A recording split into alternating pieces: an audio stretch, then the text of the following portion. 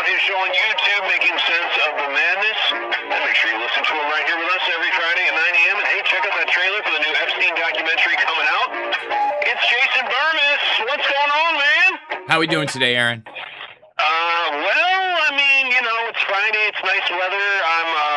I'm feeling good about the micro in life. The macro is still kind of a, starts with S and show. It certainly does. And unfortunately, I don't know that it's going to get better on any fronts.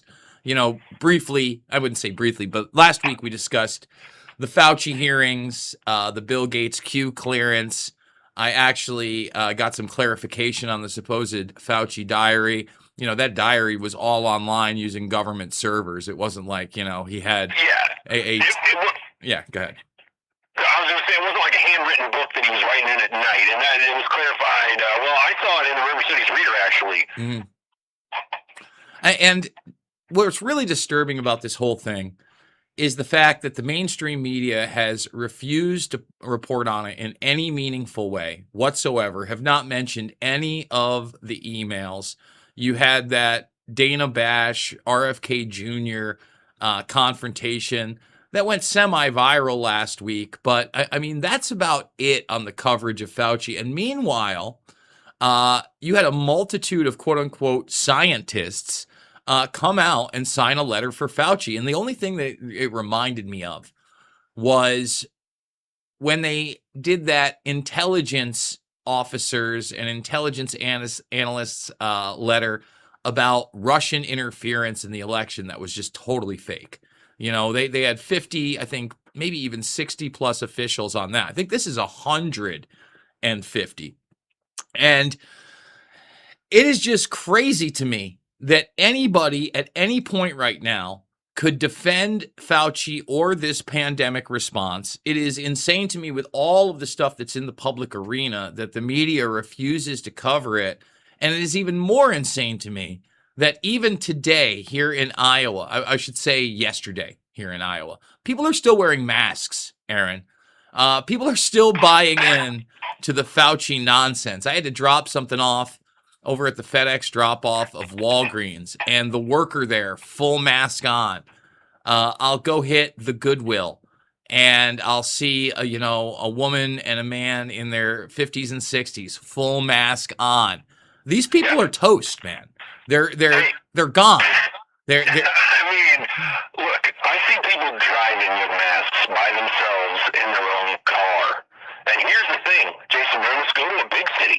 You know, Quad Cities, I love the size of Quad Cities. I couldn't, like this 500,000-600,000 kind of total service area thing. I think it's phenomenal. It's good because you have a little bit of everything. It's kind of, cut out by the river. It's all good. I love our city. But you go to a bigger city, and well, okay, for instance, when we had all the ICE stuff going on, and all those people were out protesting, there was a picture of people, like, storming the car around one of the ICE things in Chicago. And I remember counting of the 50 or 60 people in the picture, like 15 of them were wearing masks. Like the percentage in the big cities is still much higher. Like 1 out of 4, maybe 5. I don't know. At least in certain demographics, I guess. But let's put that caveat on it. But it is definitely it's guano, man. I don't understand a lick of it. And the way that it's been presented as partisan politics, right? You just mentioned that at these protests, you kind of see more of it. And it's these people that are super invested in this left-right paradigm. You know, I saw it on my own Facebook page when I was simply, posting memes about the Fauci emails or the Tulsi Gabbard release of the files. People just completely and totally unwilling to even take a glimpse at reality because they've rolled up their sleeves, they locked down their lives, they shut down their businesses, and they want to believe they were doing the right thing. They want to believe that CNN told them the truth. Well, I've got news for them. They didn't.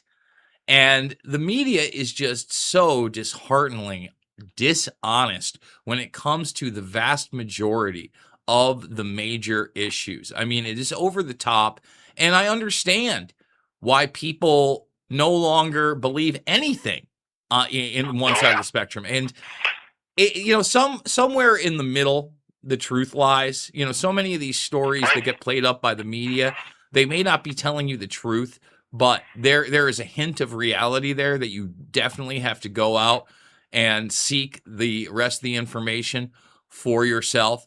Right now, for the spin on the other side of the spectrum right now is this just lunatic figure that Kash Patel just put out, that the FBI has foiled 715 planned terror attacks since last year. And that's coming directly from Kash Patel. You believe that, Aaron? I mean, go ahead. I was going to say, the thing, you hit the nail on the head. So, the thing is, the majority of people, and then let's just say those are the people 45 and older or whatever, when you grew up, what you saw in the news, you believed. Mm-hmm. And also, they weren't allowed to present partisan news. The modernization of the Smith-Munn Act during the Obama administration has allowed them to make politics part of news and push people in directions, and mostly it's push people against each other, right? That's what you want. You guys all fight it out together, and then we'll be standing here and we'll pick up the pieces at the end, or whatever. But ultimately, especially your older folks, they're going to believe what the news tells them, even and I think local news does a pretty good job of staying out of that for the most part, but it's just crazy, you know what I mean? And then you don't want to believe that your country would deceive you for a giant money grab that COVID really was, and I said it wasn't real, that's not what I'm saying, but I'm saying they blew everything way out of proportion. The way they handled it was inter-expletive there. Yeah. Well, let me say this. I don't want to believe that, but I know it's true. Yeah, it's unfortunate because, when you strip away the layers, and I was saying this back in the beginning, especially when they were presenting the hate and lie shots as the only solution. I go, you're telling me that you're going to lock down my life and restrict me like you're my daddy, when your government, okay, my supposed government, created this thing through the university/private contractor/DOE DARPA system. And we've got news on that DOE system. I did an entire video not only on Bill Gates's Q clearance, but that Musk obviously also has to have a Q clearance because of his work with Tesla and CureVac and the printing of the shots via the bio-nano micro factories that they built. No one's asked that question. And the DOE is actually going full throttle. I did a full video on this yesterday, but there is a new thing out there, and this is completely towards a total and complete slave grid. It's the good people at NASA, the Defense Department, which is now the Department of War, and the Energy Department, among 20 other federal agencies, for what they are calling the Genesis mission. Okay? And on their own website, and this is pretty brand new, the Genesis mission unites DOE national labs, because again, they're the heads of the bioweapons programs, okay? So we're going to unite the DOE national labs, never got in trouble, industry, academia, and more to harness AI for breakthroughs in energy dominance, discovery science, and of course, national security. And that is the key. They are a modus operandi for national security, for the compartmentalization of things, and have been since the Manhattan Project. And right on their front page, I played the video inside the Genesis mission directly from the Department of Energy. You kind of have this AI slop created video. I mean, a lot of it looks like it's not necessarily, the visuals, not necessarily AI, but a lot of like stock footage, but the voice sounds AI. And what language are they using? Oh, it's a public-private partnership. And this is why I continue to lean into the idea. Exactly. It's a public-private partnership. It's a public-private partnership. What? Is it called oxymoron? Because that doesn't make any sense. Well, it's the language that was used a lot by the World Economic Forum and these other globalist organizations during the COVID 1984 nightmare as a cover for techno-fascism. That's what that is. That's what a public-private partnership is. You know, they talk about the academia aspect of it. Again, when you look at COVID, where does it start? It starts from grants via the government to UNC Chapel Hill, University of North Carolina.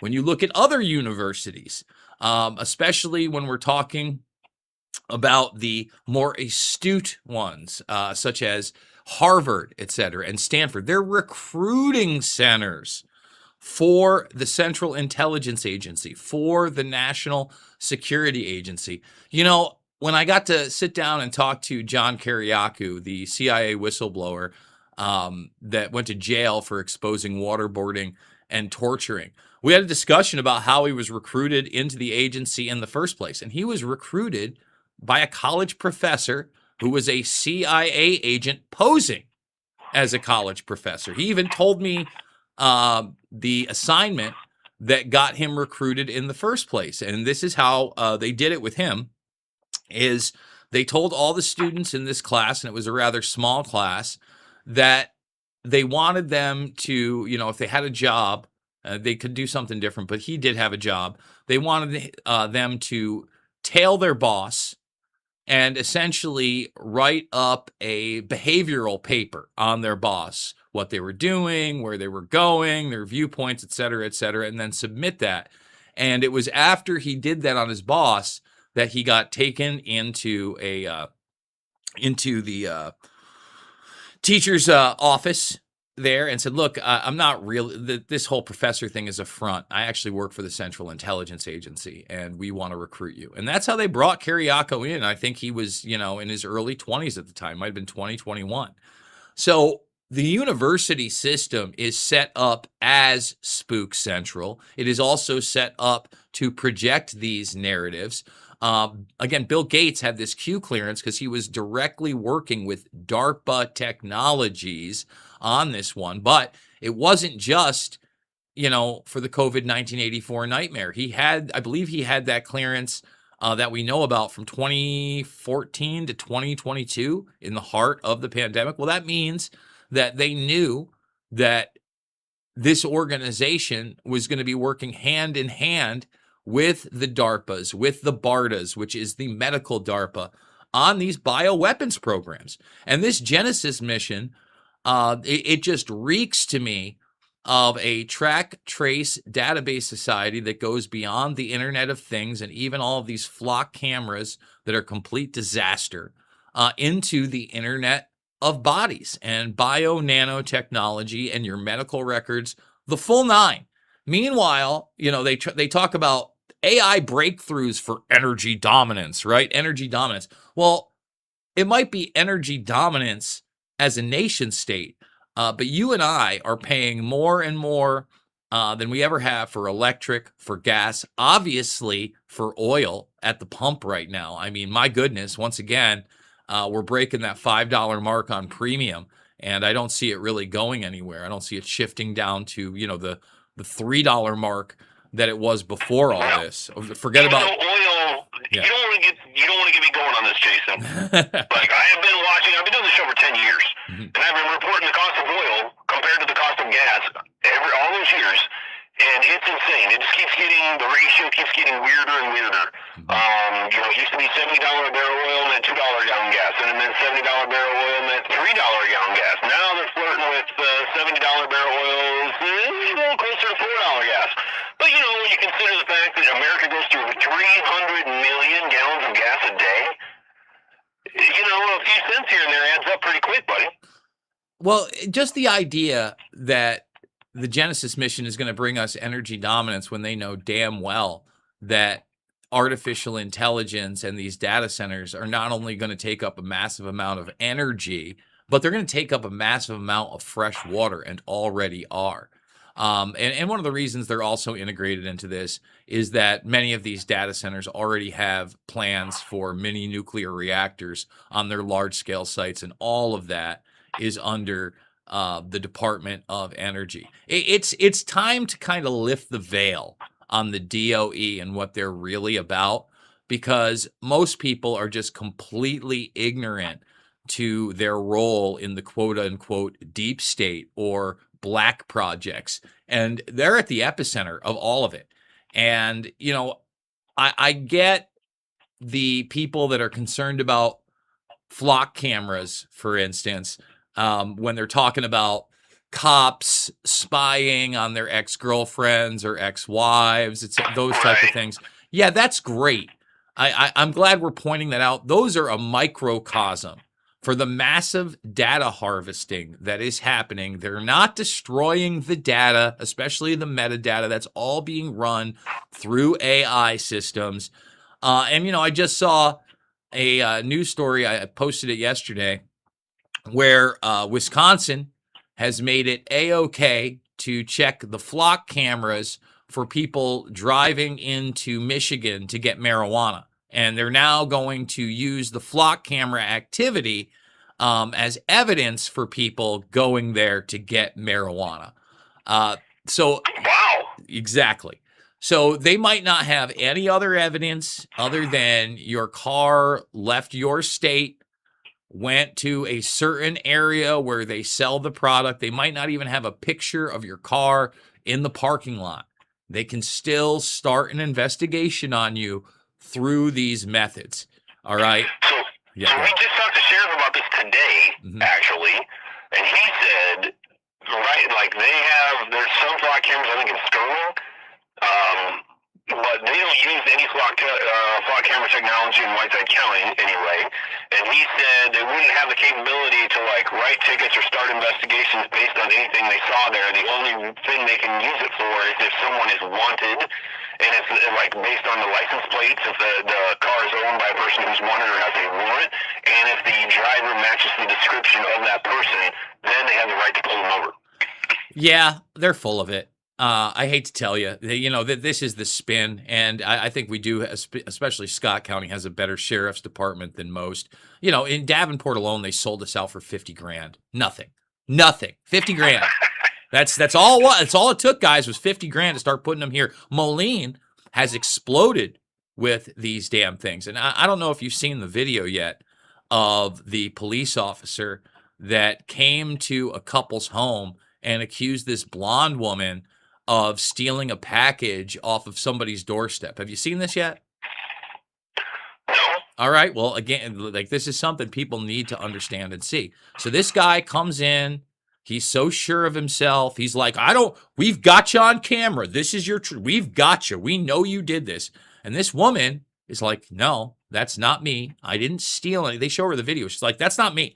I didn't do that. Well, your car is in that neighborhood. We've got it. We've got you dead to rights. Now, they didn't have her car in front of the house when the thing got stolen. They just had her in the general vicinity, et cetera, et cetera. They refused to allow her to submit Ring camera footage from the neighbors proving that she wasn't even there at the time until after the fact. And you guessed it, Aaron, she was not the one that stole that package. So this person who was so sure had used flock cameras in the wrong manner, thought because, again, her car was in that general vicinity at certain times, they could just go and arrest her, and they falsely arrested her. These things, and that's just a small little example of how these things can be used in a way that's not for law enforcement, okay? But this is a track trace database police state they're trying to create with these flock cameras. And I want to give it up to former WWE wrestler Kane, a.k.a. Glenn Jacobs. Glenn Jacobs is the man. He is the man. He is the man. He has banned the flock cameras. He turned down a $1 million deal to install hundreds of these things in Knoxville, Tennessee, where he is the mayor. And he is now working on legislation to completely and totally ban the technology or anything like it in that area. That's the kind of guy we need running for the president of the United States. Now, look, Glenn has gone kind of smaller than some politicians on the scene.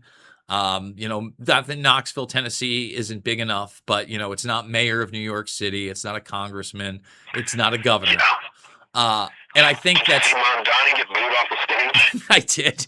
Yeah. Not shocking. Again, No. it's not like he's overtly popular in New York City, just like Kathy Hochul is not overtly popular in New York State. It's this facade or illusion that they have this, giant backing, when in fact, the voting there has been so corrupt for decades at this point, where you just have no idea what the real vote is. And we're not fixing it. I know people are talking about the SAVE Act. Even if you were to pass the SAVE Act, they're not getting rid of the machines. Let me repeat that. They're not getting rid of the machines. If you don't get rid of the machines, a system in which you cannot do a honest audit, and that's the thing.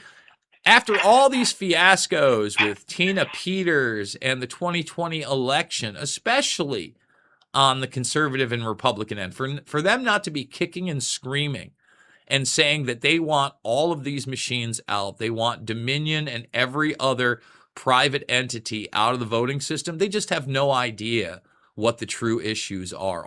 Not that the SAVE Act is going to pass, Aaron, but it's still just a smokescreen. Okay. I don't want people that aren't citizens voting in my elections either.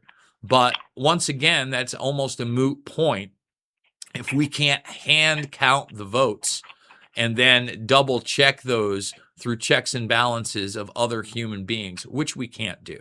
Like, we don't have access to these servers. They act like these things are not online. That's not true.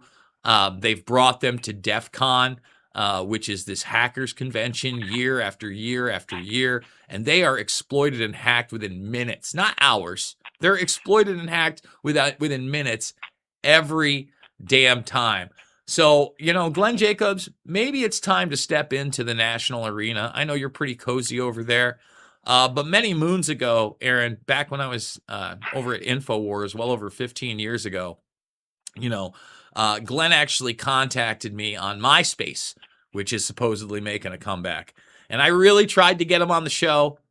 He would not come on the show. He was just like, well, what are we going to talk about? And this is when he was, still pretty deep in the wrestling business and had not announced a political career. It wasn't until years later. But that's the kind of guy that you want. You want a guy that is financially stable, yet outside of the special interest groups, right? He's not part of some rich family or hedge funds and that type of thing. You want somebody who's self-made.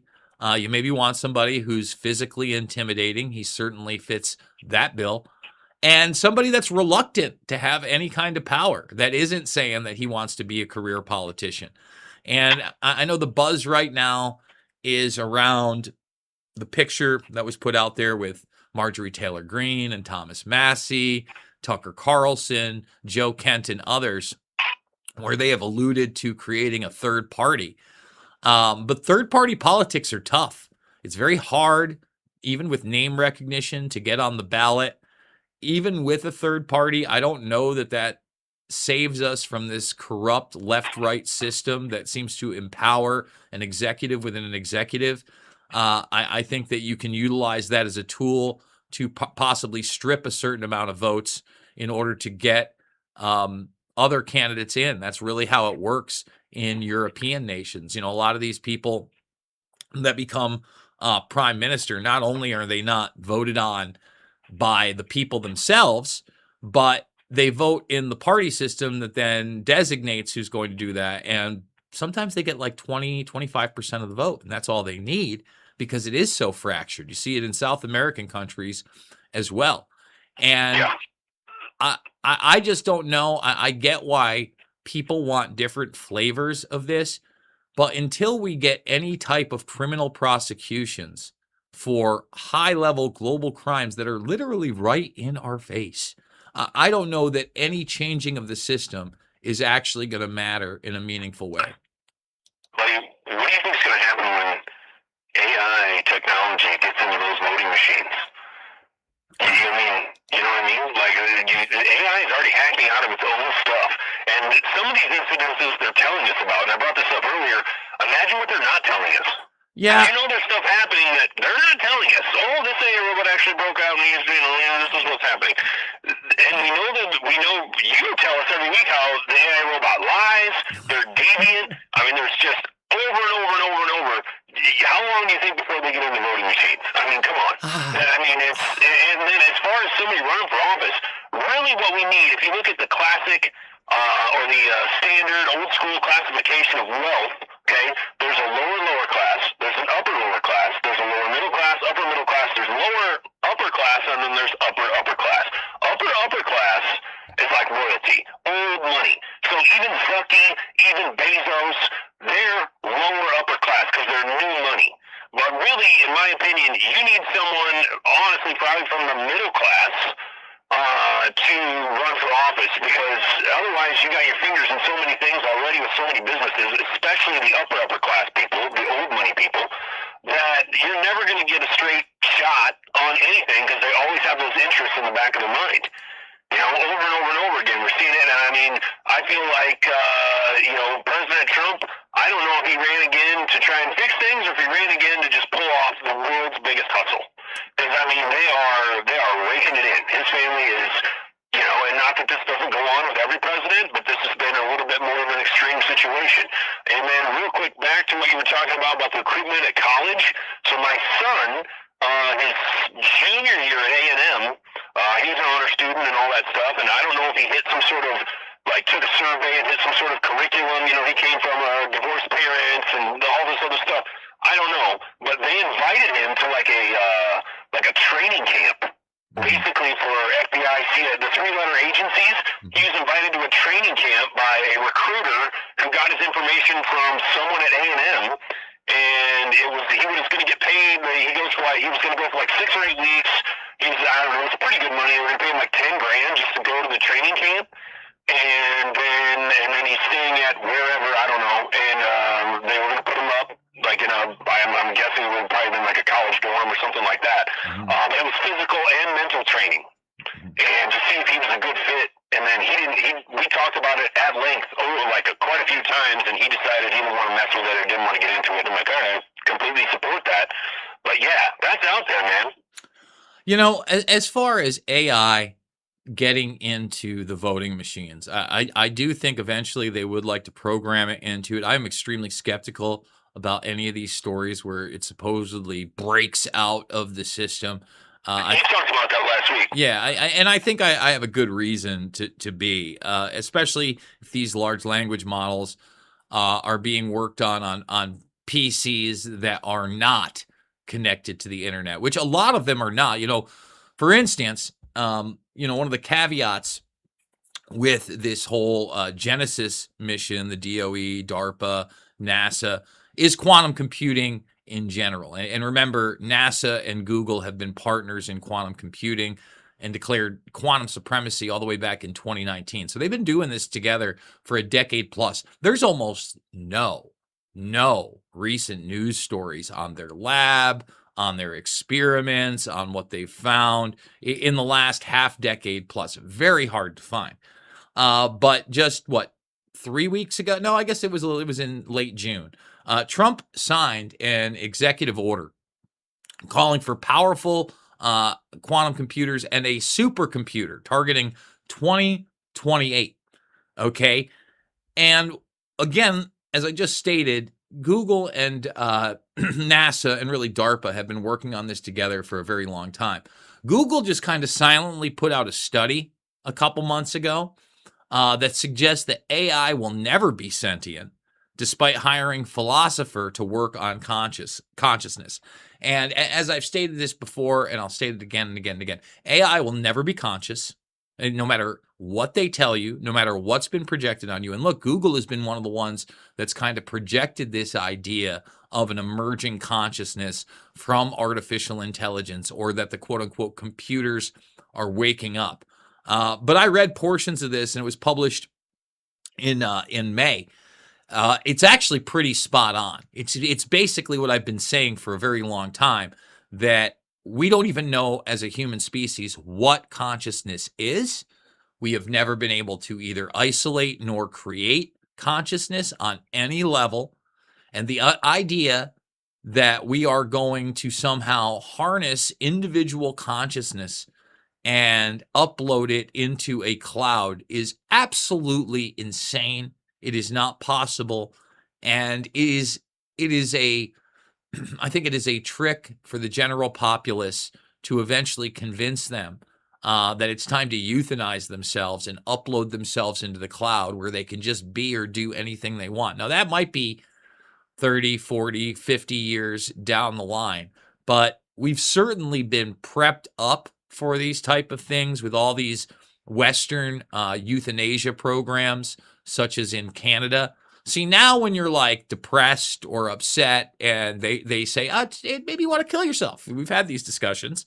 Now it's like, oh, you won't really have to kill yourself. Actually, we're going to upload you into the best possible reality you could ever imagine, where you're going to be able to do anything you want. You're going to look any way you want. You're going to feel any way you want. And it's going to be the best thing since breakfast. I've got news for people.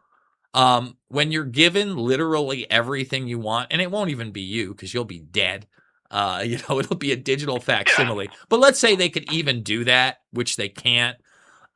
People usually become pretty unhappy pretty quickly when they're given every single thing they want, and there is no longer any type of adversity whatsoever. Because when you don't have adversity and challenge, you lose a significant portion of what it truly means to be human. And I'm not trying to lose that. Look, it's tough all over, Aaron, right? Those bills keep coming. Well, yeah, go ahead. AI, the problem, like you said, it can't go out on its own, but people can, take it, put it somewhere out, you know what I mean? I'm more worried about the people behind it, I guess, than robots taking over. Robots could take over if they have people behind them to help, to initiate that. I think would be, something with that. But I don't know. It's just it's all too much. You know what I mean? I don't know why we need all this stuff. I don't know why. I don't know why we're putting AI data centers ahead of people. A lot of it doesn't make a lot of sense. It doesn't feel. I guess the overall feeling is the direction we're moving as humanity is not a good one for humanity. Yes, exactly. And meanwhile, I think that's more than fair. In fact, it's the evisceration of humanity and what it means to be human if you let these people have their way. For instance, Musk is out there talking about not tens of thousands, not 100,000, but 1 million satellites surrounding the planet. And we've discussed this, NASA's discussed this, as the artificial skin of the planet. And the thing is that these things are only in orbit for like 5 years. And I get why people are concentrating on the, environmental aspects of that, because it's an easy attack. But how about the surveillance grid aspects of that? And there was another story out there today that, or not today, but this week, that leads to me to be ever so skeptical of NASA and Musk and SpaceX. So one of these rockets that was deploying, I believe it was the Starlink satellites and possibly some of Starshield. It's not exactly clear. One of the Falcon 9s that they sent up there. It didn't do exactly what they wanted. And one of the stages of the rockets supposedly just slammed into the moon's surface. So when I saw this, I just put it out there really quick. Hey, is there any video footage either from a satellite or a telescope showing this happening, even showing the rocket itself, right? That supposedly did something that they didn't want it to do? Nothing. There's no way to prove any of that. It's just scientists say that the rocket hit the moon. Meanwhile, I asked that of my fan base on X, and somebody just sent me a computer-generated video of something slamming into the moon. None of it's real. So, again, my big question would be, well, I understand that space is hard and that things get a little off track and out of control. but it only seems to be happening on the unmanned missions that they're admitting to it, but then they can't even provide evidence that it happened, right? So, well, there's no flock cameras in space. Not yet. Not yet, Aaron. With time, and we'll have the evidence we need. We'll get some flock cameras up there, and away we go. Yeah, well, maybe those flock cameras in space will work as well as the cameras did in Epstein's prison cells. They were turned off when he died. Oh, ironic. I don't know.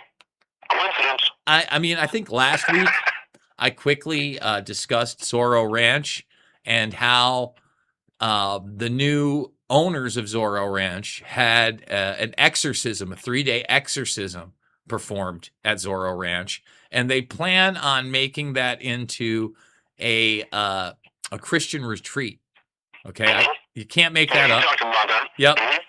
Yeah. What I didn't mention is that there is now this interview out this week of I guess he's a famous Mossad assassin, and I just want to say this: I don't necessarily put a lot of value into famous Mossad assassins telling the truth, but he gets asked some pretty specific things where his answers, at least on the surface, if he's not reading off of a script, are pretty alarming. So, for instance, one thing that I'll totally agree with the guy on is he talks about, whether or not Epstein's alive. And he says, no, Epstein's absolutely dead. And he goes, some people want that story out there and it's fantastical and it throws people in the wrong direction. But they sent somebody in there to kill him. Okay, so not that he killed himself. Then he goes on to say that he actually knows the person that killed Epstein. Okay, so yeah, again, you can't make this stuff up. He literally says that he knows the individual that actually killed him. Okay, that's pretty interesting. I would have thought that more people would have jumped on that one. This is on the Danny Jones podcast, by the way. And Danny Jones also asks him about the material that Epstein had gotten, the pictures, the videos, the hard drives, and essentially where is all that stuff? Well, the Mossad operative refuses to answer, but acts like he does know where that evidence is, obviously alluding to the idea that the Israelis have it all. I would assume it's not just the Israelis. I would assume that the Central Intelligence Agency at this point probably has it, as I believe at least some of it was in the hands of the FBI during these raids. But he talks about how one day it is going to come out. He also talks about how it wasn't just the island, Zorro Ranch, the New York facility that was rigged up with these cameras, but also the planes themselves. Now, if that's the case and the planes were also rigged up with cameras, I mean, we're talking about a multitude of blackmail material if you believe any of the accounts that are publicly out there on what went on those planes. So, I don't know that we're ever going to get that material. Blanche is still being sued by the New Mexico DOJ. Trump has basically said that, there is nothing more to it. It's a total hoax. But Trump's gone off the rails. You know what I mean? I mean, there's not much that he's saying now that is resonating with those that joined the base for anti-war, for cheaper gas, for more prosperity, for, the tariff check. Yeah, everything he campaigned on. And instead, they're going to these Johnny nonsense headlines that somehow, again, the FBI has foiled 715 planned terror attacks over the last year. That's almost 2 a day. That's almost 2. Well, maybe their definition. So, did you know? Not a light topic, but just a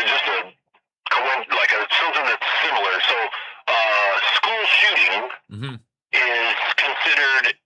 If there's a school shooting, or if someone is even just caught with a weapon at a school, that's considered, it's in the same category. It's considered a school shooting.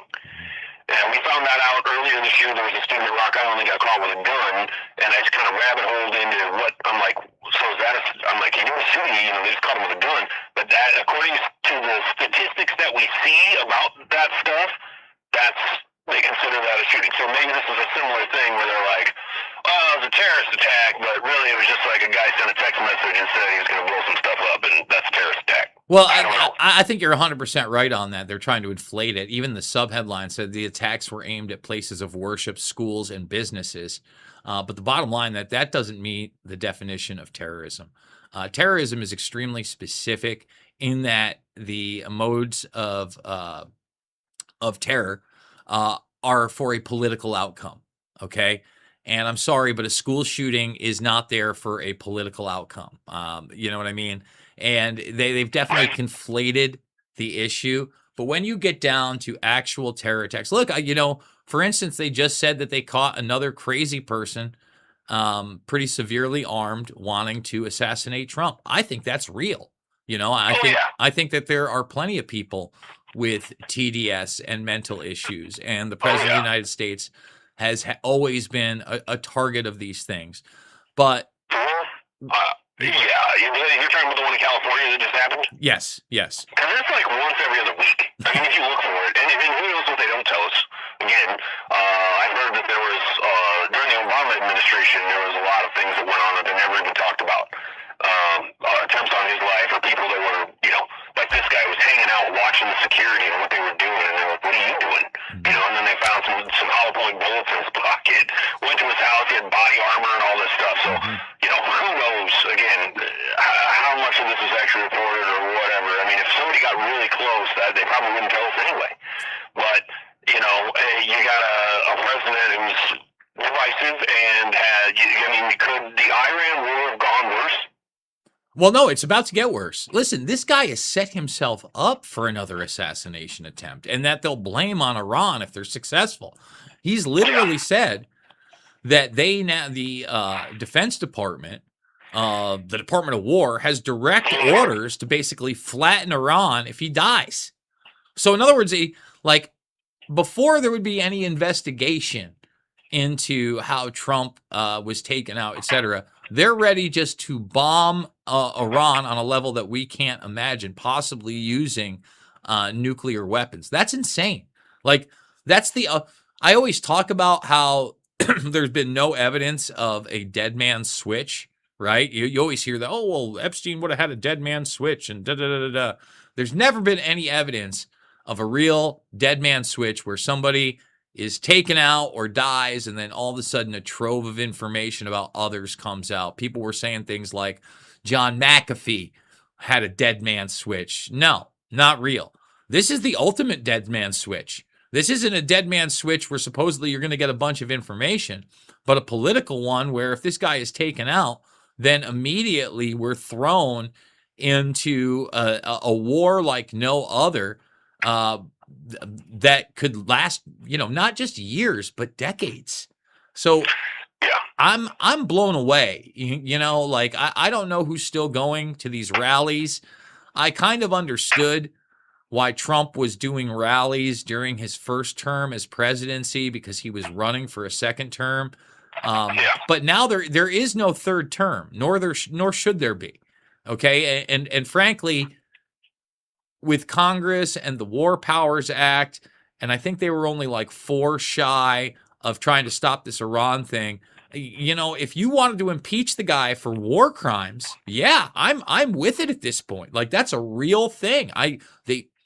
What is going on in the Middle East, not just with Iran, not just with Lebanon, not even just with Palestine, but with what's going on in Syria, with Saudi Arabia starting to get involved, with Israel openly talking about Egypt being a target down the line. It's time to pull the plug on all this. I think the real problem with that, though, is that even if you were to successfully do it, and Trump has a huge cult following, I don't know that you would be, J.D. Vance is not the dude. And he's the guy that they're propping up, and he's very intelligent. He's very well spoken.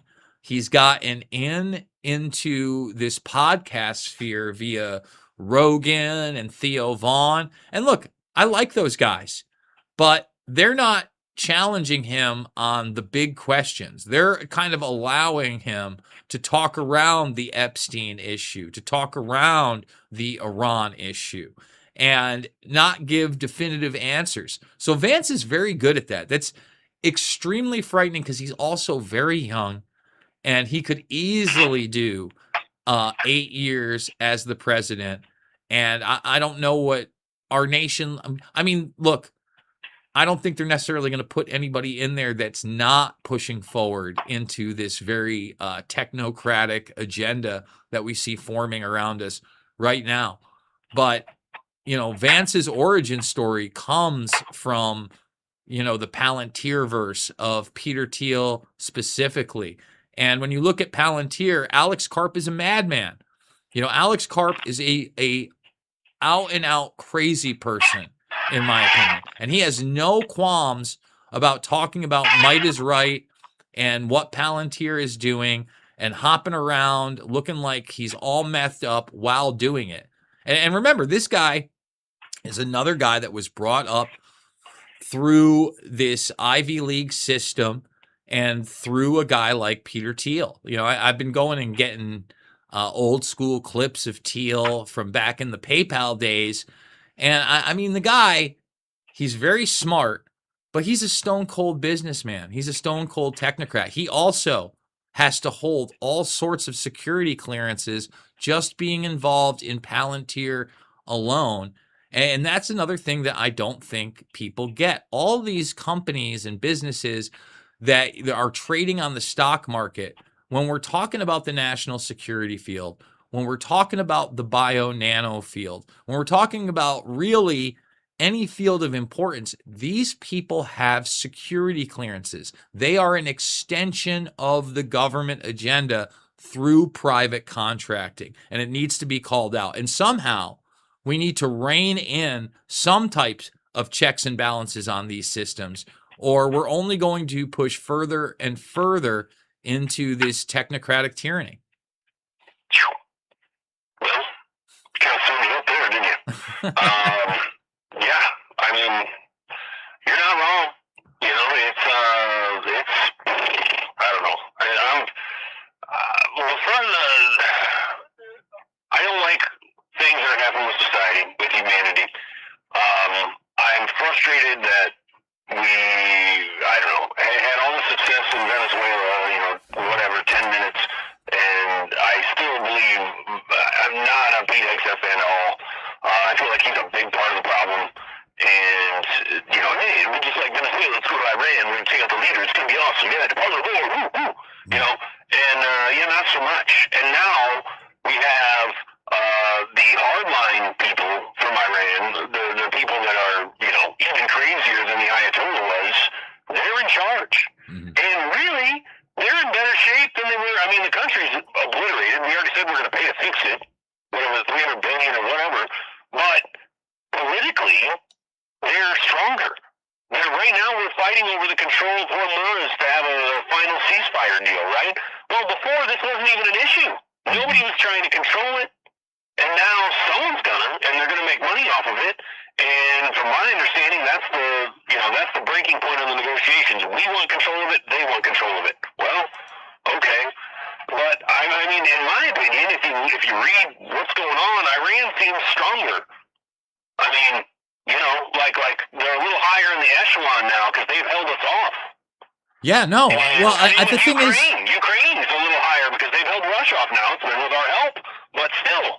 And now Iran has held us off. We were supposed to be able to clean this up, no problem. Here we are 5-6 months in and appropriating money for another year.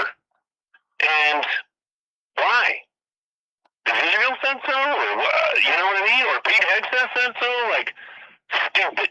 Well, I think that it's pulled the veil back. That although we are a military superpower, that doesn't mean that we just get to say and do whatever we want throughout the world, and that there are no other superpowers in the world. Yeah. Again, most people don't understand demographics. They don't understand 90 million people in Iran. They think that the vast majority of those people are Muslims when the vast majority of those people are Persians, right? They don't understand that before. A lot of people don't know the difference. which is crazy. You know what I mean? Yes. Even with, I was talking to somebody about this just the other day when we were talking about the internet itself and how ignorant people, I mean, something people use every single day that is so a part of their life, and they don't know where the internet came from, right? They don't know that DARPA created the ARPANET, that it was the Defense Department through their Advanced Research Project Agency that brought you the internet. You No, it's Al Gore. Just ask him. Yeah, it's Al Gore and vacuum tubes. Again, the idea that you're not taught that in school, right? Yet you rely on it every day on the Chromebook they give you or the little scroll box is totally and completely insane. In fact, if you walked into a school right now, grades, let's give it middle school to high school, grades 8 through 12 or 7 through 12, how many of those kids could articulate anything close to what I just said about the creation of the internet? I'd say it'd probably be well under 1%. And that should be at the apex of the type of things that we're teaching kids. If you do not know your history in any significant manner, you're not only doomed to repeat it, but when it's repeated, it's going to be that much worse. And that's really why I have such a problem with artificial intelligence in its current iteration. It's not artificial, it's programmed. It's not intelligence, it's narrative management. And it's doing so around the most important issues, where if you ask it certain things outside of the spectrum regarding 9/11, regarding Epstein, it just straight up lies to you. It makes people up, man. Like it literally makes, and it does so, it makes dates up, it makes people up, it lies to you to protect a narrative. And you have to know what you're asking, and you have to essentially know some of the answers, or you're never going to get anywhere near the truth. And look, Google, again, really came up through NASA and DARPA and the National Library Initiative and harnessing all the world's printed knowledge. And there was a time, Aaron, where I would search something that was in a printed newspaper, okay? And Google's search engine would take me to the scans of the printed newspapers that they had scanned in. They're all gone. They're all gone. Okay, so what happened to all that information? It's been siloed. They didn't destroy it. It's somewhere on their own servers that are outside of the internet. And that's why it's so scary, that story I talked about last week, where they're buying rare books, they're scanning it into their systems, and then they're destroying those rare books. Yeah. That is. I wonder if they're going after the old microfilm machines in libraries too. Sure. Because that would be there. And honestly, I have watched the watering down of the educational curriculum in the United States happen in my own household. Between my oldest kids and my youngest one, in a 10-year span. Like I see it. Like I see it happening. But yeah, I don't know. We've been talking to my youngest daughter. We're going to do some side things like read some books together, talk about stuff like that. And it's not our teachers' fault. We have great teachers here. We got a great school system here. But the curriculum that the state wants taught is not the same as it even was 10 years ago. And again, it's all, lean on your computer. Ask the screen what to do.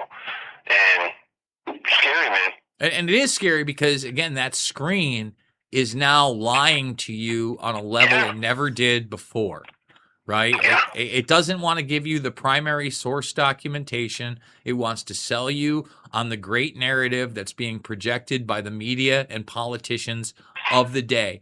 And that's where we're at.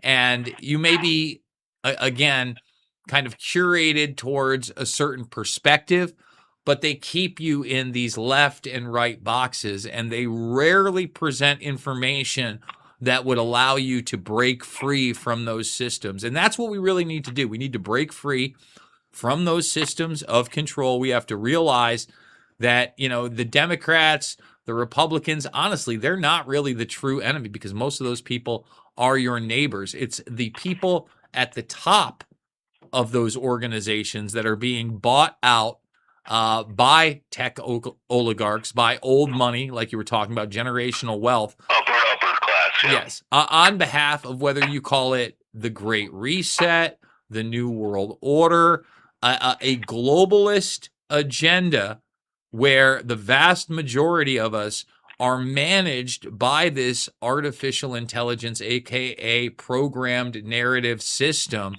and it intersects with every aspect of our life, including our health care, including our mobility. I mean, again, these flock cameras going up, they want to restrict your access to the roads.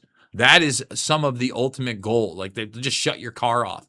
You know, I was talking, who was it I was talking to? I was talking to somebody just about OnStar, my buddy Mike. And his wife had said something to him where she goes, you know, I read that they're going to set it up so they can just kill your car. They can just turn your engine off. No, new vehicles with AI, yeah. And I was like, yeah, that's 30 years ago. Like in certain vehicles, you know, like my brother bought one of those used cars from you know, a dealership that had OnStar, and this is back in, I think we took it back to OnStar started in like 94, maybe even 92. This is probably like 97 to 98. My brother buys a car. Guess what? Didn't make his payment on time. Tried to go outside and get in his car. He's locked out. Can't start the engine. Okay, that's been going on for a long time. You know, take it out of the hands of a private business and put it into the hands of government and see how corrupt it gets, Aaron. Colonel Rob Maness has a lifelong record of providing dedicated service to this nation. Having worked his way up from the enlisted ranks to full colonel, he served our country for more than 32 years. He has served as a bomber squadron commander, bomb disposal technician, Joint Chiefs of Staff Operations Officer, assisted the National Security Team with the campaign plan for the global war on terrorism. He authored the first theater nuclear war plan and served as the Vice Commander of America's largest airborne intelligence wing. Colonel Rob Maness is a true American hero.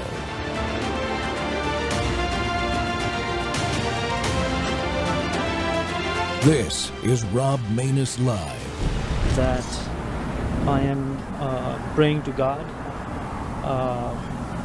that it is never my intention to hurt anybody ever. All that I've always done is to help my patients. That's the message from Dr. Sanjeev Kumar to his former patients. He's that Memphis gynecologist accused of abusing 4 women, committing medical fraud, and reusing unsanitary medical devices. Kumar has been out of jail on a $100,000 bond since last week, but he was back in federal court today for his arraignment. Fox 13 health reporter Mandy Rock is live outside the Federal Justice Building right now. So, Mandy, you talked with Kumar and his attorney just after they entered that not guilty plea. Yeah, that's right, Daryl. And today, Kumar's attorney said that they are working on getting medical records to former patients as quickly as possible. He also said they plan to file a motion in the next couple of days asking the court to reconsider his bond restrictions, specifically his inability to practice. Dr. Kumar's attorney, Lawrence Lorenzi, maintains his client's innocence. Last week, the judge set several conditions for Kumar's release, including ordering him to close his Poplar Avenue clinic and prohibiting him from practicing medicine or other healthcare services. According to the indictment, between 2019 and 2024, Kumar sexually abused women by conducting medically unnecessary procedures with medical devices he held under unsanitary conditions and reused when they were required to be disposed of or properly reprocessed. The indictment also accuses Kumar of healthcare fraud. Dr. Kumar, did you have anything you'd like to say to any of your former patients? I would say that it is never my intent to hurt anybody. I always want to help each and every single of my patients. And that's the overarching feeling that I've always had. And I look forward to defending myself. And please know that I am praying to God that it is never my intention to hurt anybody ever. All that I've always done is to help my patients. And ever since Kumar's arrest a couple of weeks ago, we've heard from several women concerned that they've been violated or had a procedure that they simply didn't need to get. Coming up at 6, we'll hear more from Kumar's attorney about the next steps in this case and also his message to those former patients. Daryl. Mandy Rock live in downtown Memphis. Thank you, Mandy. Welcome back to the Rob Maness Show. We're live on Worldview Tube and our X Spaces simulcast. Well, folks, as I've told you in previous weeks, we are going to cover more weaponization and lawfare cases. And what you just saw is how the weaponized DOJ goes after another doctor who doesn't fit their narrative. My guest today is Dr. Sanjeev Kumar, a Mayo Clinic trained gynecological surgeon and oncologist in Memphis, Tennessee. One of the very few specialists in the entire country qualified to handle the toughest women's cancer and pelvic cases. For years, he's been treating these vulnerable patients, many on Medicare and Medicaid, with procedures that literally saved their lives. But the federal government decided to make an example out of him. They turned what should have been a regulatory or billing dispute into a massive criminal prosecution packed with inflammatory allegations. Many of the most serious charges were later dropped. Yet in January, a jury still convicted the doctor on 40 counts related to medical devices and healthcare claims.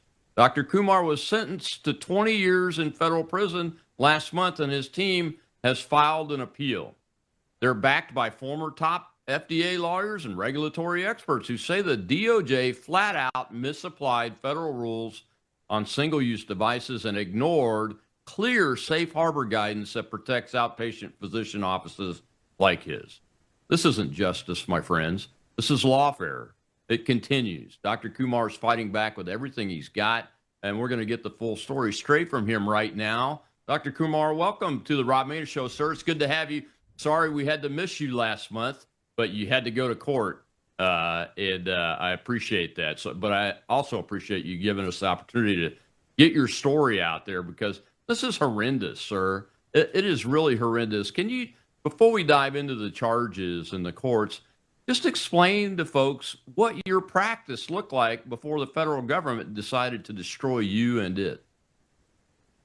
Yeah, thank you. Thank you, Colonel Maness, for the opportunity to share the experience in my story. My practice, basically, we had a gynecologic practice, gynecologic surgery, and a multi-specialty group practice called Poplar Avenue Clinic. And very, very busy practice, open 6 days a week, Monday through Saturday. And located at the Poplar Avenue, one of the main streets in Memphis, Tennessee. And we basically had an open door policy that we will never turn away a patient. Anybody could show up, and if we could provide the care, we will do our very, very best to look after them. Practice started in 2019. Before that, I was a hospital-employed physician. And after the practice started, it grew rapidly. And from what we were told during the trial, became one of the largest practices in the state of Tennessee.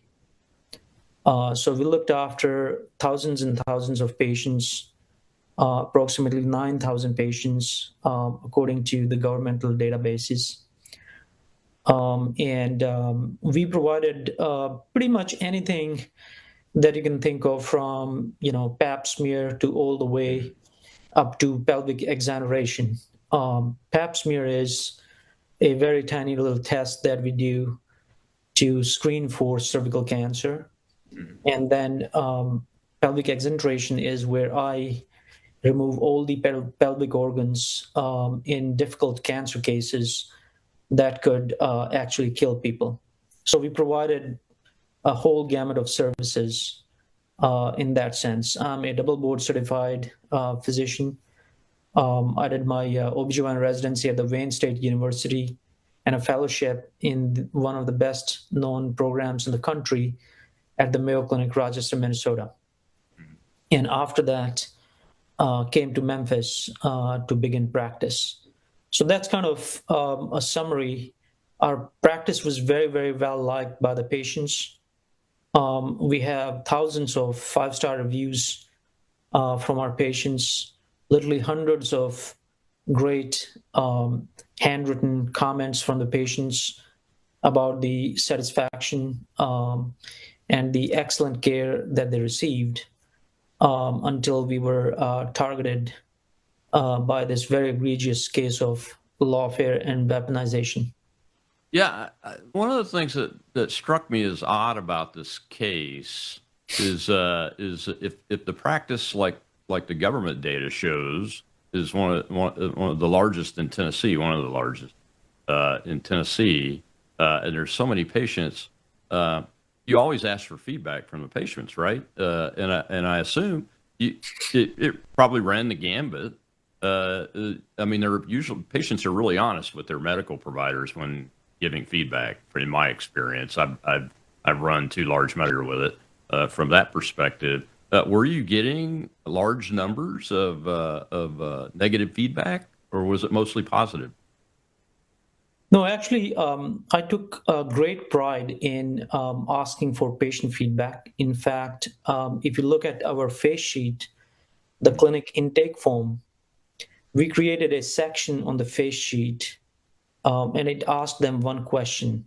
And that question is, what is the one thing we can do to make your experience better?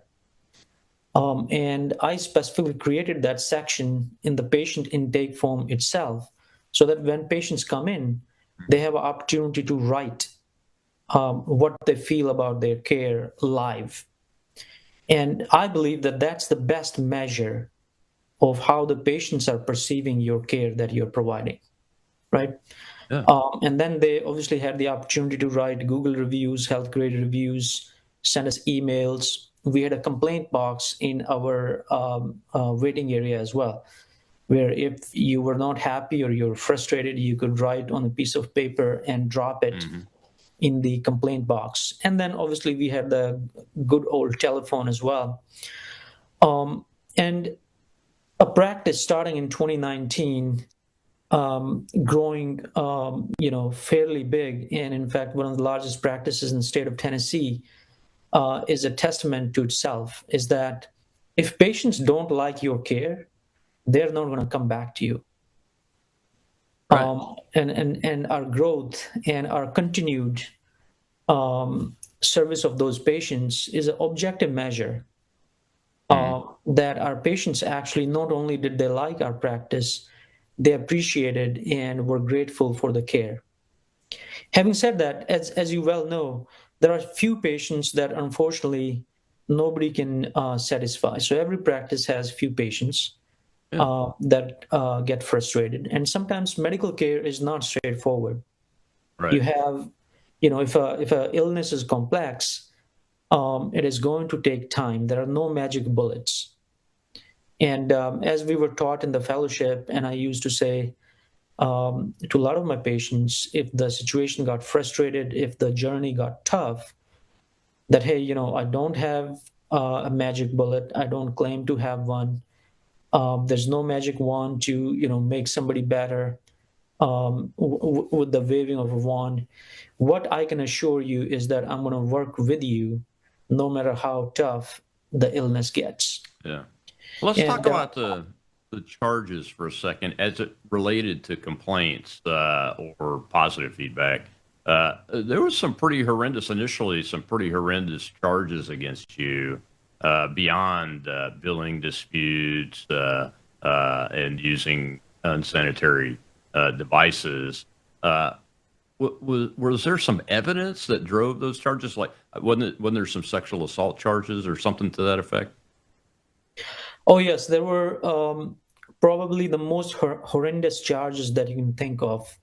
Just like you played a news clip, was around when that nightmare started. And there were sexual charges, quote, illegal sex activity, rape, human trafficking. There was zero evidence to back that up. And later on, we found out. So you played the news clip, and that's exactly how it was running, as if there was sexual assault and things of that nature. Yep. And later on, we found out when the prosecutorial team explained to us that, the actual basis of leveling those charges was a fairly novel theory that if a patient had a hysteroscopy, which is a legitimate medical procedure, and 4 or 5 years later, they hired a chart reviewer. And if the chart reviewer actually said that, I don't think I would have done this procedure, in a background that the chart reviewer actually themselves, they don't do office hysteroscopy. But yet that chart reviewer, if based on their subjective opinion, if a procedure was not, quote, necessary, then you can charge a doctor with sexual assault, rape, and human trafficking because I'm a gynecologist and the procedure entails female genitalia. Right. And Memphis, being on the border of Arkansas and Mississippi, our patients cross borders all the time to see us.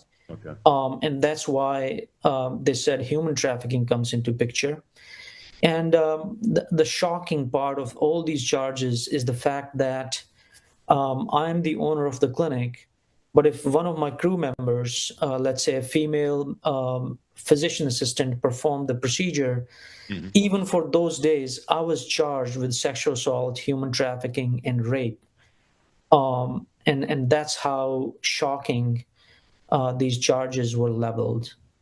Yeah, that is stunning, Dr. Kumar. But based on what I've learned the past few years, unfortunately, it's not surprising.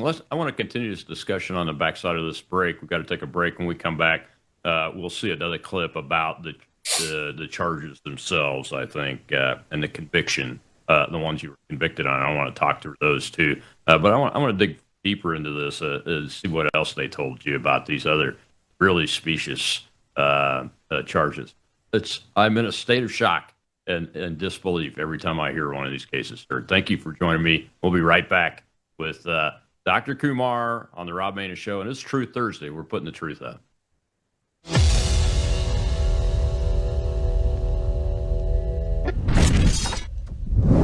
Introducing Worldview Tube Vault. Over 35 years of radio broadcasts, television programs, documentaries, and ebooks. Plus, Worldviewpedia, our powerful search engine for instant worldview and Bible research. Join for as little as $7.99 a month. And now, Vault members get something brand new, courses. Our very first course is here, the Book of Revelation with Brannon House. 53 in-depth lessons, complete with overview quizzes, walking you verse by verse through one of the most important books in Scripture. Getting started is simple. Go to worldviewtube.com/vault and join today. Already a member? Visit worldviewtube.com, click the person icon in the top right, and log in. Then hover over Vault in the menu and select Courses. That's it. You're in. Join WorldviewTube Vault today at worldviewtube.com/vault.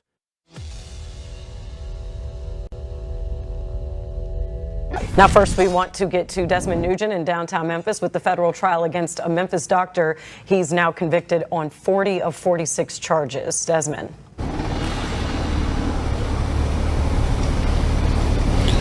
Ruben and Pepper, it's been a very tumultuous situation the last couple hours after the jury has decided that Dr. Kumar will be charged for federal charges, 40 of the 46 counts that he was facing. And according to the government, they did state that he should be facing up to 100 years or more than 100 years. But according to Dr. Kumar's attorney, Ronald Chapman, that should not be the case and will not be the case. One of the things I wanted to let it be known is that Dr. Kumar actually spoke for the first time since the actual verdict came out, and actually throughout this jury deliberation, which today marked day 5. One of the things I wanted to also illustrate is that Dr. Kumar was very emotional prior to the actual verdict coming out, and then even just a few minutes ago, whenever Dr. Kumar's legal team was able to speak with us, during our special coverage, that he said that prior to that particular during that particular jury deliberation, he was just very surprised and very disappointed in this particular verdict. He said that he understands that this is a judicial situation, that this is a judicial process, but he is disappointed in that his legal team will be appealing this process. He also stated that as far as the patients, or the level of patients, the level of care that he was trying to provide for his patients, he was just trying to do the best that he could, and that for the time being, he will not be able to practice anymore for the foreseeable future. Again, Dr. Kumar is being convicted of 40 of the 46 counts, according to the jury. We will provide more information as it becomes available live in downtown Memphis. I'm Desmond Nugent, ABC 24 News. Welcome back to the Rob Maness Show. We're live on Worldview Tube and our X Spaces simulcast, and my guest today is Dr. Kumar. And Sanjeev, let's talk about the 6 charges that you weren't convicted on. First, we were discussing I think some of those beforehand. Were they all either sexual assault type or trafficking charges, all 6 of those egregious ones? No, actually, so those charges had already been dropped. Okay, so they dropped those initially. Yes, the sexual charges, the rape charges, this and that, they were dropped before they even went to the trial. And the court issued an order that the sexual terminology should not be used, because these type of terminologies are very, very prejudicial. They're highly prejudicial in nature, and they should not be and must not be used. And so those charges were dropped, and then the trial moved forward, it was mostly consisting of the device charges and healthcare fraud charges. So that's how the trial continued. The healthcare fraud charges surprisingly had variable theories, some of which were very difficult to understand. And sometimes it was considered a medical necessity. Sometimes it was considered a device use. Sometimes it was considered patient consent. Sometimes it was considered just all following the rules and regulations, of which we have literally thousands and thousands. So it kept shifting as the trial went forward. If I remember correctly, at some point during the trial, they were even talking about the quality of water that flows in the clinic. Really? Yes, that could be based, that could predicate that you fail to follow regulations and things of that nature. I mean, it was just, topsy-turvy theory that kept were any of the fraud charges about codes, billing coding, and that kind of thing?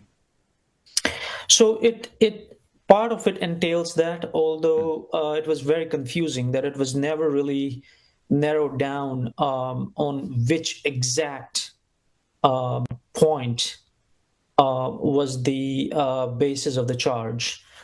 I'll tell you one example. So the main code that was picked up by the government was the hysteroscopy endometrial sampling code. And it's, very unusual that one code featured in the entire trial. And yet there was commentary, there was testimony that would shift from gynecologic procedures, and then sometimes limited to this code, sometimes limited to other gynecologic procedures. That became very, very confusing as well. The clinic purchased more than 40,000 single-use sterile biopsy devices that were utilized. But if you look at some of the press releases, they would say a far lesser number of devices purchased by the clinic. Our clinic also had one of the largest collections in the country of actual multi-use devices that can be reprocessed and reused literally thousands of times. Re-sterilized, right? re-sterilized or be retreated with high-level disinfection based on the exact device type. So we had numerous devices of numerous types. If a device is flexible devices that are not composed of the metal cannot be put in the autoclave, because autoclave entails very high temperature under very high pressure, so that will melt the device or damage the device. So for these devices, the FDA and CDC recommend that it's okay to be used with high-level disinfection. And in most clinics for those devices, our national experts testified that that is indeed the standard of care. And our clinic actually met or exceeded the standard of care on those particular devices. So the 40,000 single-use devices, were any of the charges about using them more than once? So that's the funny thing, is that none of the device charges were actually about using the device in an actual patient. Oh. Think about that for a second. And then compare that with all the news and all the press releases. Right. The actual charges and what was presented to the jury was strictly misbranding. Misbranding means that if a device doesn't have a label, and if the device didn't come with the label, it will not have a label. Okay. Right. And then second set of charges were, quote, adulteration. Adulteration means a device being held under unsanitary condition. And that could be, let's say, if you threw a device in a trash can, and if you picked up that device, you kept it under filthy conditions in your custody for more than a year, and then you showed it to a witness, granted, that device could be, quote, held under unsanitary condition because it's being thrown around. Right. A lot of them were actually broken in this process. Then think about other situations, like you have research devices. You have devices that students are playing with. You have devices that, medical reps, they drop in the clinic, merely so you could study or you could see if they work or not, right? So that's why we had actually filed a motion twice. It's called the Bill of Particulars motion. And in that particular motion, we asked the government that, hey, please tell us which device, which patient, which procedure. And you'll be shocked to actually find out how they responded to those requirements. They said, the government is actually not required to prove actual use of a device, which still to this day we can't understand. And that became a big issue in the trial, is that if you're not required to prove actual use of a device on a specific patient for a specific billing episode, what am I defending against? Yeah, what's the crime? What's the crime? So we then filed a motion, and actually this became a recurrent issue throughout the case, as well as in the post-trial motions as well, is that, hey, you're turning this into a crime of intent, is that I'm not disputing that you found a device in my clinic. In fact, I was actually not at the clinic when the FBI search happened at the clinic. I was in the hospital operating, and construction was actually going on. So who knows who put what device where? Right. I never disputed that the device was actually at the clinic. The dispute was actually proving that a device was actually used on a specific patient, and that procedure was billed to the Medicare and Medicaid programs. And they never proved that. On the single-use devices that you, I'm going to put them in my language, but what I think I understood you say, you're using some for training, you use some to show patients as a demonstration of what this is what the device looks like, this is how it works, those kind of things. Was there a control methodology that the clinic, that you directed the clinic to use so you could always be able to identify those particular devices Were they kept in a certain location, marked a certain way, those kind of things? Yeah.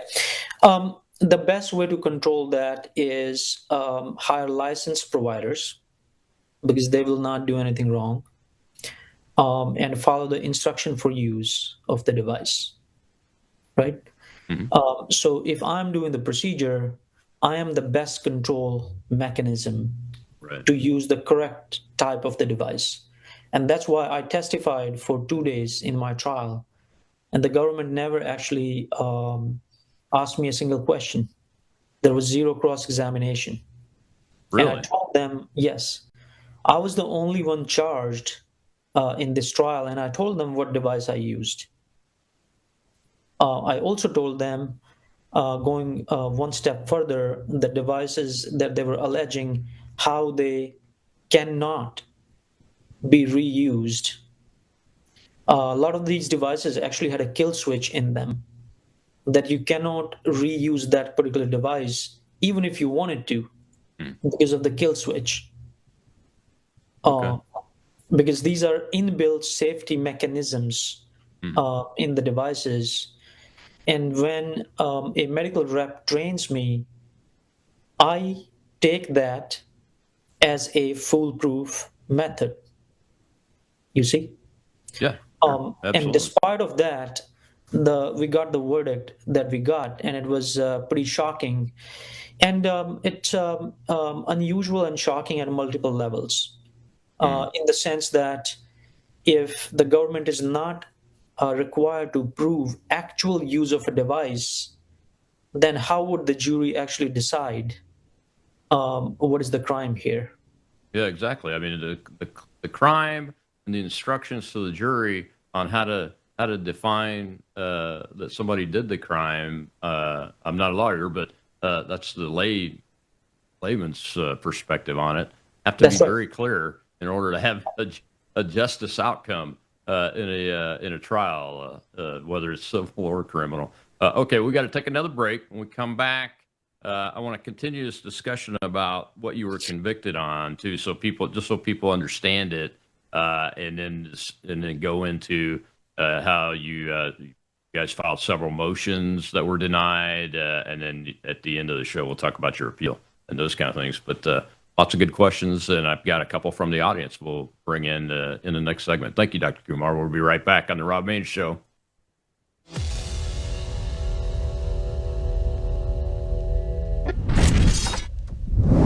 At a certain age, you stop chasing younger. You start protecting what helps you feel steady, strong, and well. Your body's collagen matters. It supports the structure of your skin, joints, and connective tissue. But as the years go by, your body needs more support from the inside. That's where Bella Grace Elixir comes in. Bella Grace Elixir combines Verisol collagen, the world's most clinically proven collagen, with asteryl astaxanthin and cat's claw in a proprietary blend designed to help support the processes that reconstruct collagen, while also offering antioxidant and anti-inflammatory effects. And this isn't just for women. It's for men and women who want to age with more confidence, more care, and a daily wellness routine that supports the body from within. One simple elixir, thoughtfully formulated for whole body wellness. Take care of the body that has carried you this far. Order Bella Grace Elixir today at melissahousebg.com. A federal judge has denied a mistrial request from a Memphis gynecologist convicted in a major healthcare fraud case. Dr. Sanjeev Kumar was found guilty last year of reusing single-use medical devices and defrauding Medicare at his Poplar Avenue clinic. Now the court is rejecting his bid for a new trial. Chief U.S. District Judge Cheryl Littman denied multiple post-trial motions filed by Kumar, including requests for a mistrial, acquittal, and a new trial. After a 3-week federal trial, a jury found Kumar guilty on 40 of 46 counts, including healthcare fraud and adjusting single-use medical devices. Court records show that Kumar also received a Rimmer hearing to examine possible outside influence. 2 years ago. It's Truth Thursday, and my guest today is Dr. Kumar, and we're getting the story out and the truth about the story. Dr. Kumar, I want to take a question from my live audience real quick before we dive into that mistrial mode. Go ahead, Shell. Thank you, sir. Doctor, I have a question from Julie for Butte 5. She wants to know, how do you feel about Fauci's pardon, the times that he pled the fifth 111 times, and today's contempt vote by the Senate committee? Yeah, look, I'm not a huge fan of not answering questions. In my own trial, I spoke for 2 days and gave everybody, ample opportunity to ask any questions. I went through a very rigorous medical board investigation, and I, kept sitting with them for as long as they wanted. They, took pictures and shot videos and what have you. I've been talking, even during and after the case as well. Is that I take effective communication as a, very, very important part of being an astute physician. I think. Yeah, I mean, it's critical to the credibility of the medical community. I Yes. agree with it. Yes, I think Dr. Fauci should have answered the questions. I don't know about other legalities around it, but I don't see any point of not answering questions. I agree with you. Dr. Kumar, what were the mistrial motions about on your case that were denied? Yeah, so there were a lot of issues that kept coming up, and as they kept coming up, we kept building a record of those issues. I'll name a few, and it is, everybody who has reviewed the actual trial, they tell me that they've not seen, trials where this many issues have actually come up. And so there were severe issues related to 2 telephones. One key witness for the government had their phone in their possession and did not turn over that phone to us, whereas the government used the phone and we were deprived of that opportunity. And in our view, that became a big Brady violation. Yeah. Secondly, there was a special agent from the FDA on the case, and he, quote, reset his phone to factory settings. And in that process, lost communication with key witnesses, text messages, exhibits that he had sent the witnesses. So it's like if you're sending people, pictures of evidence or text messages, I'm told by the legal counsel that becomes evidence in a criminal case. And they said that it is ABCs of criminal investigations from the federal government that you preserve that evidence. And, that evidence was lost. And it was noted that it is a huge problem in the case. Then, as we talked about, is that when the government's responsibility to prove actual use of a device was eliminated, that became, in our view, a crime of intent. That how do you go from not having to prove use of a device to now releasing press releases that I'm convicted of, quote, reusing the devices improperly. And how do you reuse a device that has a kill switch? Or how do you use a device that is actually not even a device that you're claiming it to be? So some of these devices that they charged them as hysteroscopes. I was not using that hysteroscope. These were actually cystoscopes, parts of the cystoscopes. What was charged were many of them were actually not even full devices. They were like parts of the devices, what FDA classifies them as, quote, accessories. Right. Vast majority of them were actually non-functional. They don't even work.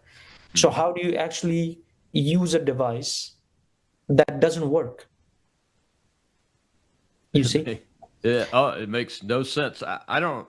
So, but you were convicted on 40 of these charges, and some of them involve reuse, right? Is that right? were the No, it's not were right. the charges changed to not say that you reused them? No. How did they do that? Yeah, the jury was never asked to evaluate actual use of a device on a specific patient for a specific procedure. And that becomes a huge point in our case and our appeal. And that's contrary to a lot of the press releases that are floating around, which is why this case has taken a pretty technical turn. Mm-hmm. Yeah, that's one of the reasons why I wanted to show some of these clips, because I know there's incorrect information in it and give you. There's massive amount of misinformation and incorrect information out there. Exactly. If reuse was proven, it will be physically impossible. And I took the stand and I demonstrated some of the use of these devices. Mm-hmm. Because I know my devices, I know how I use it. No two surgeons are similar in terms of how they use the devices, specifically in complex patients. Mm-hmm. And you're talking about patients who have multiple fibroids, very large uterus, many times cancer. I'm talking about body weight of 450 pounds or even heavier. Mm-hmm. So you can't just take anything and get the job done. It's virtually impossible, which is the very reason why I took the stand. I don't think the jury actually understood the case. It was, so twisted the way it was presented. Yeah, I'm curious. Can you articulate what the jury was instructed to come to a guilty verdict? I guess would be the term. So the jury was instructed on the charge of misbranding, that it did not have a label. And my understanding of the label is who reprocessed it. And they allege that if anybody reprocessed the device, the clinic was supposed to register with the FDA as a manufacturer of the devices. But if you actually read the FDA regulations, they say otherwise, that a physician's office is an exception under the safe harbors provided by the FDA's own self. The second instruction to the jury was that of adulteration, that a device was, quote, held under unsanitary condition. Mm-hmm. So if a device was thrown in a trash can, and many were picked up from the trash, if the device was thrown in the trash can, were picked up, then that device is, quote, held under unsanitary condition, and that becomes a adulterated device. These were the instructions, and there were the total jury instructions were about 35 pages, and supplemental instructions were given to them as well. So there was a whole host of different things. But proving a specific device for a specific patient, a specific procedure, the jury was never actually asked that question. That's amazing. Well, I want to take another question from the audience before we get to this last break. Go ahead, Shell. We have Marlon, sir. We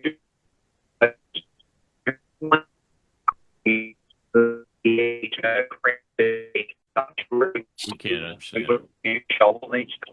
So, Doctor, sorry about that. Marlon, you're rugging really bad, so we'll try again in a moment. Let's go to the other question. We have Zach, sir. Yes, that sounds like the state of Tennessee for you. The regional healthcare.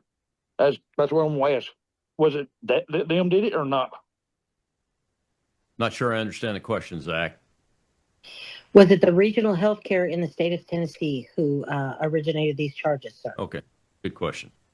No, it was not. It's all federal. Yeah, these were federal charges. And they started with a allegation that our clinic was overutilizing hysteroscopy whereas our clinic is located in an inherently very high-risk area. The clinic looks after extraordinarily high-risk patient population to detect endometrial cancer and other pathology in the uterus. And I'm a specialist of that field. So a lot of the patients who suspect these type of problems, they gravitate towards our clinic. It's a legitimate procedure. It's a very important procedure for women's health. Oh, absolutely. You mentioned the medical board. You're a board certified physician. Was there a case to remove your certification presented to the board, and what was the outcome of that? Yeah, so the FBI filed a complaint with the state medical board. The same type of allegations, overutilization of service and reuse of devices. The medical board conducted a comprehensive independent investigation and released a approximately 500-page report where they detailed all the witnesses that they interviewed, all the equipment used at the clinic, and so forth and so on. They interviewed me as well, and they dismissed the case right away, that there is no case. Despite of that, the federal prosecution went forward, essentially implying that the prosecutorial team understands the practice of medicine better than the state medical board. That leads me to the question of what was the timing of that medical board investigation, Dr. Kumar? Was it before the trial? It was before the trial, actually. So our clinic was searched and raided in April of 2024, and the devices were seized. And then the FBI filed a complaint with that evidence to the medical board. And the medical board investigation happened in July, August of 2024. And in September, they released the results of their investigation and sent me a nice letter dismissing the case. And when I got the letter, I'm a good student, and I keep my head down, keep working. I'm like, medical board has dismissed the case. So I kept practicing and kept doing the best I could to service my patients. Little did I know, in February next year is when they suddenly arrested me on a Friday and unveiled these rather salacious charges that you were playing on the screen. Yeah, I mean, I'm speechless about that piece of it. We got to take our last break, Dr. Kumar. But I want to get your take on. I want to answer this question when we come back from the break. And were you able to use the medical board's findings as exculpatory evidence in the trial? We'll be right back with Dr. Kumar.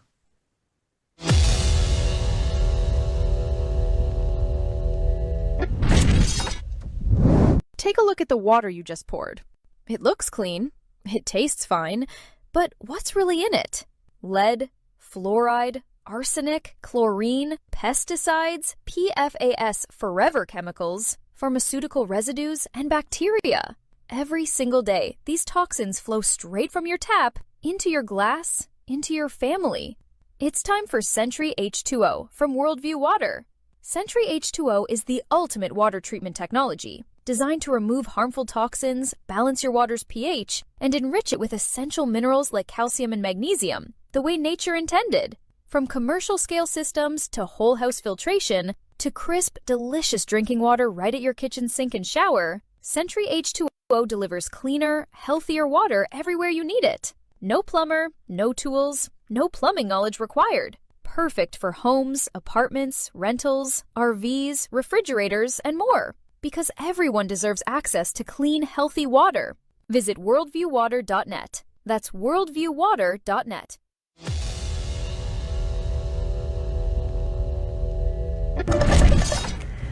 The Memphis gynecologist sentenced to 20 years in federal prison for improperly using healthcare devices and fraud is filing an appeal. Dr. Sanjeev Kumar was sentenced to 2 decades behind bars earlier this month. He was originally facing more than 160 years in prison after a jury found him guilty on more than 40 charges of misusing devices and healthcare fraud. Today, his attorneys filed an appeal that will be heard in front of a U.S. Circuit judge. Welcome back to the Rob Maynard Show. It's Truth Thursday, and another case of weaponization of the justice system against a good, solid citizen professional that is trying to help people. I am amazed at this. Make sure you check out Cynthia Hughes' weaponizationwatch.org organization and throw them a donation if you can. That's what I try to do, and I try to present these cases because it's unbelievable. And today's Truth Thursday, and Dr. Kumar is my guest today. Dr. Kumar, I want to take a question from the audience, but before that, the question I asked before the break, were you able to use that board case that basically, dismissed the charges as exculpatory evidence in the trial? Yeah, so we were able to introduce the report. It was a fairly large report, about 500 pages. I don't know whether anybody looked at it, though, the details. But we were blocked from entering the main letter that had the actual conclusion of the report. Really? So, yes. So we were blocked from using that letter. From this, complex legal mumbo jumbo. I don't know what exact, terminology they were using, why the cover letter was blocked. And we had the state medical board investigator, one of them, testify. And obviously they stuck to their findings and were very nice and pretty honest. But the other team tried to, sway them one way or the other by asking all these funny questions, implying things like, hey, have you ever investigated a gynecologic oncologist before? And there are not many of us around to begin with, right. Not realizing that they themselves have not investigated a gynecologic oncologist's device used before. I'm pretty certain of that. And so it was, a fairly unusual type of, situation. But as far as I'm concerned, I believe in the medical board, believe in science and the scientific facts. Right. I'll tell you a few examples. They were trying to imply throughout the trial that uterus is a sterile cavity. Scientifically, it is not. I'm here to tell you that. They had a lead reviewer from the FDA take stand and say the FDA has, quote, never, ever cleared a hysteroscope that can be used with high-level disinfection. But the Olympus device that we presented, if you read its FDA-cleared instruction for use document, it says repeatedly, you can use this device with high-level disinfection or sterilization. And our device use was consistent with that FDA guidance and was consistent with the CDC guidelines. I didn't dream of this utilization myself. Right. I was trained that way. We had a national expert testifying that in our American Association of Gynecological Laparoscopists training courses, which I followed, the device use was consistent with that. But the government took a position that no, that's dirty. And it comes from this lead reviewer, which was frankly pretty shocking for me. Yeah, it is a shocking case when you get into the details of it. Let's take this question from the audience. Go ahead, Joe. Sir, we have Marlon. Hey, thanks for the patience there, Colonel. Colonel, it's more of a statement to the doctor and pretty much what you covered before. Doesn't this sound like a rogue agent that actually compounded the evidence and case after case to put all these 46 counts against him when they're realizing that the foundation of the case really didn't work? So, it's just another case of a rogue agent, right, Colonel? Yeah, that's what it sounds like to me. I mean, I'm no expert, but we've seen it time and time again. Marlon, I don't know what your thoughts are on that, Dr. Kumar. Yeah, I can give you example after example. I mean, some of the details I can tell you. So that there was a false memo that was written by an agent, and the memo said, hey, these devices were seized from this clinic, and blood and DNA was found on these devices. And if you look at some of the narrative in the indictment, it's pretty inflammatory to produce the yuck factor. But you'll be amazed to know that the FDA tested for blood 3 times and came back empty-handed all 3 times.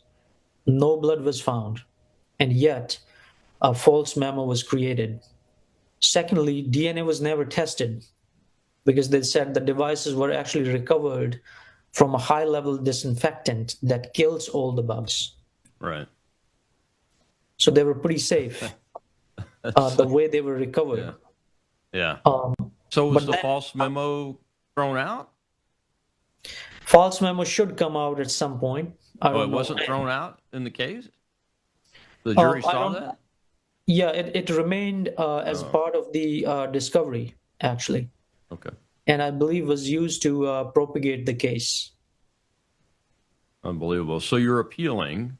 What can you talk through the nature of the appeal at this point? I'm appealing 100%. We don't know right now how what the points will look like in the appeal. Most teams that I've spoken to are of the opinion that there's quite a bit of technical things that we need to incorporate. So we haven't decided our main points, but for sure we'll be appealing and looking forward to that. Yeah, absolutely. Well, I think I've got one more question in the audience. Let's go ahead and take that before we close out. Go ahead, Joe. We have Alpha, sir. Many greetings and blessings upon you, Dr. Kumar.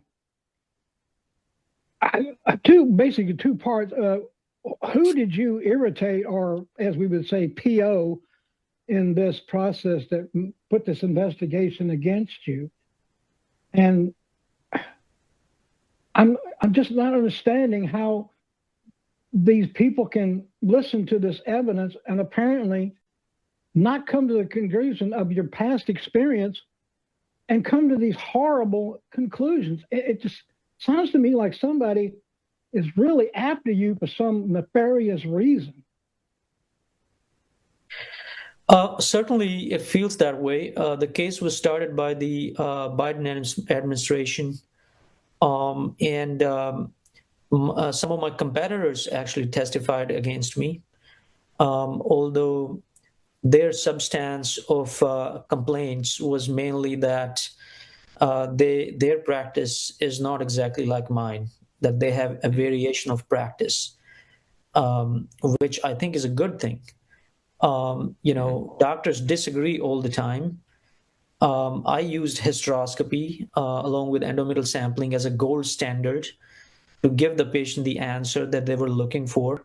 Now, the doctor next door, the doctor down the street may just do a sampling, or may get an ultrasound, or may do a CT scan, or may do an MRI.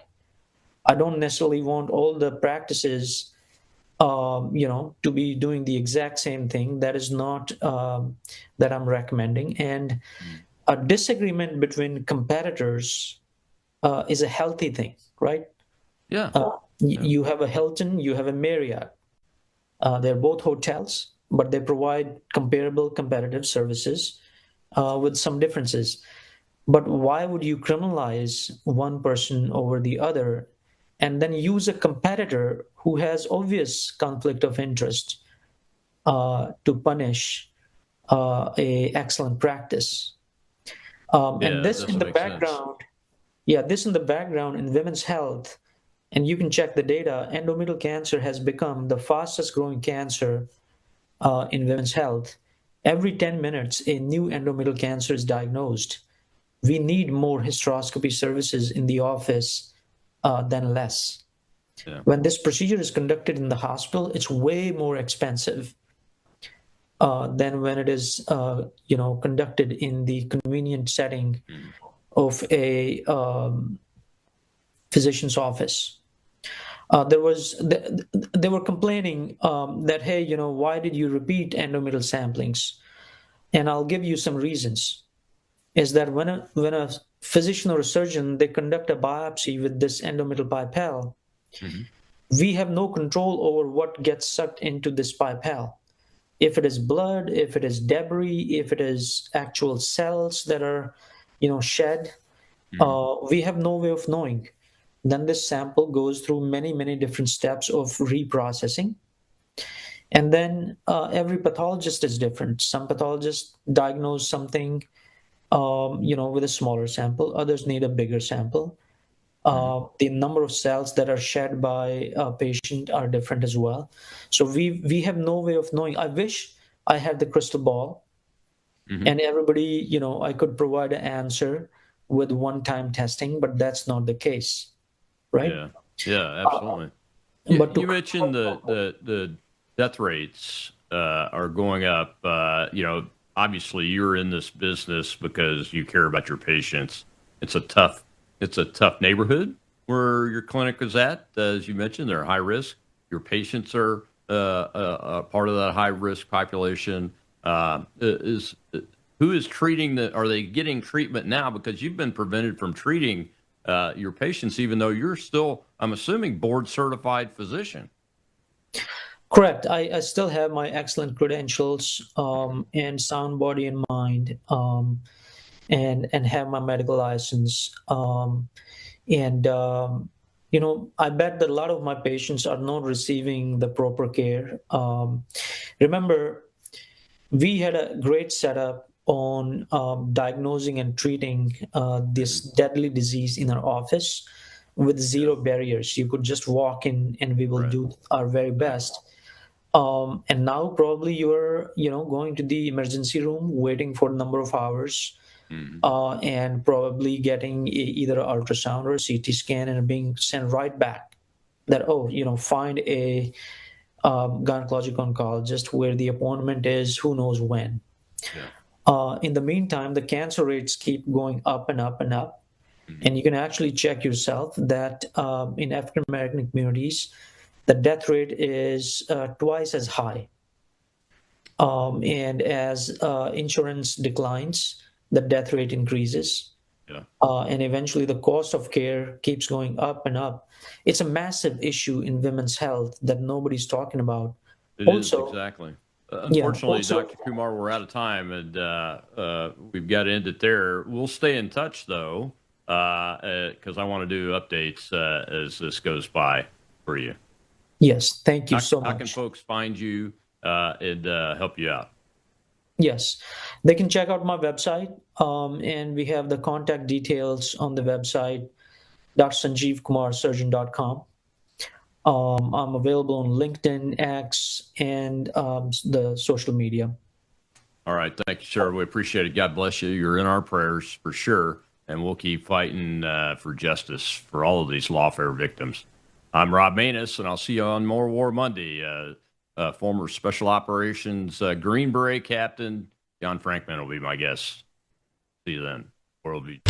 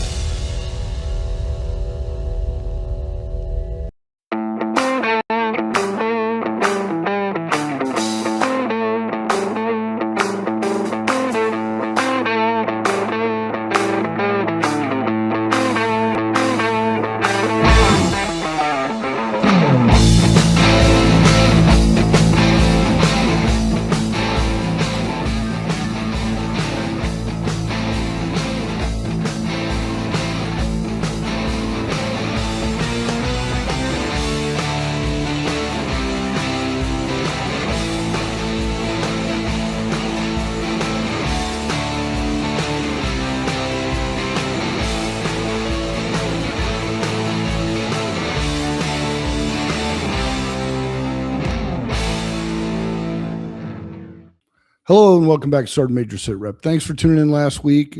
Thanks for the content that you're sending me on these things. We're going to keep moving along here with the current theme. But this week I want to talk about the socialist capture of the Democrat Party. I'm not calling it a takeover like mainstream media.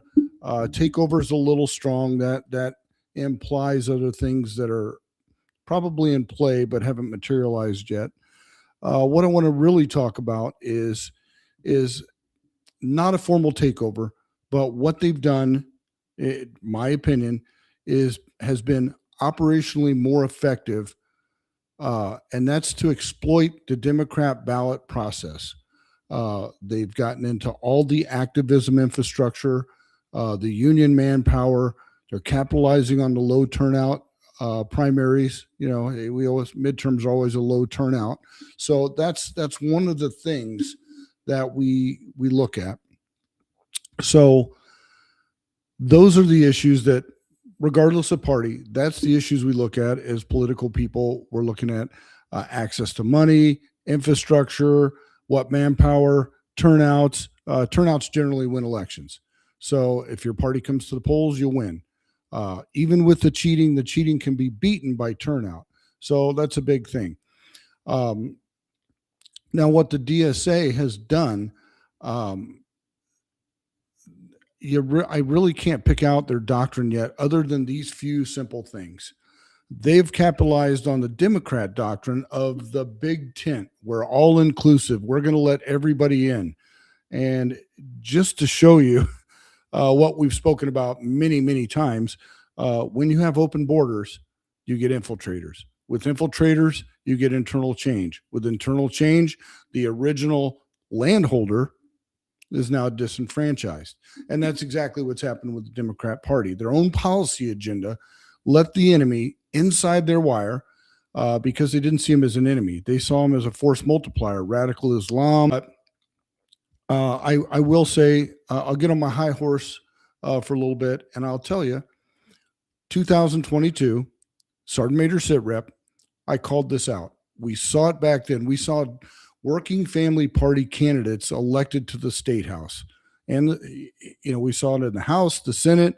We saw their major candidates go down in flames, but we did get seats taken by working families party communist supporters. And many of those are still in office and their numbers are growing. That's just in Arizona. So nationwide, they have built on this doctrine of infiltration for the final takeover. Now, when does that happen? Who knows? It's not speculation. The DSA and the Working Families Party, Justice Democrats, Sunrise Movement, they describe their strategies in their own publications. And if you're not reading the enemy's literature and you're not communicating with the enemy in a manner that you should be, in an infiltrative manner, you're going to lose. So they put all this out there, and I'm not going to go over the websites again, but I'll tell you, it's the Working Families Party, Let's Rejuvenate, all these offshoot organizations, especially the ones that AOC, Jaya Powell, Bernie Sanders, they're all a part of, the Elizabeth Warrens. The Democrat Party, they opened their border to this, and now they're going to suffer. You have Chuck Schumer, who at one time was considered a very strong Democrat because he got things done. Same with Nancy Pelosi. They got things done. Whether we liked what they were doing or not, they were getting things done. That's because their party coalesced around them and they had their own force multipliers. That's gone. Their party, even their moderates, and there are Democrat moderates, have been pushed so far to the left to accommodate these people. They're might as well be the same. Now, Arizona, I made an ex post on this. Katie Hobbs and the mainstream media, and shout out to Garrett Lewis for calling me and putting me on the radio program out of the blue, sitting out at the park, getting ready to do kids football practice, got all the things going, homework, football practice. Garrett Lewis calls me, wants me to do a hit on the show based on my post. So I'm like, yeah, I can squeeze that in. Let's do it. So he called out, rightfully called out, what the mainstream media won't. Governor Hobbs picks a running mate for vice governor or lieutenant governor. The mainstream media took her narrative and ran with it and said, Governor Hobbs picks former Republican mayor as running mate.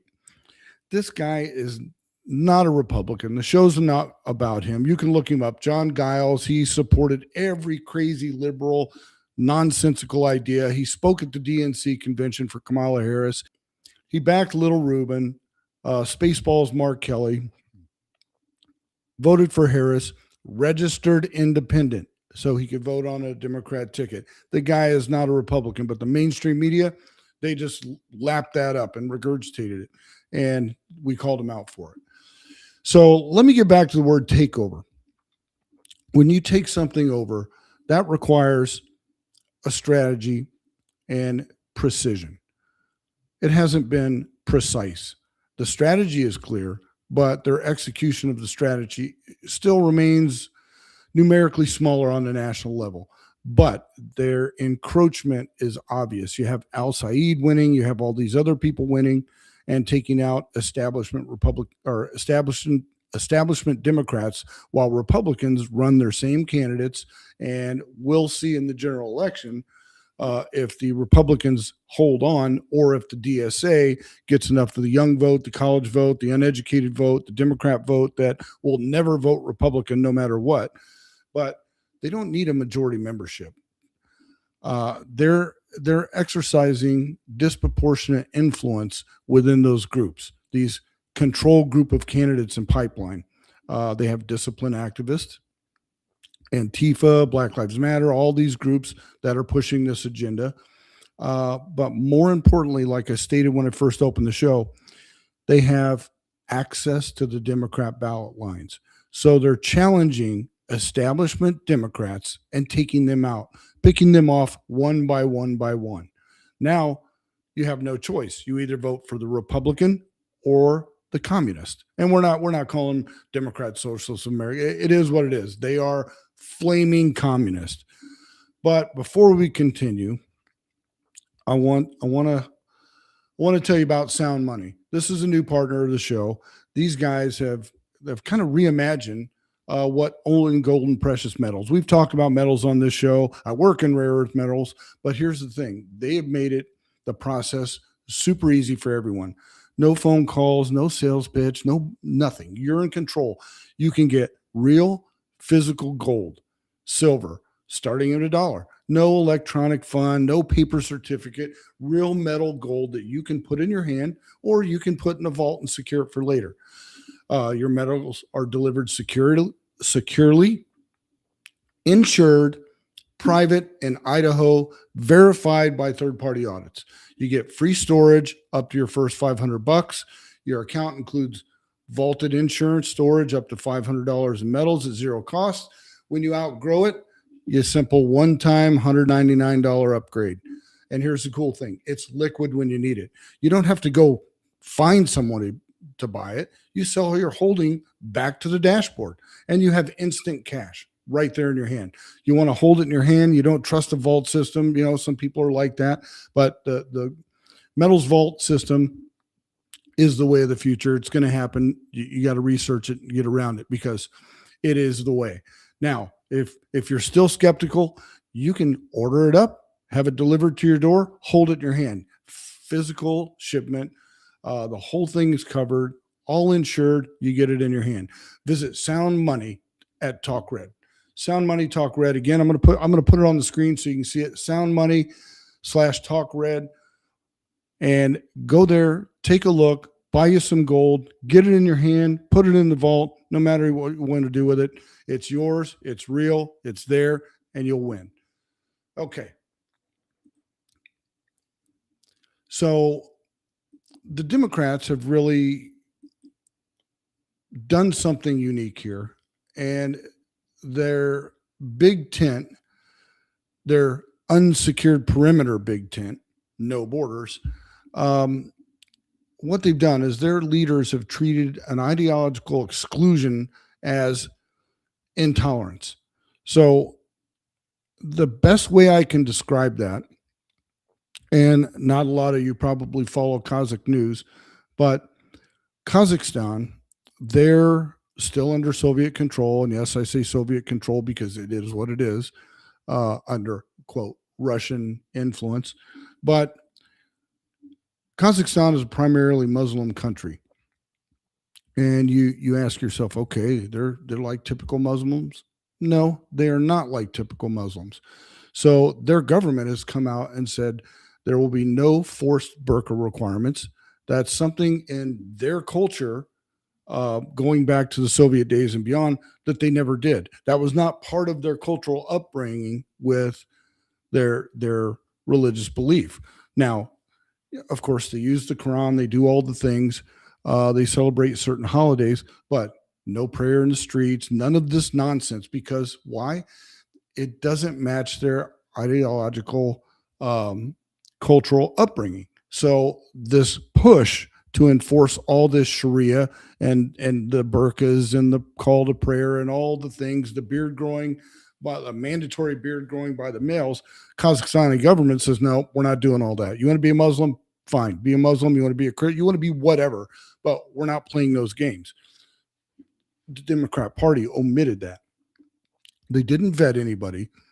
Their real failure was intentional refusal to understand or establish any kind of boundaries of who could get in their party. Typically, we're the ones guilty of that. We'll take a reformed Democrat that wants to register as a Republican, and boom, they register today and they vote Democrat. We'll take PCs. We'll take anybody that wants to sign on the dotted line, and that's typically our fault because they turn out to be infiltrators or problematic. They don't understand the Republican Party platform. They don't want to commit to bylaws. They want to change the bylaws. Those kind of things are typically our downfall. The Democrats took it a step further and said, okay, you can still be a Democrat socialist because it has the word Democrat in it. So we're going to go ahead and take you in. You can be part of the coalition. You can be part of the team. So the DSA, they've learned this, and they've learned to use the Democrat ballot line. I've said that 3 times now, and I want to explain it better because this is what's critical. They've taken public ownership and control of major corporations' natural resources. This is what they want to do. So they have the ballot line. They're getting on the ballot. They're getting elected to office, and this is what they want to do. They want freedom of migration without restrictive immigration controls, open borders, ending immigration detention, no ICE and no detention, no deportation. They want voting rights for all people. That includes illegals, non-citizens.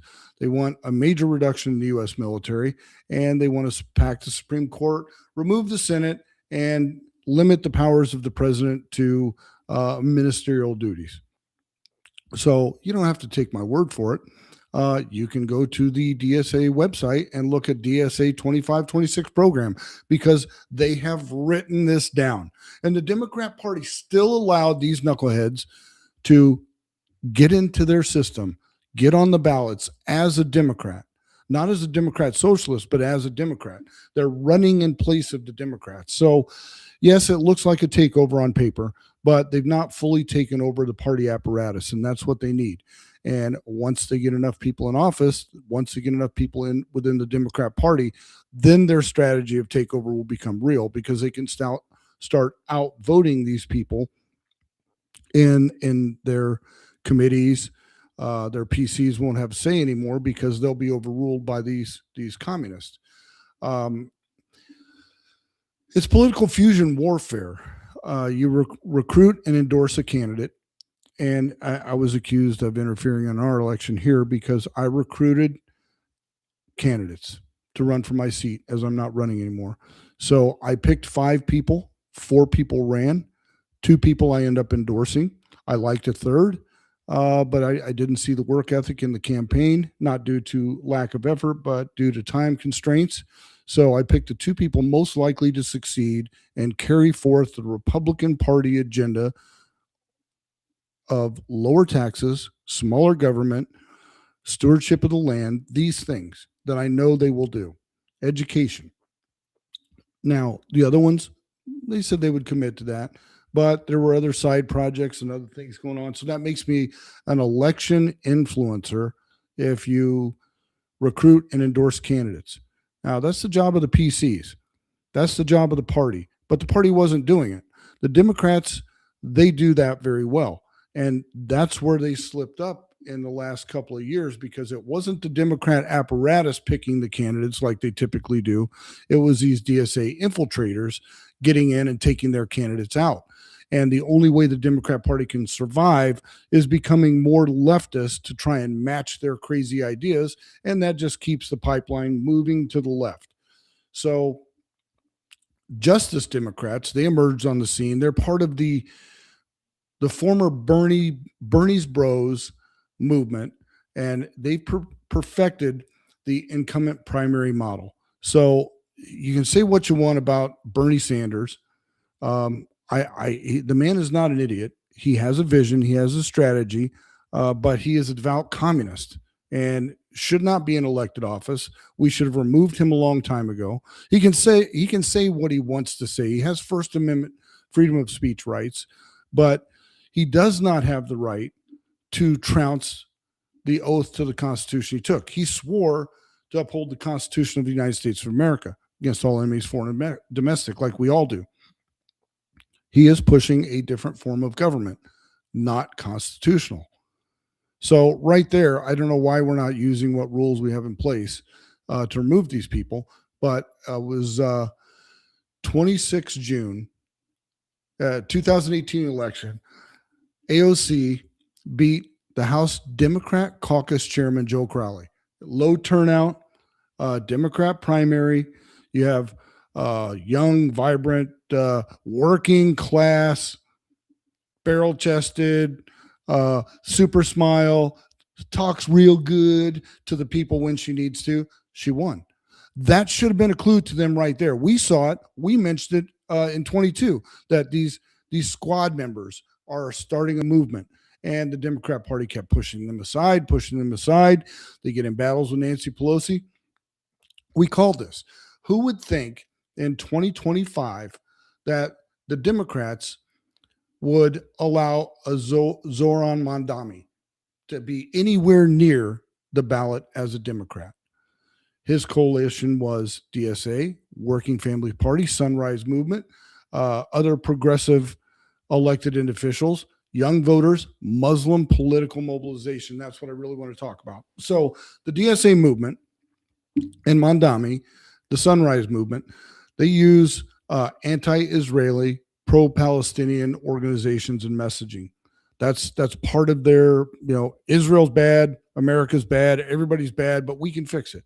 So the Muslim political mobilization, you can call it, that is the Sunrise Movement. Now, the Sunrise Movement openly called for Mondami's victory as a roadmap. Now, if you look at the Sunrise Movement, they have former CARE leadership in there that was previously on the terror watch list. But yet we're listening to them. They're collecting money for these candidates. Now, CARE Action claimed that it helped mobilize turnout for Mondami. And they pressured Chuck Schumer and Hakeem Jeffries to endorse him. That was CARE. CARE is the Muslim Brotherhood. Muslim Brotherhood is CARE. I ran those bills in the state of Arizona. Every single Democrat voted no. The governor refused to answer a letter that I sent her on CARE and to break contact with CARE. So these were memorials. They were sent to Washington, D.C. as postcard bills. That was also mocked by the Democrats. Well, he's running a bill that doesn't do anything. Well, if you understand the Constitution, you understand our form of government, we have a formal method of communication with our United States senators elected to office, and that is an HCM. So this is a formal memorandum in bill form that is sent to our Senate members and our House members to say, this is what your representatives in your state are demanding you take action on.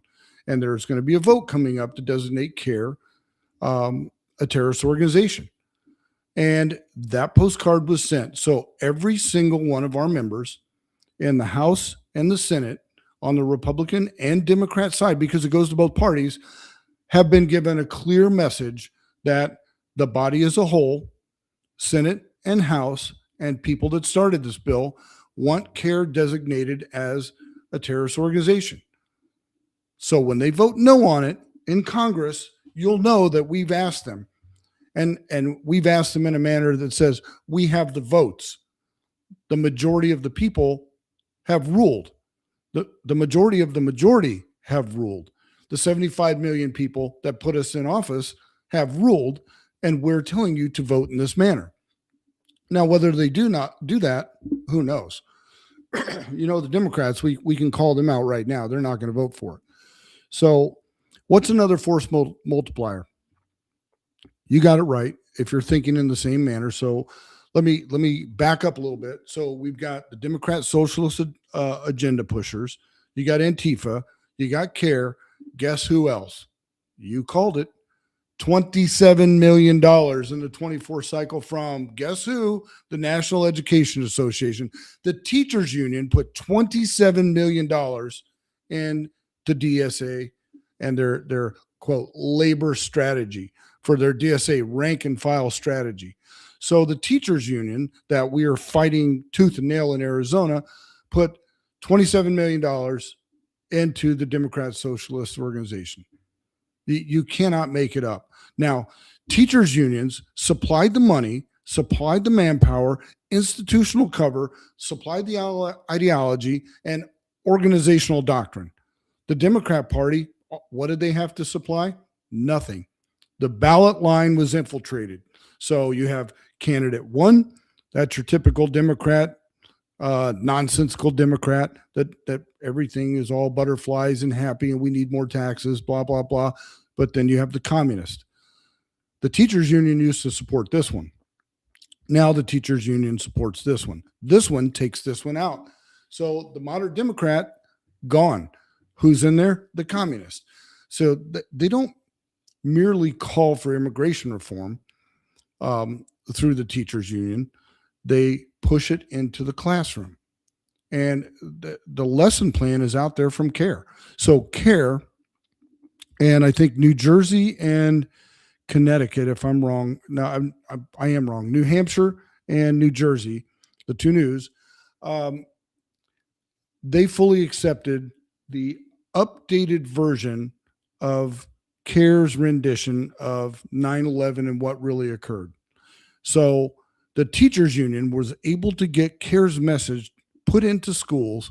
They're teaching that message at the same time they're putting money in to the socialist networks and the DSA. And what do you have? There you go. You have it. Now, I want to show you a couple graphics, and I'm going to put them up there. We'll leave them up for a second while I'm running my jibs, but this will show you, and I've taken a lot of time to put these together, but this will show you the money flow from these organizations to the DSA structure and how they use that to take out the longstanding Democrats. So let's go with number one here. So you see the link chart diagram. That's number one. That's the flow of information, money, and influence. The next one, we'll throw it up here. Number two, association matrix.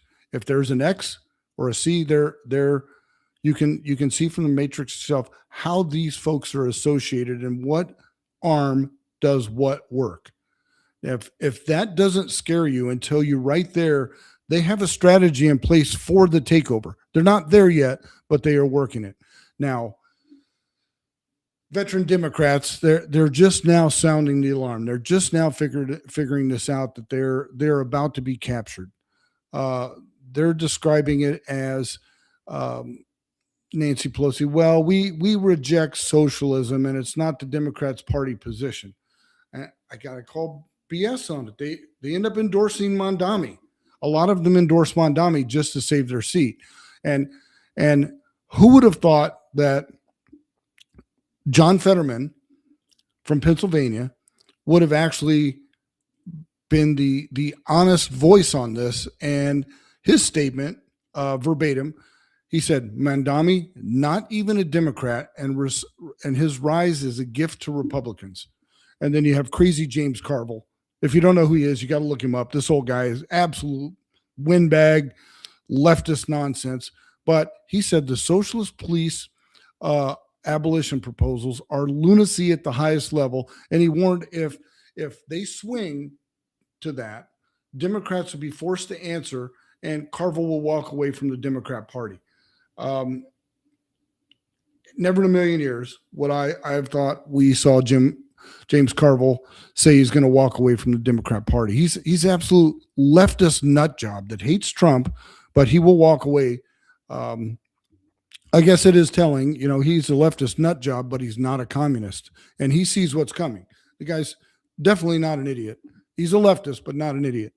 And he's going to walk away from the party. So, second and third order effects of this. Socialist candidates, they're going to win safe Democrat primaries. Democrats are going to have to move to the left to avoid primary challenges.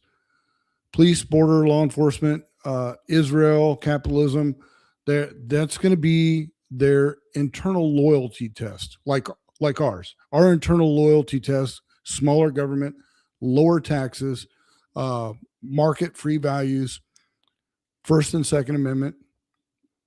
That's kind of our baseline thought. Now, theirs, it's going to shift to anti-Israel, no borders, no police, packing the courts, and getting rid of the Senate. So that's first order.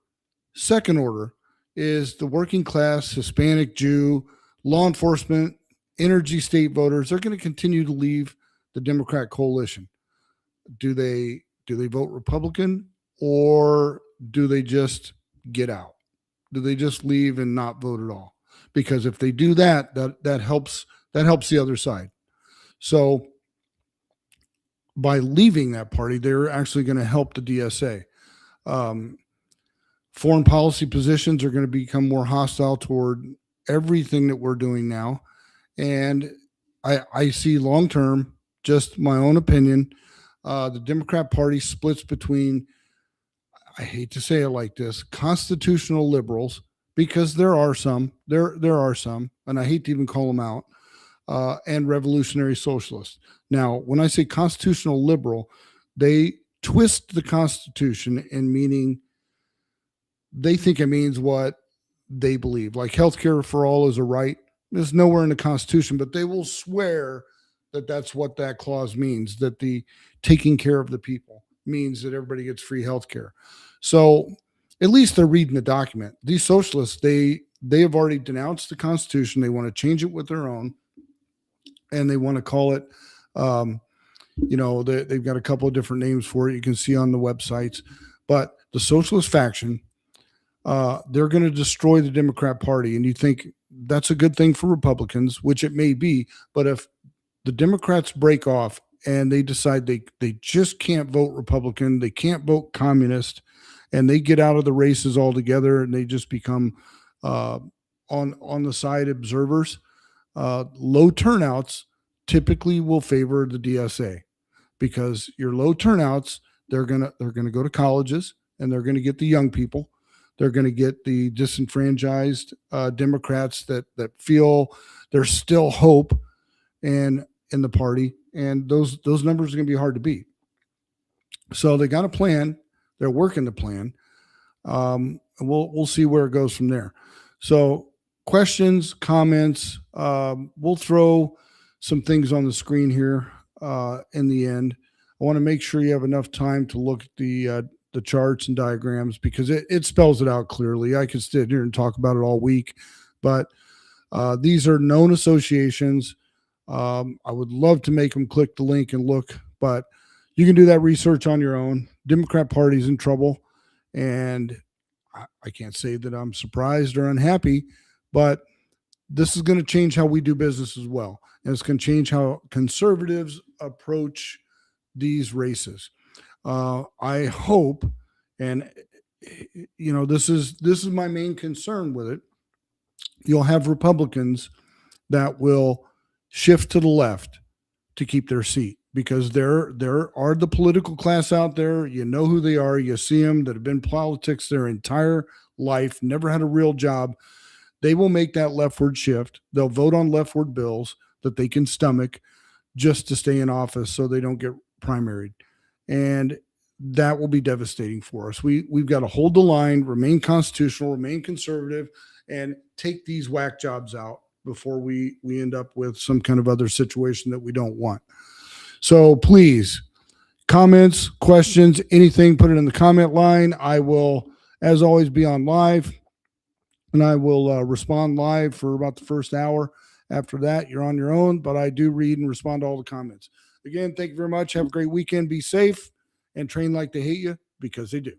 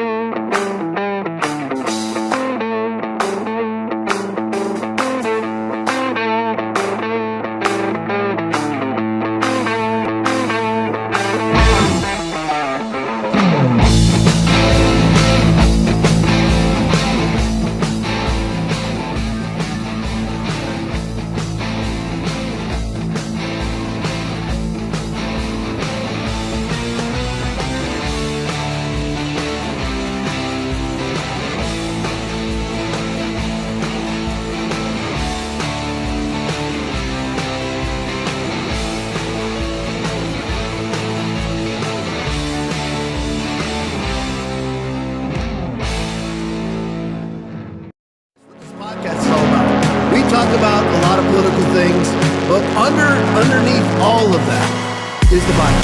I am unapologetically 100% in favor of is the Bible. Jesus is the Word. There is no delineation. If the Bible says it, that's what Jesus is, and that's what Jesus believes. That's what this podcast is actually about, is to actually alert people to what is coming and what is our responsibility in the midst of it. Is anyone else allowed to touch it? Yeah. Really? Sure. I mean, it doesn't bother me. That's daylight. No, it's mine. Wow. It's mine. It's actually, it's not bad, right? I actually have a hairline. See? Pretty good. Yeah. Yeah.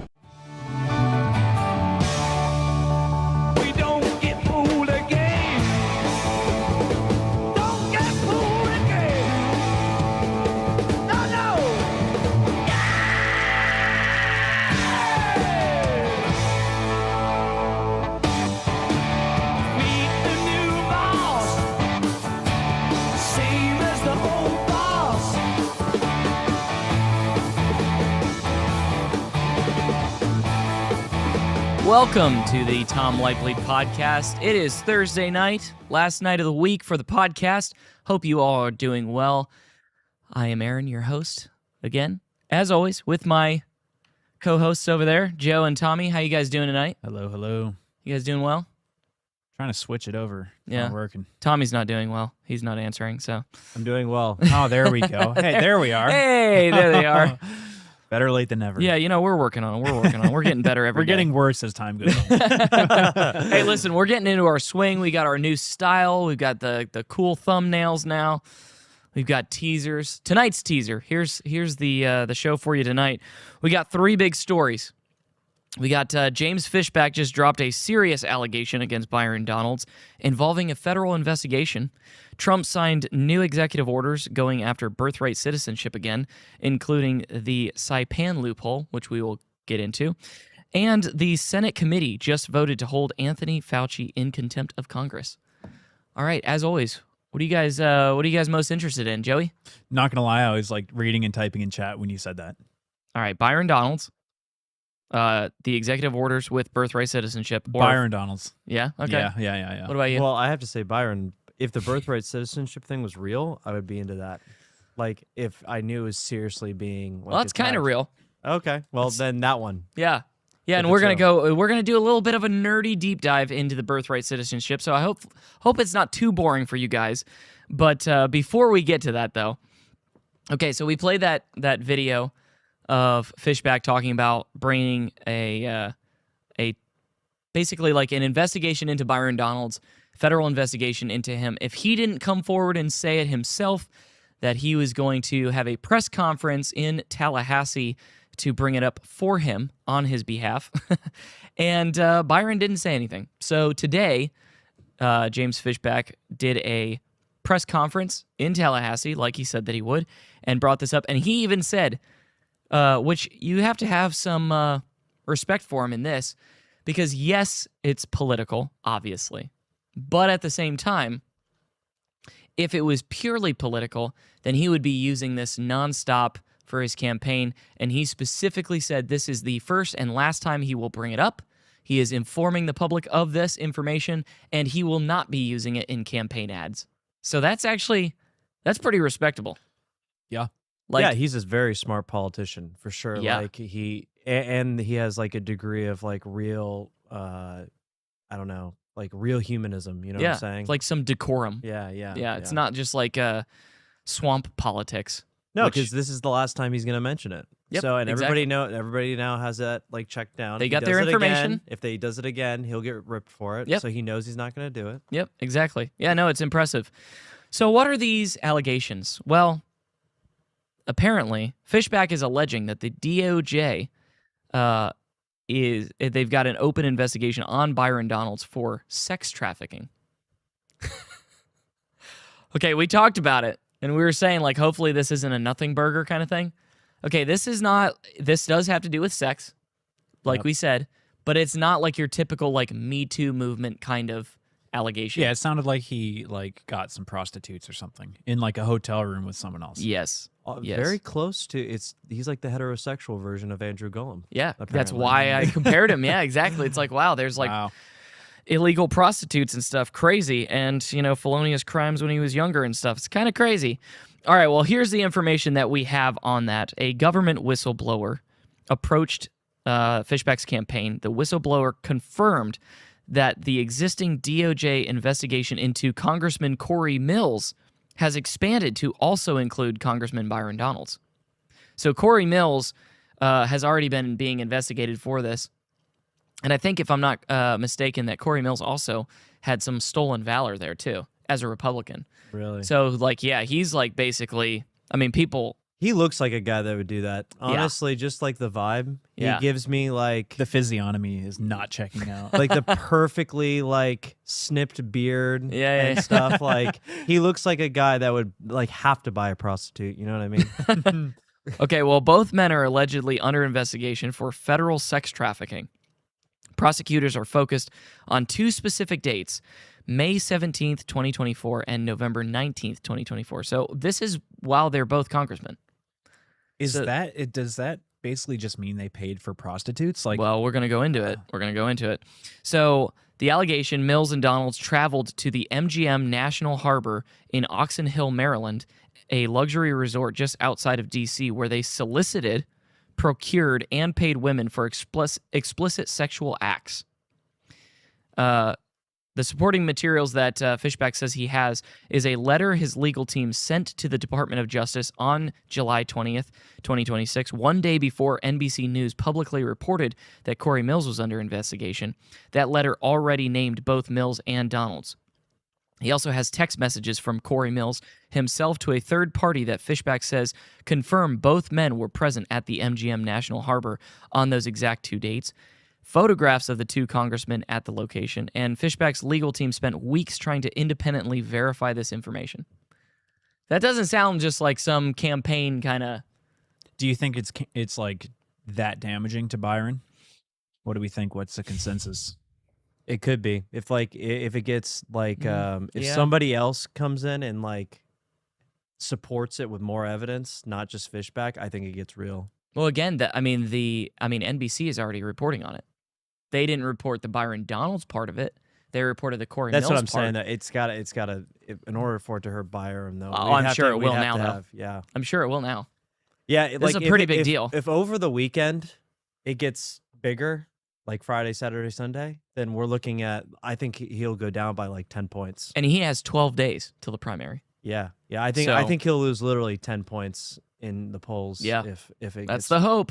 That's the hope. Yeah. Side note, by the way, I don't know if you guys saw this or if you guys did, but DeSantis didn't back any person, but he was asked about Paul Renner running for governor, and he basically said, I did not tell him he should run for governor, but I think that he would be a good governor, and he didn't mention Jay Collins at all. And Jay Collins put out a video saying that Ron DeSantis basically just nuked his campaign by not mentioning as him. if he had a chance. Yeah, and said, okay, well, I guess, and he was so pissy about this because this is Jay Collins. He's like a pissy, emotional little girl. And he goes, well, I guess, try to go vote for me or don't. I don't even care anymore.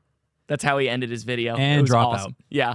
Bye-bye. It was great. It was awesome. Dude, like what a bleep, man. He's like Yeah. Oh, yeah. literally like he literally reminds me of like Lord of the Rings Gimli. Like he's like Gimli was better than that. Like Gimli's my favorite character, man.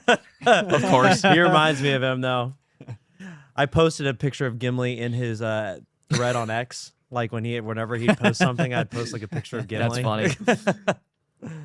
Okay, well, so Fishback stated efforts to clear Donalds first. This is interesting because he did say this in his press conference too. He said that he tried every possible avenue to exonerate Donalds before going public. That's pretty crazy. Again, if this is accurate, which I actually do believe this because he could have released this information weeks ago. But again, his campaign was trying to verify that it was actually legit. His lawyers. Yeah, correct. He actually had like a legal team trying to verify this. It actually probably would have been better if he did it weeks ago. Because here's the thing. When it comes to campaigns, depending on what kind of news it is, if you go forward with it too early, then the public forgets about it and they vote for the person anyways. If you wait too long, though, then you don't have enough time to build momentum for everybody to hear the I'm news. sure they researched this extensively before picking a date. D-Day. Yeah. Well, yeah, why was it Thursday instead of like tomorrow? You know what I mean? Like, that was definitely calculated for sure. So it's interesting though. But again, he tried every avenue to exonerate Donalds before going public. This included a formal letter from a former federal prosecutor asking the DOJ to confirm whether, quote, any component of the Department of Justice is currently investigating or has investigated Byron Donalds. The DOJ refused to comment. Fishback noted that the same DOJ recently cleared Florida Republican Congresswoman Anna Paulina Luna of any criminal conduct in a written letter. So the refusal to clear Donalds stood out because they purposefully cleared Anna Paulina Luna. But then when he asks about Byron Donalds, they refuse to comment. Mm-hmm. A little weird. Yeah. No one wants to touch him with like a 10-foot pole, except for Trump. Right. Well, yeah. And that's what the villages. That's what always like law enforcement does too. Is they just never say anything back, like they never respond. And the fact that they didn't respond, that's like this. It's kind of damning. Yeah. Also, like I'm sure you're gonna report on this, but like the texts with Corey Mills. Yeah. I mean, it's in my opinion, I think it did happen. Whether they can prove it beyond any reasonable doubt is another question. Well, just based off the pictures that we've seen of Byron like lounging in clubs with like cigars and stuff, it's like it's not a big stretch to he's like for a me party to boy. think. Yeah, it's like okay, and then he ended up in a hotel room. Like, of course he did. Well, and so here's the thing with the texts because so I read the texts and stuff. It confirms that Byron was with Corey at the MGM on those specific dates. But that's what I mean. When though. Corey was allegedly soliciting prostitution. But it does not confirm that Byron was a part of that. So that's where it gets to where it's like, okay, they're going to have to actually like investigate. Well, yeah. Well, the whole point though is that he's there. You know what I mean? 100%. Like, Doesn't look good. It at least at a minimum doesn't look good. This is why the Bible says not just to refrain from evil, but the appearance of evil. Because of the fact that like that. Well, and these guys not are great. like, these like Republic. You know what like Corey Mills reminds me of? Have you ever, and this makes me sound like a leftist, but have you ever seen that show, The Handmaid's Tale? No, it's but like I know what you're talking about. It's like about like a bunch of like very conservative but like super insane like guys that like take over the U.S. government. Yeah, he literally looks like the main bad guy like in that show, and they're all like basically like doing this. They're like. What? Corey Mills. Like Corey Mills. Oh, Corey yeah, Mills. He looks like one of the politicians, like in the show, like one of the bad guys. Yeah, and yeah. in the show, they're just like abusing women. Yeah, and, like, yeah. Doing whatever like doing drugs. Yeah, they look like that. Like it's That's like funny. the Republican Party, I guess, is going on Grindr and like I guess soliciting prostitution. I think it's just that politics attracts a lot of like bad people, and then they just 100%. pick whatever team that strikes their fancy in the moment and run. Yeah, no, it's actually funny because I don't know if you guys in the crowd have seen this movie, but Joe and I actually watched it the other night called Vice, and it's this movie with like the whole thing is about Dick Cheney and him essentially running the White House and the Iraq War and all of that kind of stuff. And when he first got into Congress as just an aide, he basically has who was it? He was our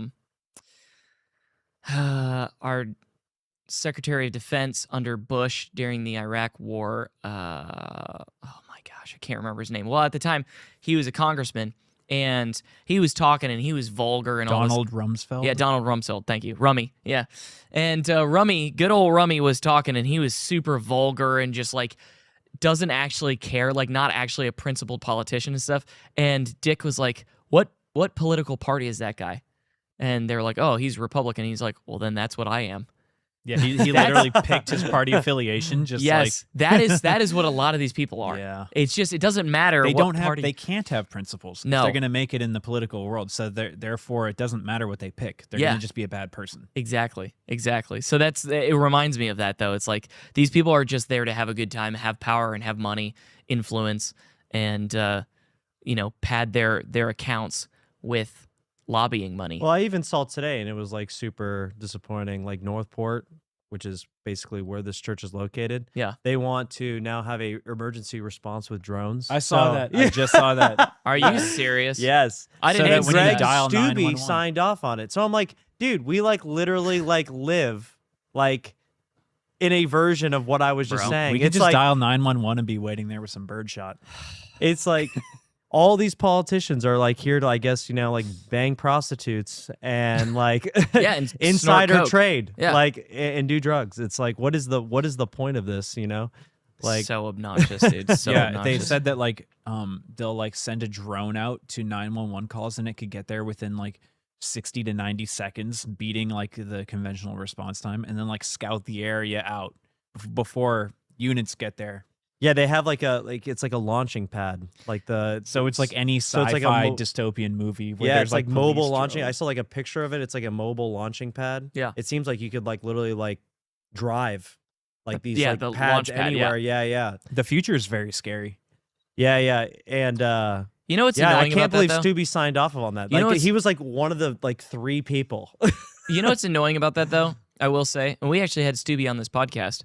You know what's super annoying about that to me though is like, if again you could trust the government, I could see where that would actually be helpful and like good, because let's say that down the road from this church there's a Wawa and there's a shooting at that Wawa, and I remember I was driving and I think it was for like a band practice night or something, so it was like a Wednesday, and as I was driving here, like the whole area, it was just covered in cops because the guy got away, so they were trying to search for him in these neighborhoods, and like in a scenario with that where you have like an armed person that you're looking for, instead of getting cops shot at, it would make sense to deploy a drone.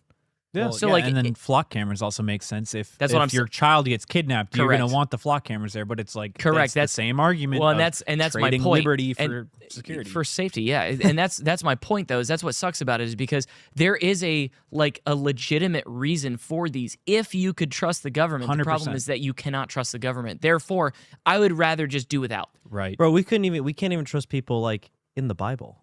Yeah. So how are we going to trust like? Yeah, you can't trust Christians. Yeah. So like, yeah. It's unfortunate. Even King David sent that dude off to die on the front lines. Yeah, now we're gonna trust in like robotic drones that can like fly 70 miles per hour to like the nearest. They'll only come when you dial 911.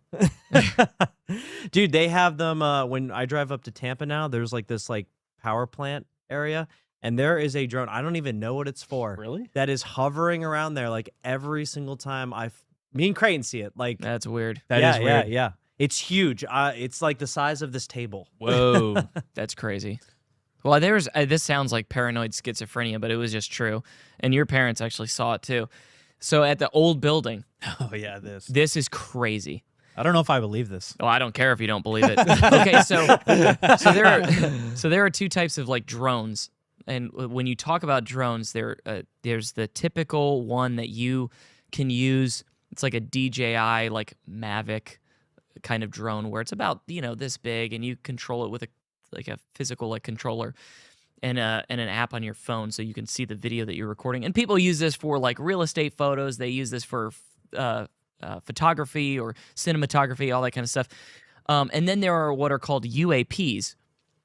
UAPs are typically what the government uses for drones in like warfare, and those are actually like big. Those like take off from a like runway. They're usually like jet propelled. Sometimes they're like a propeller propelled, but it's like usually a hybrid between the two. And so they're actually kind of loud. Like you'll hear them if it flies by you, it's loud. Yeah. And then they have a massive camera on the front. It's like a long, what is that stealth jet that we don't use anymore? That's got the SR-71 super long neck.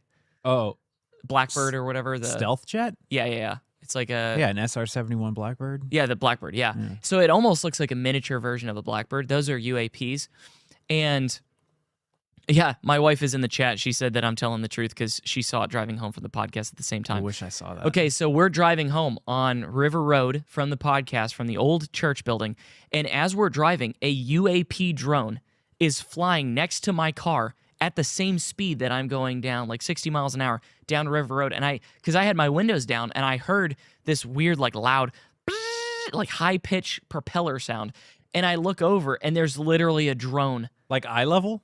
No. It had to fly above the trees, so I was kind of looking at like an angle. You were being monitored for your anti-COVID. That's when we were in hot water. This was during COVID, and this was when you were not really supposed to be driving around. Oh, that's when they had they had the curfew thing. Yeah, and we were driving down River Road, and a UAP was literally following me.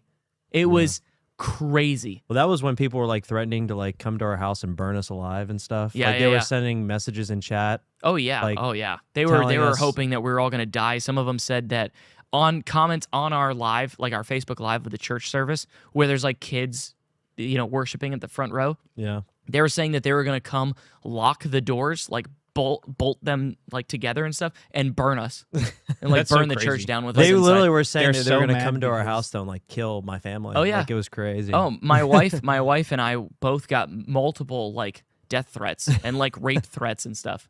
Crazy. It's so weird how they got so mad just because they obeyed the government and you didn't. Like, I don't know why that triggers in them like a primal like bloodlust. It's super weird. It and then is they probably weird. sent a drone after us, just to keep us, It was on weird, the up man. and up. It was really creepy, but that's the thing is like when I saw that, I'm like, dude, it's over. Like that was the beginning of my black pilling.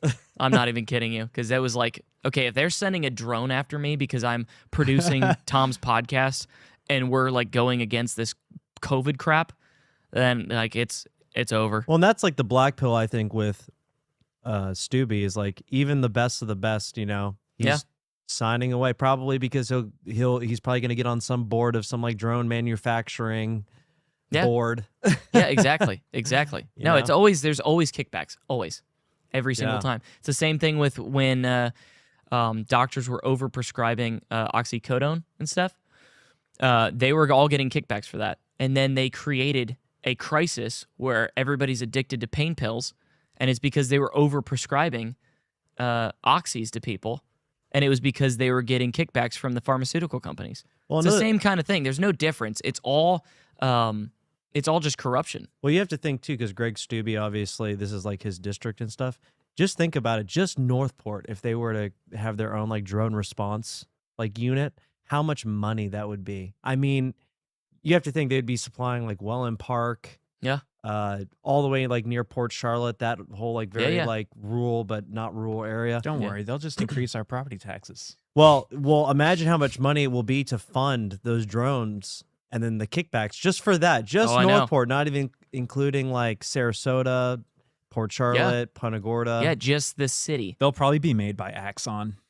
Yeah, and they'll 100%. Just be part of like they'll just roll it into their mass surveillance suite that they're paying for monthly. Yeah, and even if like 2% goes to like, the Northport, board of directors, like that's $1 million, that's like right there. And they'll split it. They'll each get like $100,000 for their the selling of their souls. Yeah. Congratulations. I hope it's worth it like in hell. Well, that's the thing. Exactly. It's like we may not see the destruction and punishment of the wicked in the land of the living, but we will get to see it when they die. Yeah, when they're like begging me for like a little teardrop of water. Yeah, to cool their tongue. Yeah, sorry. Unfortunate. All right, well, back to the Byron Donalds fishback thing. His framing of this whole issue is, quote, "Our Constitution entitles Congressman Mills and Donalds to the presumption of innocence. But while they deserve that presumption, voters deserve transparency," which I agree. You have to know, it's the same reason with the Hunter Biden laptop. If that would have been released, there is actually, I can't remember what the percentage is now, but it was high. It was like 30%. Would have not voted for Biden if they would have gotten the information about the Hunter Biden laptop. But because of the fact that it got blocked, because the New York Post put it out, and Facebook, Twitter at the time, because it wasn't X yet, Twitter, Facebook, all of that, blocked it, blocked the story. So crazy. So people didn't get to hear that. And 30% of people, roughly around that, I can't remember the exact number, but I think it was around 30%, would not have voted for Biden. So this is the same thing. People deserve this information. Again, you can say allegedly, you can say, presumably, whatever, all these kind of things, but he's still being investigated. That's a fact. Yeah. So people deserve to know that he's being investigated for this. And he was in the area of where the... Correct. Exactly. That's what I mean. It's like, it doesn't look good. Yeah. It doesn't look good. He specifically gave Donalds the opportunity to make the fact of the investigation public himself, and Donalds chose not to, which I already said. Fishback stated this is the first and last time he will discuss the matter publicly. His campaign will not run television ads or mailers on it because, quote, this is not political. It's about transparency for Florida voters. I respect that. Yeah, I do too. I definitely think, though, he's doing it to, play up the, I agree. I agree. Which but, I'm okay with. He has to do it. You know what I mean? He has to if do you're it. losing and you're a better candidate, then and this is true. If it's true. Plus, even if he wasn't doing it selfishly, he would probably still do it anyways. You know what I mean? Because I think he actually does. I think he's like a dark triad. Kind of like psychopathic. But I do think that he is. I do think he's overall a good person. Yeah, in the best way. Yeah. As good as it can be. A benevolent dictator. Yeah, which is really all I'm asking for. Yeah, that's what we need. I'm asking for a benevolent Napoleon. That's all I want. Yeah, exactly. Responses so far, Donald's campaign called the allegations completely false, a, quote, baseless and defamatory sideshow, and said they will not be distracted. Well, if it's defamatory, sue him. Right. Yeah. Yeah. I mean... They'll never do it, though. Of course not, because it's not defamatory. Well, allegedly. Well, the thing is, in too, Minecraft. What's it?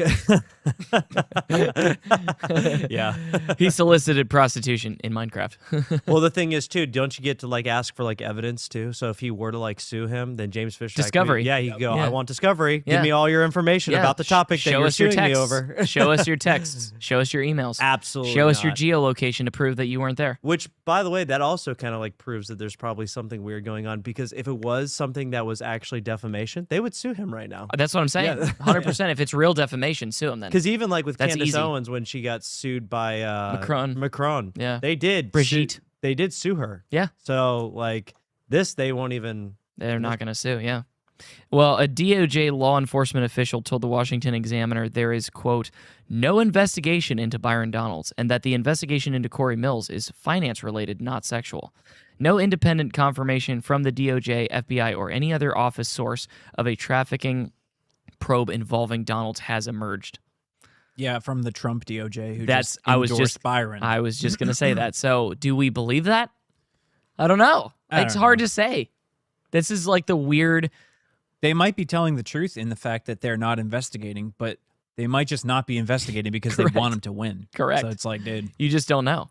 It's crazy. Yeah. It'd be great if there was more whistleblowers, if somehow James Fishback can incentivize witnesses, or maybe even some of the prostitutes to come out. That'd be so awesome. And start telling their side of the story. Yeah, and here, just go on a lie detector test. I know those can be falsified sometimes if you're a pro, but just every prostitute that, okay, if you're watching right now, send this to the prostitutes that were with Byron Donalds. We already did with the flock cameras. Yeah, so, exactly. It already worked with the flock cameras. We got a couple cut down locally here, so apparently apparently we have more influence than we thought we did. Yeah. Wow. So go ahead and send this to the prostitutes. Come out, just do a lie detector test. It's not even that difficult.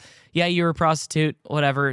You probably won't even get arrested because of the fact that they don't have proof of that, unless you're admitting. But I don't know how that would work. Nobody really cares. No, when it comes to prostitutes and stuff like that, it's me. But come out, do a lie detector test, show that you are actually with Corey Mills and Byron Donalds, and make it known. Yeah. We know where you were at. You were at the MGM in Maryland. So any prostitutes working the MGM, come forward. Tell us your truth. Yeah, tell us your side. Yeah. We believe all women. Yeah, believe all women. Me too. Yeah. Well, so like we said, the timing of this, obviously this drops less than 2 weeks before the Florida Republican primary, and it coming from a rival candidate citing an anonymous whistleblower is could be seen as shady. But again, he does have to face a possible lawsuit if it's fake. So yeah, I don't know. Is he that desperate? Is he willing to possibly get sued over something that's fake? I don't know. It depends. Yeah, I don't. I mean, based on the crowds that we've seen and shown, oh, I saw you put. Okay, so everybody in the chat, it says Tom Lipley posted. That's actually Tommy. I was like, wait a minute, what? What was I saying? That just threw me off. You're talking about suing. Oh, yeah. So again, if this is fake, then he has to possibly face a lawsuit. So it's not going to happen. He's fine. That's what I'm saying is you can't be stupid enough to fake a story like this, knowing, because he's not a stupid guy. He knows that if he defames Byron Donalds, that he's going to get sued. Okay, I think there's an 80 to 85% chance that he actually did it, and I agree with that. I think it's 90. Yeah. And even if he didn't, he was still there for the appearance of evil, so he's not going to sue him just based upon the appearance that he was there. And if he is even remotely connected, because he's clearly friends with Corey Mills, he wouldn't sue him anyways because he doesn't want to further, through discovery, hurt his friend Corey Mills. So it's not going to happen. True. So everybody's he's fine. Yeah. No, I agree. Well, so that's the update on the Byron thing. So, I mean, pretty crazy. That's pretty wild. Yeah, I guess that was on par with what I was expecting his big announcement to be. Something of that caliber. I was hoping that it would be more, but I'll take what I can get at this point, honestly. Yeah. All right, well, the next main story, and again, this is where we get a little bit nerdy, so hopefully you're into this nerdy stuff, because I am. I like nerdy, getting into the weeds a little bit. But our second story tonight this is second main story of the night, is that Trump has 2 new executive orders to try to get rid of birthright citizenship in the United States of America. So here's the background of this. He tried to challenge it in the Supreme Court and lost. This was Trump v. Barbara, June 30th of this year, so a month and a half ago, something like that. The court struck down Trump's original January 20th, 2025 executive order because he signed this into as an executive order the day that he took office that tried to end automatic citizenship for children born in the U.S. to parents who were here illegally or on temporary visas. 5-justice majority, including Justice Roberts, the 3 liberals, and Coney Barrett. So we got screwed by 2 conservatives. Obviously, Justice John Roberts is not a conservative, but Coney Barrett's supposed to be, and she voted against this, ruled it violated the 14th Amendment's citizenship clause, quote, all persons born or naturalized in the United States and subject to the jurisdiction thereof are citizens of the United States. Justice Kavanaugh concurred that the order was unlawful, but said it violated a federal statute, not the Constitution. Justices Thomas, Alito, and Gorsuch dissented, so they agreed with Trump's position on this. The ruling reaffirmed the longstanding interpretation that virtually everyone born on U.S. soil is a citizen. That in and of itself is crazy. And I have more information here about other countries that do this. And so here's what Trump signed today. Let's see. Yeah, today. A pair of new executive orders targeting birthright citizenship after the court loss. They expanded the definitions of people who are ineligible for birthright citizenship, specifically ban, quote, birth tourism, women who enter the United States for the sole purpose of giving birth so the child gets citizenship. We know that's obviously a huge issue here in the United States, specifically with Chinese women. Also make ineligible children born to those deemed alien enemies, foreign terrorists, and foreign agents, per White House Deputy Chief of Staff Stephen Miller. The administration argues the June Supreme Court ruling left the door open to narrow certain categories and take other measures against birth tourism. So essentially at this point, what he's doing is, okay, the Supreme Court ruled that we can't overturn birthright citizenship, but let's try to make executive orders to stop birth tourism specifically and children born of those deemed alien enemies, foreign terrorists, and foreign agents not allowed to become citizens. Because again, you can have, let's say it's some Al-Qaeda member who comes here with his wife and they give birth. Well, now that child is an American citizen. That would be covered in one of these executive orders. Again, 2 separate executive orders for this. These orders are expected to face immediate legal challenges. Shocker. Mm-hmm. All right, well, here's some context to birthright citizenship. America is not the only country who does this. In fact, 33 countries in the world grant unrestricted automatic birthright citizenship. It's called jus soli in the, what is that? What is it called? When it's not Roman. It's French? No, not Greek. It's come on, like Latin? what like plants are Latin. Thank you. Good grief. I tell you what, It sometimes sounded French. Jus soli. Yeah. In the Latin. So 33 countries in the world grant unrestricted automatic birthright citizenship to anyone born on their soil, regardless of the parent's nationality or legal status. The vast majority of these countries are in the Americas. North America includes the United States does it, Canada does it, Mexico does it. In Central America and the Caribbean, Belize, Costa Rica, El Salvador, Guatemala, Honduras, a bunch of countries. South America also, Argentina, Brazil, Bolivia, Ecuador, Peru, Uruguay, Venezuela, and others. Almost no countries in Europe, Asia, or Africa, or the Middle East offer that. Just our hemisphere. Yeah, they know better. How stupid are we? Seriously, I don't how know what the stupid. incentive would be to allow that, unless they just forgot when they were like drafting their country's like constitution. Well, all the countries he named are like poor, like mud countries. Not Canada. Well, now it is. It's turning. Well, yeah, now it is because of that. But all the other ones, like basically all of South America, okay, they want more people in their country. I guess so, they're yeah. trying to like further develop it, and one of the ways to do that is just by having more people. Really. Correct. So, but none of these, the European countries are trying to limit. They already are capped out. Yeah. They don't want Well, they more. import Muslims though, so they're trying to. Well, but the actual Yes. people Yes. that were born there Correct. don't want them there to be more technically people. be citizens because they want to be able to kick them out whenever they want to. Exactly. Yeah. So basically, we're like not a Western country. We're turning into Canada. We're turning into a mud country. Well, and So- here's part of the problem with that. Our Constitution actually does cover that because the argument here, and Tom has actually covered this on the podcast specifically, is that in the citizenship clause of the 14th Amendment, all persons born or naturalized in the United States and subject to the jurisdiction thereof. That's specifically talking about those who are essentially citizens without being citizens because they are subject to the jurisdiction thereof. Those people outside of the country are not subject to this jurisdiction. So if you were to read that in that point of view, then we shouldn't have birthright citizenship either. And that was Trump's point, which I agree with. But again... Yeah, Conservative Warrior brought up a good point. You got to remember when we did it, we were a poor country.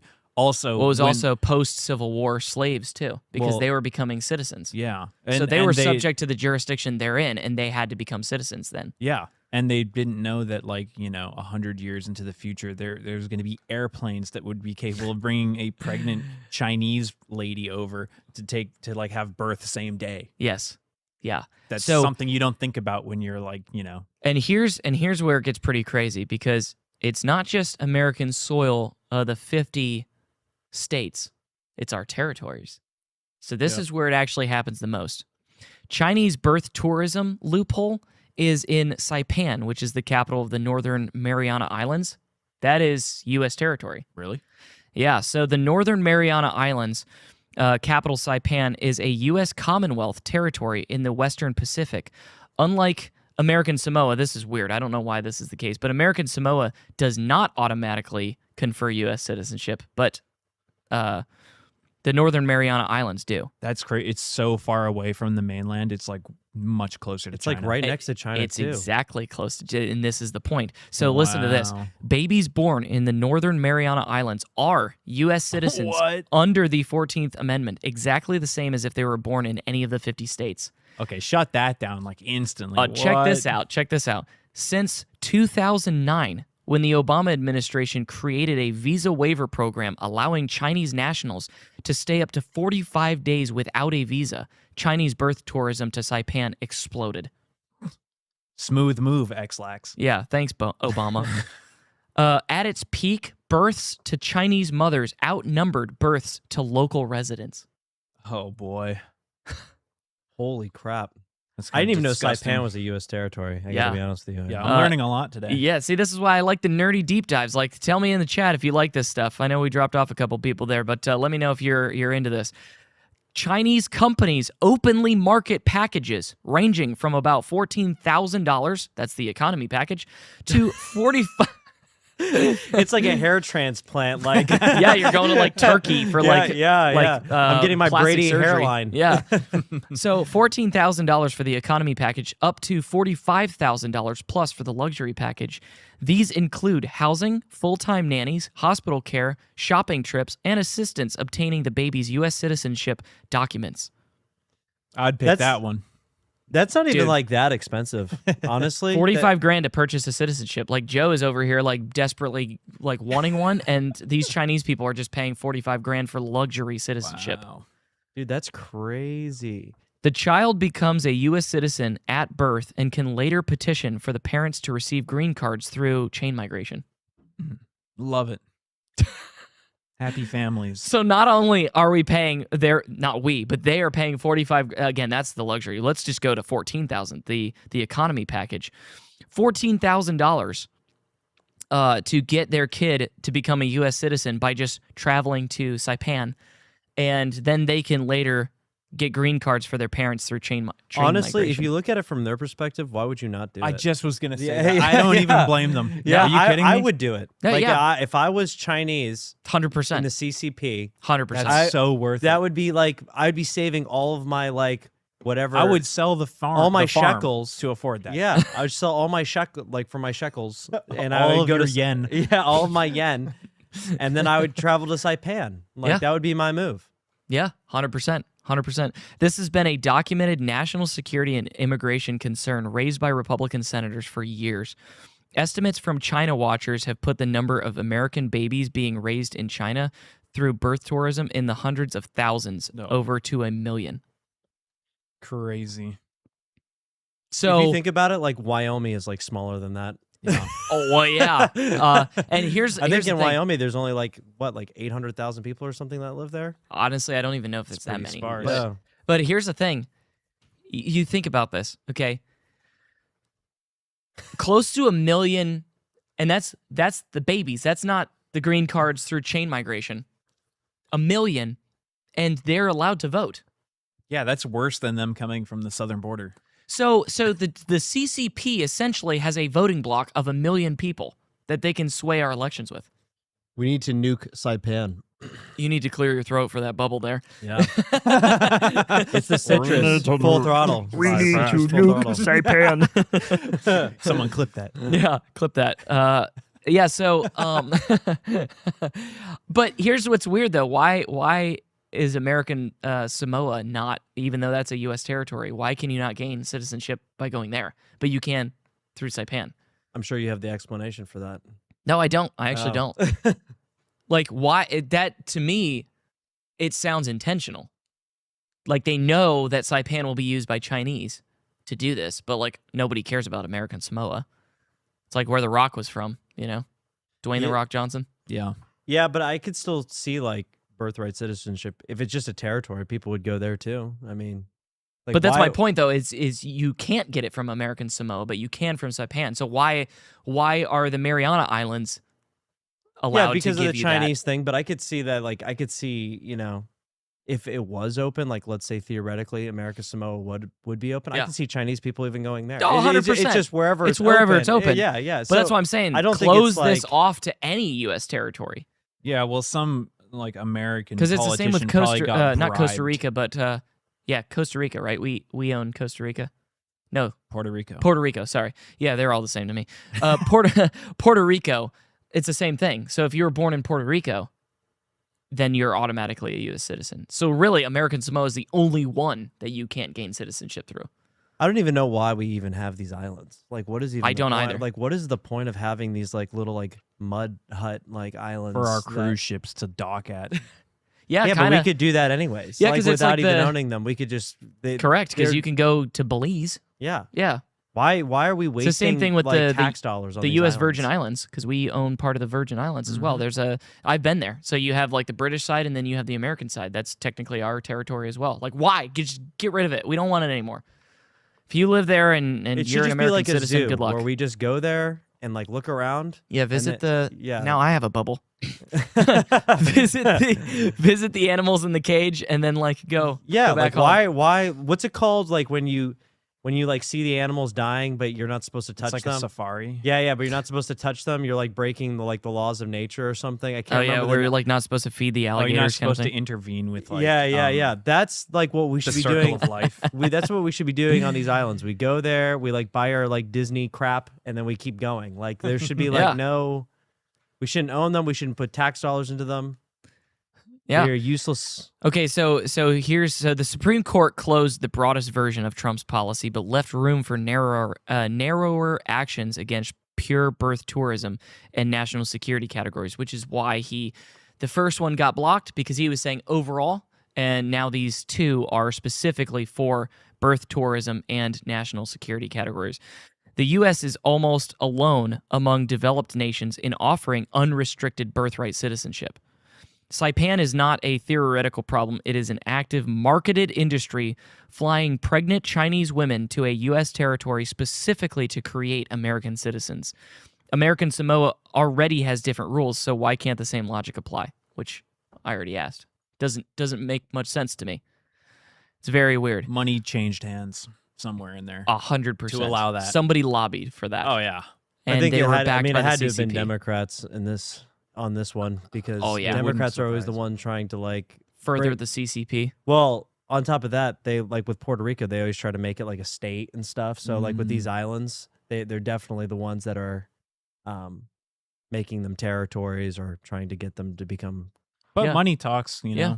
Why Doesn't matter who you are. Why do you guys think that all of Europe doesn't allow for this, but we do? Like Europe, for example, I think I was reading that around the year 2004, the last European country kind of like stopped that. That was 2004. You mean they all used to allow that and then they no, all it's not that stopped they it all recently? used to allow it. Some of them did. But you're saying they all stopped recently. 2004. Wow. Yeah. They still had like common sense back then. That was before like That's- it was over. Isn't that weird though? Like why? I just don't understand. Like I'm just trying to think. Why would they? Because in a lot of situations, they're actually retarded. Their mass importation of like Muslims from Afghanistan and all this stuff while they're literally raping their women and kids. They'll do that, but they saw this and was like, nah. 2004 was before it got bad in terms of the Yeah, because that was before the financial crisis. yeah, like in so- 04, if you went to London, you would see white people. Well, I agree. You but, wouldn't get like shanked and acid attacked and then arrested for being white. Yeah, but don't you think though that wouldn't the European Union then? Because here's the thing: is like with the European Union, you essentially aren't a sovereign country anymore because if you have specific things that are in your country's constitution or charter of rights or whatever you call it, and it goes against the EU's overall charter, then you can't do it. This is part of the reason why England wanted Brexit. Don't you think that the EU would implement this then? Because if the country themselves say like, oh, we're not going to do that. For example, my wife brought up that Ireland was the last one to do it in 2004. So Ireland is like, yeah, we're not going to allow birthright citizenship. But the EU is like, well, you're a part of the EU and we will allow it. You have to at that point. But they don't currently. the Correct. EU. Well, they probably don't have to in order to achieve their goal of like That's a good point. destroying the West. That's a like good they're point. doing just fine without it. Why even bring it to light, you know? Yeah. Well, and a credit to some European values, they do have common sense where the U.S. lacks. Like one thing in particular would be like family relations and stuff. Like like in the US, it's very common to be like, okay, you're 18, time to go to college and like get up Get your out. body count and like ruin yourself. In like the UK, you're supposed to like stay with your family, you know, become an adult through your parents like wise like shepherding you, overseeing, counseling you. Yeah. It's not the same. So I Well, could we're see the why. rugged individualists, you know what I mean? We have to like separate and make our own way, whereas they're like, you know, we stick together. Yeah, exactly. And in that scenario, that would make sense why they wouldn't like birthright citizenship, because their birthright is the village that they've lived in for like the last 500 years. Yeah, And they at stick to least, it. yeah. Well, it's the reason why there's football clubs that have been there for like 150 years or something. So You cool. know what I mean? For Yeah. like a long time, or like 100 years. I don't know. Yeah. But, you know, they have like a lot of common sense where we lack. I feel yeah, like. I mean, this is clearly being done to them, like the whole mass immigration thing. It's not them. If you asked any one of them if they wanted this, all the normal people would tell you no. It's literally just like, you know, Yeah, if the you ask- World Economic Forum, basically. Yeah, but that's why I was asking, like, why do you think the EU hasn't done this? Because all the people in the EU, like It's 'cause Ursula they don't von der need Leyen, to. It's because they don't need to. They're already getting like millions in there. Yeah. I don't even think they need to. no, that's why I said that's a good point. That would because just that's, like yeah, raising the topic would just make Start more a people problem. mad. Yeah, Yeah. start Well, a it's pretty problem. sad too. Like whenever you see like some of these interviews now, like in like more rural cities in the UK, like Bristol or something, Mhm. and they ask like some like, you know, random white guy who's lived there for like his entire life, and his grandfather lived there and his great grandfather. Yeah, like and he's been like there for 1,000 years kind of yeah, thing. and he's like, I hate everything now. Like I'm sad. Like Yeah.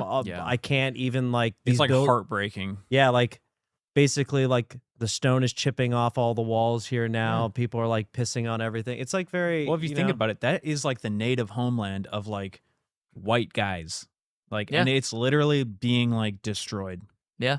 yeah, it's No, if very you're- It's the oldest. Like, It's the reason why white people specifically are referred to as Anglo-Saxon, because Anglo that's where the term or the name England comes from, is Anglo land, England, and Saxon is Germanic. So it's between England and Germany. That's where most white people originate from. Obviously, you also have like Norway and all the Vikings and stuff like that. So that's another section, but that's all part of the EU now, and it's all being destroyed. Aaron, have you ever seen that new Porsche ad? It's not like super new, maybe like a year old, where it starts off and it's like this beautiful, like old 911 driving through like the Welsh like countryside, and Yeah. you think it's like lining up to be the most like patriotic like England, like Yeah. you know, European commercial and stuff like that. You're like, wow, it's great. And then there's like sheep crossing the road, and the car stops, and it's like really flamboyant looking, like super dark, like the darkest blackest like Nigerian looking like gay guy hops out, and then he like is making eye contact with this like Welsh sheep herder, and it's like it's supposed to be kind of like the old guard, like versus like You're the like new. being invaded, and they're making it's like, commercials about oh my it. gosh, dude! Yeah. Like, this is literally like what the country is Well, becoming. Well, people can Crazy. say, "Oh, it's racist," because you know that's what everybody always says for white people. But imagine if it was flipped. Like, let's say, like Japan, 100%. for example, Yeah. and you have like a city like Kyoto, which has been there for I don't even know how long. Okay, and you had people that were foreign, like let's just say Muslims, because everybody likes to blame it on Muslims. Yeah. And you have Muslims in there with their like stands, and they're like pissing on the ground and like Yeah. Their open air market where it used to be like a beautiful like park. Yeah, exactly. And then they were, you know, they're desecrating the city because they do whatever they want. People would be getting upset if it was Japanese. It's the same thing. Japan in is Britain, currently you know? going through with their current prime minister. They're trying to basically get all these people out. They Yeah. are limiting even vacations to Japan because they're trying to get these people I out. agree with them. I do too. And that's the thing is you can't here's what I will say about that. You can't call it racism when, like Tommy said, it doesn't matter if it's America, it doesn't matter if it's Japan, it doesn't matter whatever. It could be an African country. Okay, let the people that are native to that land have their freaking land. Exactly. Everybody should have a place where they belong, and that's their land. And any any type of person, whether they're Muslims, whether they're Jewish, whether they're Japanese, whether they're Chinese, whatever, you are not allowed to invade, and you are not allowed to come do birth tourism there and try to take over that country. That's, to me, that just seems like common sense. Again, I like to travel. I don't get to travel much, but when I do, I like to go to weird places. Again, like Morocco. I would never be like, you know what America should do? We should take over Morocco. It's actually in a pretty like decent spot because it's right between, because it's on the like top left side of Africa. So Spain is right there. You've got the Strait of Gibraltar separating Spain and Africa, and it is right there at the point. So you have all like access to Africa. You have all access to Europe and Spain and all that stuff. Well, I mean, you could say that it would be actually very good for us to take over Morocco, but I would never want that. Let Moroccans have Morocco. Like, they have a different culture. They have a different way of living. Let them have that. Let us have our land. And this sounds like, again, it sounds like this, it's not even a race thing. It's a culture thing. And allow every single group of people, allow the Saxons to keep Germany and the Anglos to keep England and the Danes and all that stuff to keep, you know, Denmark and all these, on the Japanese to keep Japan. Correct. Like, and the Chinese to keep China. Like, it's okay. well, people call it like racist, and and this would be like hating on Asians. So good luck with that. I've seen people get upset because they're like, oh, I try to date like a Japanese girl, and because I'm like a Christian, and she's a Hindu, they don't want She's like their Taoist. kids to be Christian. And I'm like, well, I would get that. Honestly, if I was her parents, like the Japanese parents, I don't agree with it because I'm a Christian, but I agree with their cultural bias against They want to keep their family Taoist or Buddhist or whatever it is. Yeah. So they don't want to date. They don't want their Japanese daughter to date a white guy, so that their grandkids won't be Christian. 100%. And you should be able to say that without getting flack for that. Yes, exactly. Because I would be the same way. I wouldn't want my grandchildren to be Muslim if my daughter was dating a Muslim. Why is that? But why is that racist? It's not racist. It's common sense. You're trying to keep your family the way that you want your family to be. Japanese or American or Christian or German or whatever. Like, you want to be able to do that. That's okay. That's not like a bad thing. It doesn't mean you're going to go like start lynching people. It just means that you want to keep your family the way that it is. Yeah, we're supposed to be, you know, the headquarters of freedom of speech here. And like, but you're not allowed to say that stuff because then people will say that you're a racist. And I don't even agree with it. Like, I don't agree with, because I'm sure people will start dropping off and getting all pissed off. I don't even agree with Hindus, but I think that people should have the freedom of choice to decide and influence their children on whether, correct, you know, correct. We have a freedom of religion in this country. We have a freedom of speech in this country. So, but on the grand scale, on the macro level, not just the micro, so an entire country has its own culture. Yes. We were talking about Canada, for example, with Joey over there, and Canada's culture has been completely obliterated. It like and it used to be pretty awesome. I'm not even gonna lie. Yeah, it essentially doesn't exist anymore. Why, Joe? Who were they importing? Yeah, well, I'll tell you what. Who were they importing? Seriously, Indians and Chinese. Okay, and now you're where you used to live, and you go to the airport. What's it like for you? Oh, especially the Toronto airport. Yep. I maybe saw like one or two other white people there, period. And I had to sleep there because like I missed my flight.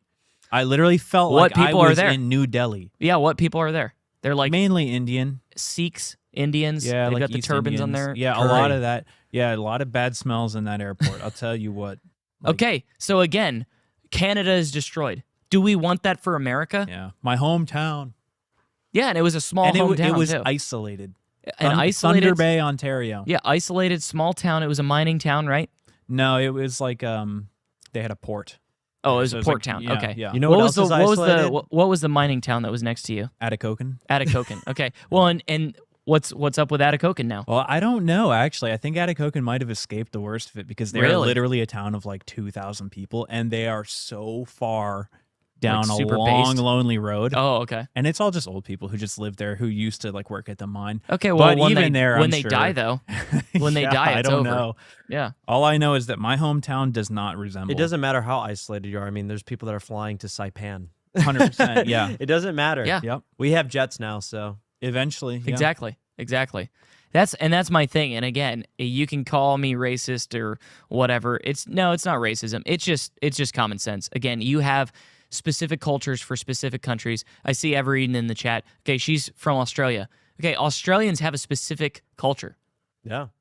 Okay, but if you're importing H-1B, it's not called that for Australia. It is for America. But like H-1B, Indians to come run all these these companies and stuff like that. Okay, well, again, you're changing the culture of your country. Now it's basically invaded by Indians. And it's such a shame because like Canada and Australia used to have like pretty cool cultures, man. Yeah. Like, it was cool.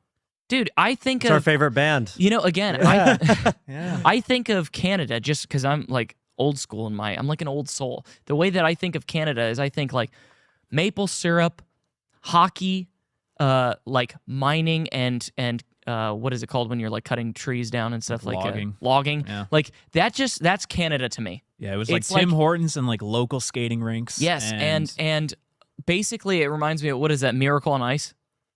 That movie with wow, that's an old with one. the USA versus yeah, like it reminds me of that's what Canada reminds me of, right? But it's not that anymore. Australia reminds me of like Crocodile Dundee for the more like deserty parts, but then like surfing and like Sydney. Hillsong to me, kind of. Yeah, Hillsong United, like that. Steve Irwin, like but for me, I think like kind of almost hippie-ish. The Jezebels. They're like great band. It's almost like California, where they're like a little bit hippie-ish, surfers. Actually, that's a very good description, Aaron. Yeah, Yes. yeah, it's like Finding Nemo. Yeah, man, and they like talk like this, they're like almost like bros. They're all like bros. They're very cool. Okay, well, that's gone now.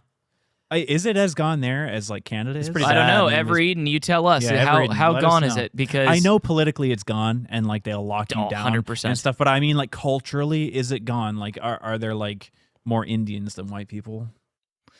I don't know if it's more, but I can almost guarantee you that it's like a 50-50 Yeah, it's probably thing. worse. It's probably worse than it was, but Yeah. it might not be like all the way gone. Yeah, that's Canada is all the way gone. Like, by the way. Canada is like 1% away from being all the way gone. Yeah. I don't think they can come back, except for Alberta.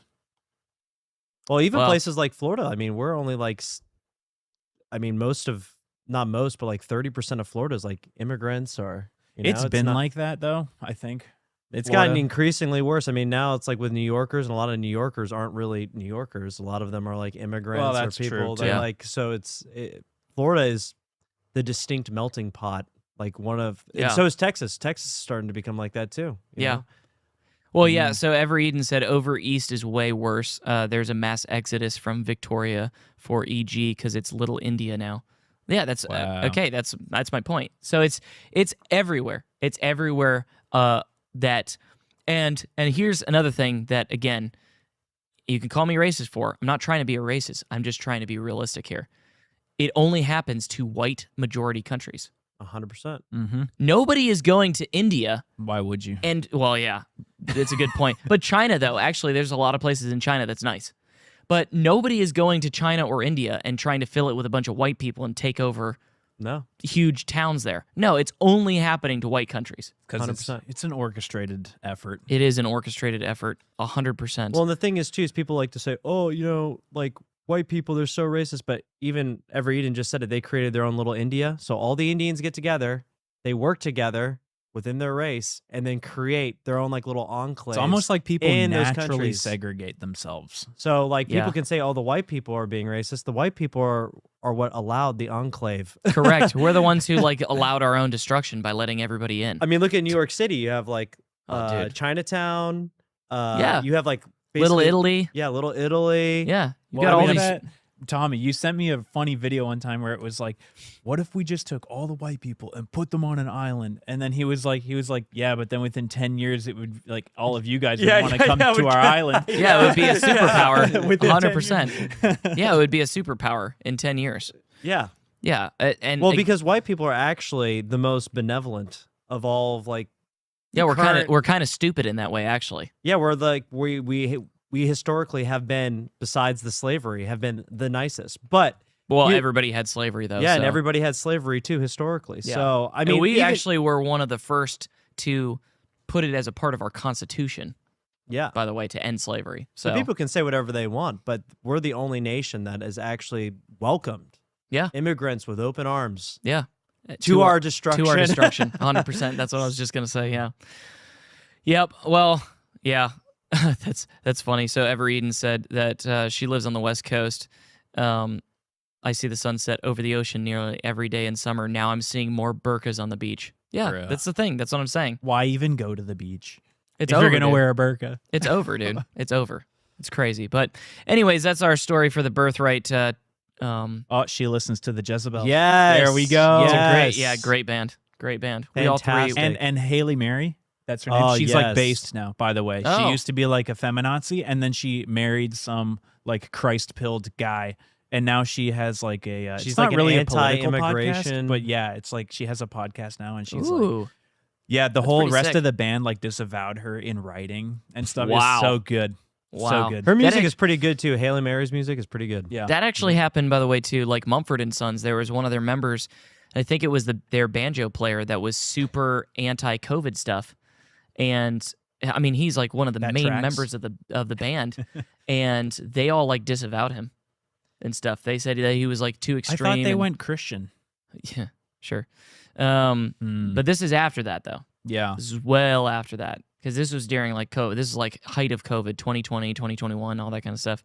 But all right, well, our last story for the remainder of our time here with you guys is that the Senate committee, a Senate committee holds Anthony Fauci in contempt of Congress for his pleading the fifth for everything. I plead the fifth.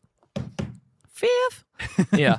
The Senate Homeland Security and Governmental Affairs Committee, that's a mouthful, chaired by Senator Rand Paul, voted 8-5 along party lines to hold Dr. Anthony Fauci in contempt of Congress. All 8 Republicans voted yes. All Democrats voted no. What a shock. Classic. This follows Fauci's July 29th, 2026 hearing appearance before the same committee. Fauci was subpoenaed to testify about the origins of COVID-19 and the government's pandemic response. He invoked his Fifth Amendment rights against self-incrimination more than 100 times and refused to answer any substantive questions. He only spoke to deliver an opening statement in which he accused Rand Paul of having an, quote, unhinged obsession with him and of wanting to see him, quote, behind bars. Paul ruled that the Fifth Amendment did not apply because Fauci had received a sweeping presidential pardon from Joe Biden and that Fauci had waived any remaining privilege by giving an opening statement that touched on the subject matter. That's interesting, actually. Paul ordered him to answer and warned him about contempt. Fauci still refused. It's interesting that he's saying that the fact that he gave an opening statement automatically stops his Fifth Amendment because he already started speaking on it versus just remaining silent for the whole thing. Yeah. And also, that was cute. Jinx, you guys owe each other a Coke. Yeah. And also the fact that, again, when you receive a presidential pardon, you don't get the right to invoke the Fifth Amendment of self-incrimination because there is no incrimination because you've been pardoned from it. So you essentially have to fess up to what you did that you've been pardoned from. They're trying to hold him in contempt of Congress, yeah. So explain to the simpletons like me what that really means. Like, Okay. does that mean anything? Yeah, well, so that's, yeah. A presidential pardon, I'll just lay the whole thing out here. A presidential pardon protects a person from criminal prosecution, but it does not give someone the right to simply refuse a lawful congressional subpoena, which technically then refusing to speak is refusing that. Yeah. A pardon may protect a person from criminal prosecution. It does not rewrite history. It does not erase documents. It does not convert a misleading statement into a truthful one. Seeking the truth is not a witch hunt. Accountability is not vengeance. Accountability is what stands between the American people and a repeat of the mistakes and the very real consequences of the past. Paul plans to refer the contempt resolution directly to the Department of Justice rather than sending it to the full Senate for a vote, which would require 60 votes, which we'd lose. Right. Ranking member Senator Gary Peters, a Democrat, and other Democrats called it a one-sided, rushed process. They argued that a federal pardon does not eliminate Fifth Amendment protection if there is still a real risk of state or local prosecution. See, this is the argument doesn't make any sense. If you're fully pardoned by the President of the United States, there is no possible risk of a state or local prosecution for those crimes that you've been pardoned from. So the Democrats' point doesn't even make any sense. Democrats said referring it straight to the DOJ without a full Senate vote sets a damaging precedent for future congressional oversight. Yeah, of course. That's what they always say every time. Exactly. Cry me a river. You can't just vote to like not have consequences. Correct. Like correct. Oh, but we didn't put it to a vote. Well, And they always say this is a bad precedent, and then when they get into power, They set that precedent. yeah, they like go for the jugular. Yep, every time. But Every what time. is contempt though? So Paul has said he will hand carry the referral to the Attorney General and to the U.S. Attorney's Office. Contempt of Congress is a misdemeanor that can carry up to 1 year in prison. It will be up to the Trump DOJ to decide whether to pursue charges. That's it. Yeah, I think that this is still like kind of a show, honestly. I 100% agree. Yeah, this is, and you know, But wouldn't you still like to see him in jail for a year? no, I don't care. I don't care because even if he went to jail, it'd be like Goodfellas when they go to jail and they're like cooking pasta in like the cell. No, and they're that's like on true. like feathered mattresses and stuff. Yeah. Like he's not really even gonna go to jail. That's He's so gonna have funny. like internet. It'll He's be gonna like Jeffrey scrolling Epstein. like TikTok. Yeah, it'll be like yeah. Epstein. Yeah, I don't care. Ooh, it would be like Epstein, where they would like swap him out and then say he Nah, died. Yeah, he would- died he in would he never died in die. jail for the That's year. the sad Well, part. he And he's- wouldn't die, but they would say he died so that That's he what I'm couldn't saying. answer any more questions. Yeah, it's his little Ooh. fake death thing, and then they like ship That's a him cool over to angle. I like ship that. him Now, over the to Democrats Israel. support him too much. Like Epstein was like universally disavowed for like everybody's like safety, so that they wouldn't go to jail. There are people who are loyal to Fauci, like 100%. for their like future political and financial gains. Which is crazy. So, okay, so you guys at this point both agree that you don't care whether he goes to jail or not. I don't care. Yeah, nothing ever happens, and it won't matter even if they get a conviction So- of contempt. So this is Like, he needs to be swinging like So I agree. 100%. in yeah. Minecraft. Yeah, short rope, tall tree. Yeah, 100%. Make rope great again. So I agree with you, but at the same time, I almost just want it to happen just to spite all the pro-Fauci people. Because it does damage reputation in terms of like, okay, so I don't know. It doesn't though. This is just half measures. Yeah, like, I it doesn't. know. It doesn't matter. I know. Again, I agree with you overall on the macro, but on the micro, though, it's like imagine all those people that wore like their 10 masks and got 74 vaccines and all that stuff, and Fauci's like in jail. They're like God. Nah, because like the next thing when they say like, oh, the UFOs are coming, and in order to be safe, you must flee into your 15-minute city for your Well, yeah, protection. they're just gonna do the same thing. It's the same 100%. thing. So I don't care. 100%. They'll be like sad for like a second Yeah, because they're it's- like little it's- God. It's not going to is in change jail. anyone's mind if he goes to jail. Like if our best case outcome for him right now is that he goes to jail for 1 year, then we've failed to Well, deliver yeah. justice. So I it's over, 100% and then I agree. no longer really care if he gets the year or not because it's like I only cared so that maybe there'd be like more evidence out against like Pfizer and Johnson & Johnson, like maybe pull some of those board members or executives out. Those emails are long gone. Yeah, it's not going to happen. So I don't care. Yeah. And you shouldn't either. No, it's true. Yeah, that's funny. Skunk71 said Aaron wants sugar in his tea. Just want to sweeten the deal a little bit. I want something to happen. Because I agree, nothing ever does happen. Like the Byron thing is cool because one, they are scared because law enforcement is actually involved, and there's multiple politicians involved. So like I think that there's something that could happen and profit from that. This is nothing. It's already happened. Like the profiting would have already occurred. Yeah. Yeah. That's very funny. Okay, well, I got two quick hitters. Joe, your thing on we'll do that next, but your thing on the Florida law with the tax stuff with suppressors and stuff. oh yeah. I don't have the details in front of me, but This a is for Florida residents. Florida residents. No. Oh, this is federal? Yeah, it's the NFA. Oh, I A thought this federal was... judge ruled that That's even better. because the big beautiful bill reduced the tax cost of like purchasing a suppressor or registering a short-barreled rifle, they reduced that tax stamp price from $200 to $0. Now they were able to go and argue in front of a federal judge that like hey, now this tax, which was your excuse of like registering all these NFA items, now that the tax is $0, it's not even a tax, is it? And the judge actually agreed. So unless they basically like oppose it or like rehash it legally, which it doesn't sound it within like the is next gonna 7 happen. days, it might happen. But like if nothing happens in the next 7 days, the NFA will basically be like kind of defunct, and then you'll be able to have short-barreled rifles and suppressors without registering or having like Those tax stamp things. This is Yeah. great news. Yeah. This is It's actually cool for great me. news. My rifle build just got a lot cooler. Yes. That's Hey, what I was- we finally have good news on this podcast. That's why. This I is- wanted this is- to. Yeah, this I is wanted to end with fantastic. like a possible white pill Yeah, here. knock on wood. Yeah. That this holds, because that would be really fun. And then And so they have 7 days to make the decision, or it's final. I believe so. Yeah, there's Okay. like a 7-day period where someone can be like, I object. Dude, imagine if we can like get some silencers for our Glocks. That's what I'm Aaron was saying. That's what I Yes, was saying. dude. I want a suppressor for my AR and my Glock that I used to have that unfortunately I lost in a boating accident. Yeah, That's a shame. be great. I didn't know about I want to this. get a suppressor for your bolt action rifle, Aaron. Oh yes, yeah. My bolt action rifle. That's great. That I'm I- just hanging on to for you. that I also lost in a boating accident. Yeah. Unfortunately, yeah. And then I found it and then lost it too. Oh yeah. That's right. Yeah. Yeah. Okay, and then so that was our white pill for the night, and then we're going back for black pills. Go to this.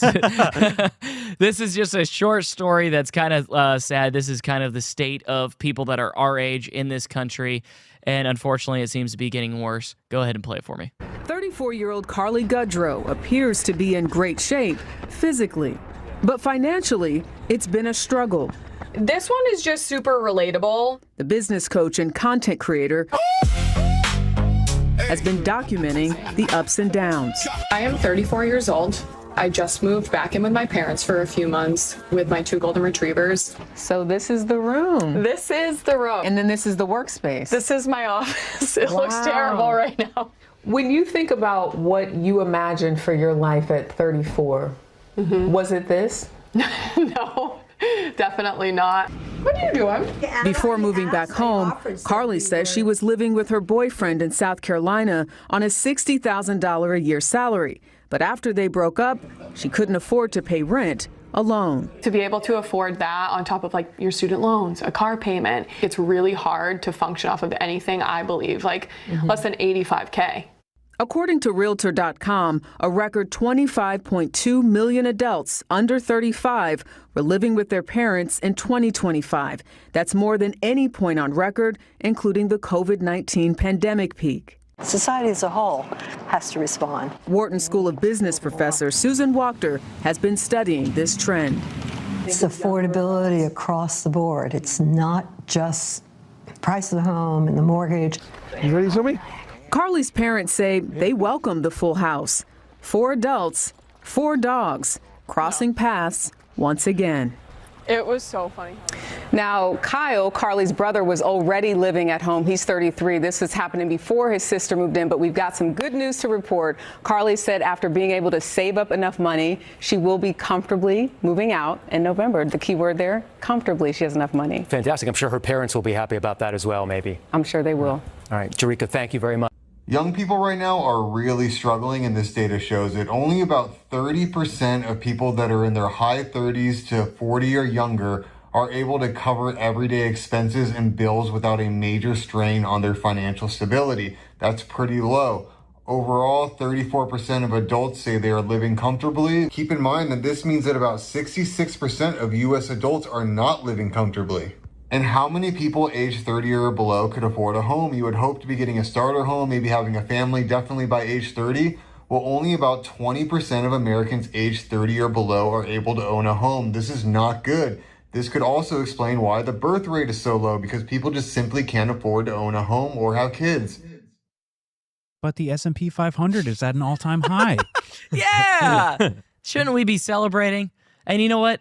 He just mentioned something that was great there too. Yeah, this is why people aren't having kids, because they can't afford it. But that's okay, because all the Chinese women are flying over to Saipan and having their kids becoming American citizens. So all the actual like resident Americans are not having kids because they can't afford a home. But the Chinese residents are paying for their luxury $45,000 birth package to go to Saipan and have American citizens. It's almost like the replacement theory is. No, that's racist, Tommy. That's not real. But hey, we got better news, Joe. Not only is the S&P 500 at record high, but Republican Representative Dan Crenshaw tells Americans struggling with those high prices to stop whining, get a job, and eat ramen. This is all while during his 7 years in Congress, Dan Crenshaw's net worth has increased by an estimated 65% to $1.34 million.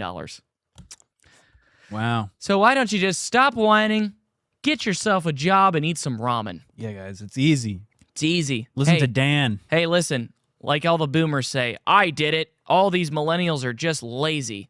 I was able to buy a home back when my house basically cost $50,000. Yeah, and I inherited the greatest economy ever by people who died in the war. Yeah, and my mortgage was like only 15 to 20% of my total yearly income, whereas ours is like 60 to 70. They were born into the largest voting bloc and therefore were able to sway the policies to favor them when they were young. Yes. Then when they were in their midlife, and then now as in they're their old. end of life. Yes. And yeah, Agravain made a great point. At the expense of everyone else. Yeah, Agravain made a great point in the chat. Learn to code, they said. Just learn to code. Stop now we even have eating avocado toast. Now we have AI that's doing coding for everybody. So all those people who learn to learn code, Grok. Yeah, learn how to prompt. Yeah, exactly. So now all these people who went to college for coding and all that stuff and took all these tests and did all this stuff and spent a bunch of money on that education, well, it's for nothing now. Yeah, because people can say whatever they want. People who are literally engineers are leaving college and have no job. So say whatever you like. I'm the only loser here. Both of these guys own homes. I live with my parents, so nobody can say anything about like this group. Two out of the three own homes and aren't struggling. So 100%. Yeah. Well, and the other one was on UFC Fight Pass. So yeah, makes up for it. Yeah, Tommy was on UFC Fight Pass. Yeah, I so. mean, we can't say that about ourselves. Yeah, exactly. Yeah. Yeah, I guess. I guess so. Yeah. But I just find that like completely ridiculous because you hear from like Dan Crenshaw, who obviously insider trades, and this isn't just like one person. Basically, the whole Republican voting, politicians, and it's crazy to me basically how Democrats are actually the ones sympathizing and not the Republicans. How is this happening? It used to be the opposite. Yeah. Crazy. Just GOP problems. Yeah. No, that's the party of God, guys, the GOP. You know what I mean? They don't care about their own, and they also don't care if you're like struggling and poor. Well, that's the reason why the DSA is so successful, because they're the only ones talking about this now. They're the only ones saying, guys, the wealth inequality gap is crazy. Which is true. That's a good point. And then you have Trump saying, oh, it's a hoax. Affordability is a hoax. Well, that's why the Republican Party just literally split, and it's like split down the age line. Correct. 100%. And that's the people who still support Trump are the people who are typically, and again, I know we got boomers watching the show. I'm not talking about you, but my parents are boomers, okay? So I'm not talking about you. But like overall, though, the people who still support Trump are the boomers. They're the ones who have had their house and have had their retirement and have been a part of that largest voting bloc, that have been voting for policies that only benefit them and not their kids. And by the way, when they die, mostly donate their money to charities and not giving it to their own kids. That's a fact, by the way. Or like live very lavishly in to where they have nothing to give back. Retirement community. Yes. And they like blow it all by the time they take their last breath. Which is a very American trait too, because like you don't see that in like European. No. European, it's always passing on to the next generation. Yeah. Yes. It's actually biblical. A righteous man leaves an inheritance for his grandchildren. Not even just his kids. Right. His grandkids. That's literally what I'm trying to do. Okay, so like again, you are not a righteous person if you don't do that. So, and we got a lot of that, especially in a specific age bracket.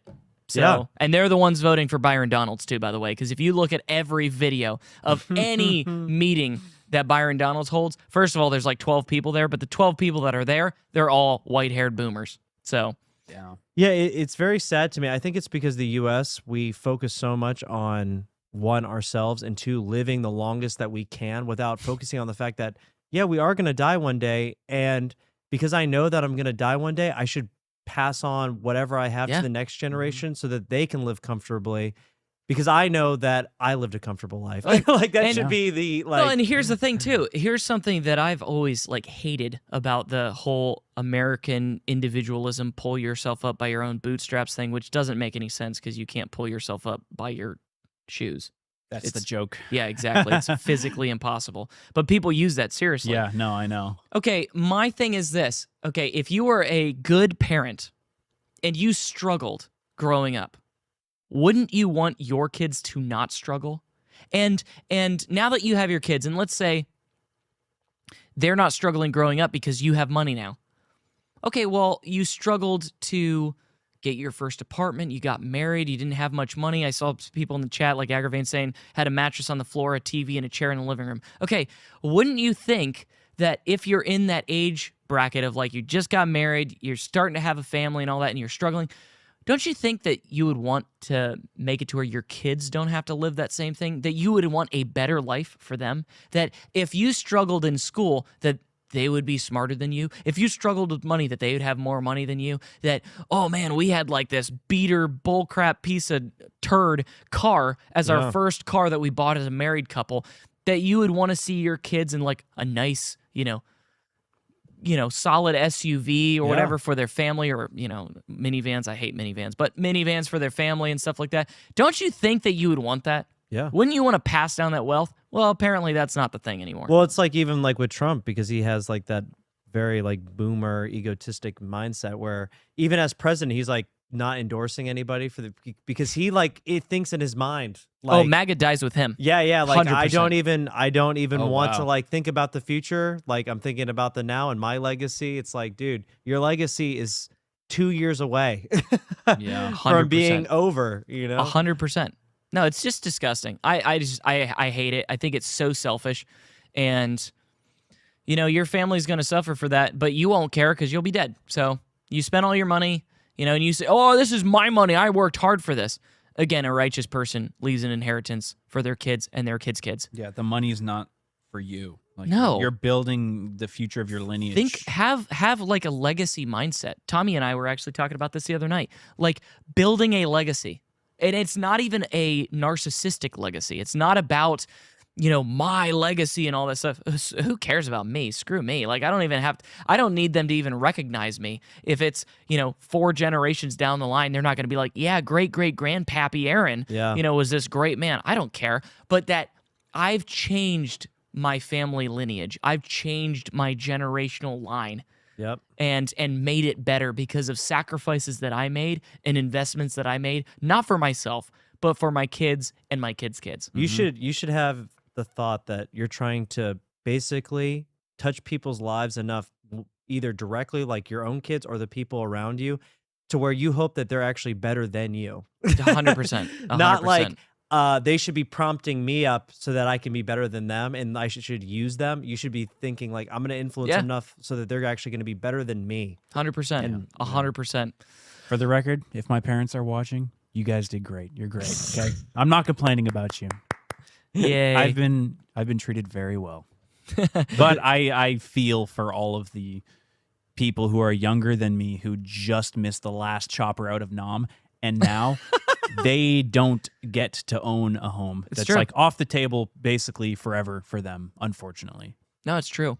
And you and I got really lucky. We got blessed because we were saving up and working hard in the final year before real estate and property taxes because of just COVID. tripled. Yeah, because of COVID. And then wages like went down. Yeah. So so we literally just by the skin of our teeth. That was God. That was a blessing right there. That was favor. Sorry, right there. Tommy.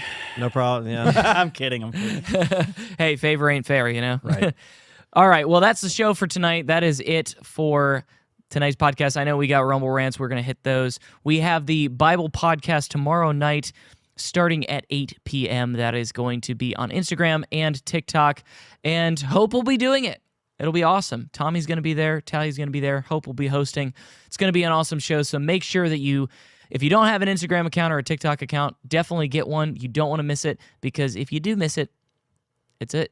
It's over. You're not going to be able to replay it. You're not going to be able to rewatch it. So you want to tune in live. Again, that's tomorrow night at 8 p.m. on Instagram and TikTok. All right, what do we got for rants? We got 3. Sweet. Robin Aroni donated $20. Thanks, guys, for another great evening on TLP. Thank you, Robin Aroni, for the $20. Thank you for always being supportive. I always see you in the chat on, obviously, the podcast, and you come to Foundation Church as well, so I see you in church in person. It's great. We appreciate you. Thank you so much. hit the next one. Skunk71 donated $10. To stay with topic theme, pick 1-1.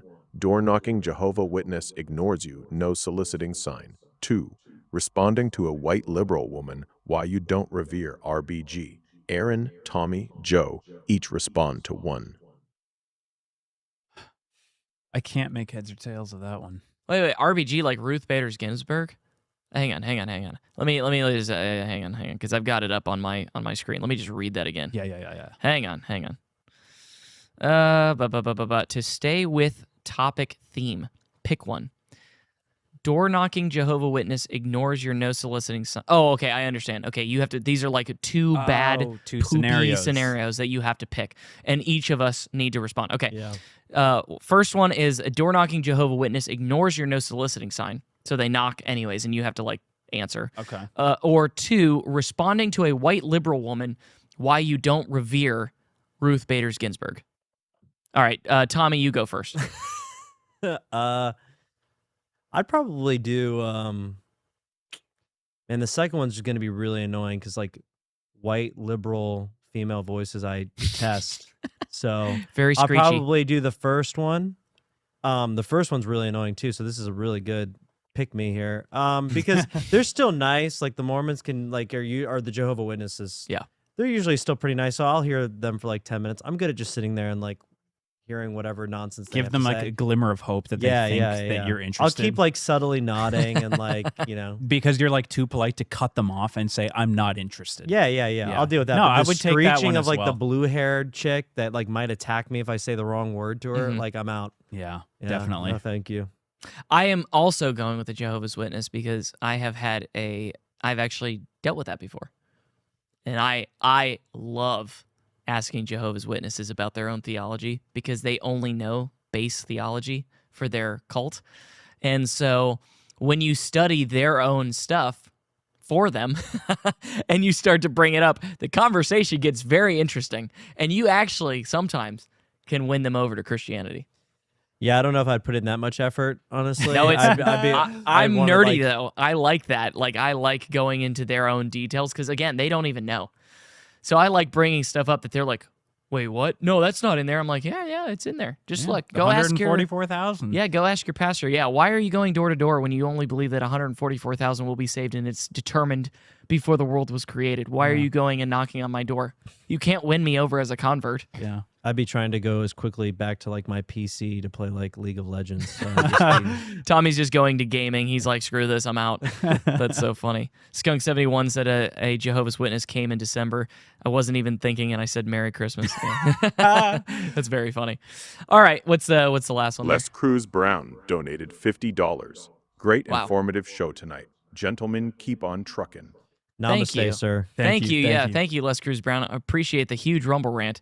Yeah, listen, again, I'm very like nerdy. I like to go into like some deep dive stuff, and sometimes it could get a little boring, but who knew that the Mariana Islands were a U.S. territory and Saipan being its capital was? That was interesting. Okay, people don't really know that, so the only way we can fix stuff is if we know that there's a problem, and that's a problem. So, Joe, how old are you, Joe?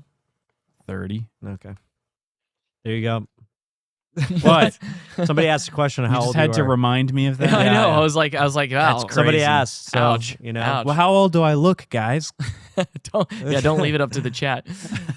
Listen, the chat still hasn't given us an answer if they wanted to watch Joe start cutting down block cameras. So I'm still waiting on that. So comment down below if you want to see Joe do that. Maybe we'll do that next week. We'll strap a camera to him and follow him around on his motorcycle while he's cutting down. You know what block we should do cameras. is we should have like an actual just steel pole for him to like cut down. We should just buy like an actual and see how he would simulate. Yeah, you know what I mean? Maybe like, so you know that what? it's legal. Maybe what we'll do. And let us know. Everybody's saying yes. Let us know in the chat. Seriously, like right now. We'll simulate the event. That's what I was going to say. Let us know in the chat if you would watch a video for a pregame of next week's podcast of Joe cutting down a simulated flock camera with We'll have a timer. with a cutter wheel and see how like quickly he can do it and what it looks like and how. We'll actually do it too. If there's enough support, I will figure it out. Like, No, I'll we'll try- record. yeah, we yeah, have yeah. listen. you can see by this podcast, we have professional video equipment. We will go to Home Depot and create a fake flock camera, and we will record that. And that will be like, what's like what's a normal like police response time? So we'll go off of that. We'll go off of that. What's 6 minutes, I think. Yeah. So we'll go off of that. Like how 6 quickly minutes, you I can... could be gone. Oh, easy. Especially with a. Do you have a wheel cutter thing? I have a Sawzall. Sawzall's not good. It's too loud. You need a cutter. Oh, I actually do. Wheel's pretty loud too. I do. Is it wireless? No. Well, we'll just simulate because it's a simulated flock camera.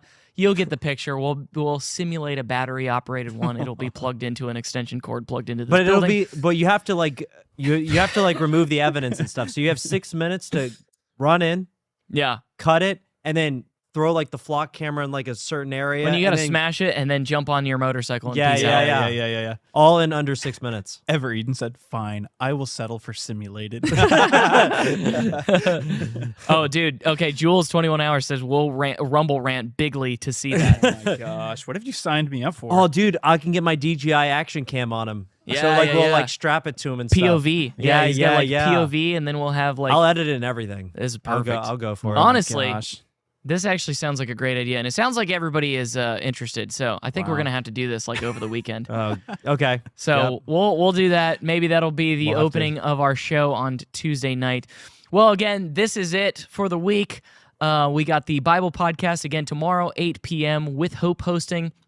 We have Sunday morning church here at Foundation Church. If you could put that slide up for them to see the address. If you are local, make sure to show up in person, 13,000 South Tamiami Trail, Northport, Florida, 34287. Or you can stream and watch us live online on Rumble, YouTube, Facebook, and X. Well, X has not been letting us go live, by the way. That's why we're not live right now on X. I've been having to edit and upload the show after the fact. I don't know what's going on with them, but we will be streaming live on all the platforms that you're watching currently. And if I don't see you either in the chat for Hope's Bible study tomorrow night or Sunday morning at 10 a.m., then we will see you Tuesday night at 9 p.m. Love you all. God bless you. We basically have two countries that have been fighting so long and so hard that they don't know what the fuck they're doing. Do you understand that? Do you want to respond to Iran? Podcast is all about. We talk about a lot of political things, but underneath all of that is the Bible. I am unapologetically 100% in favor of it is the Bible. Jesus is the Word. There is no delineation. If the Bible says it, that's what Jesus is, and that's what Jesus believes. That's what this podcast is actually about, is to actually alert people to what is coming and what is our responsibility in the midst of it.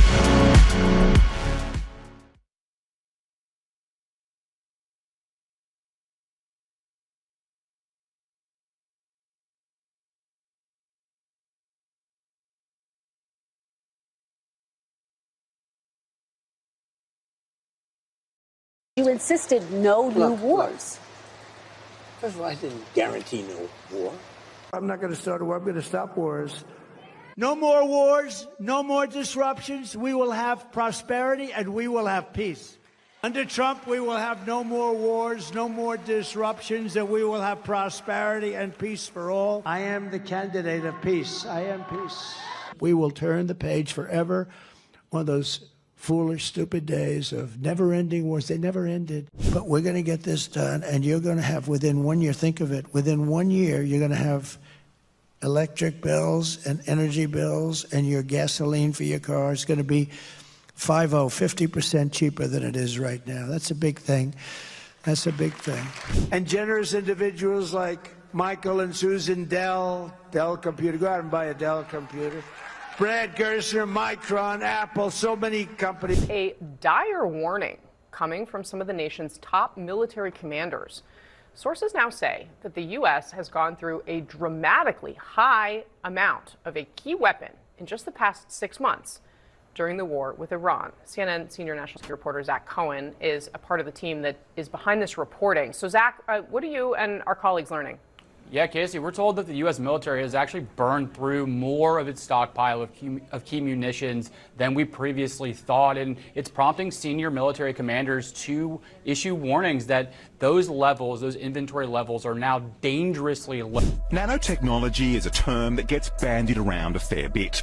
The promise of longer-lasting bread, super low-salt soy sauce, even Kraft Foods' interest in a smart blob that can be made to taste like anything using nanotechnology have all been part of the highly speculative future of nano foods. But what about here and now? How many of these foods already have nanoparticles in them?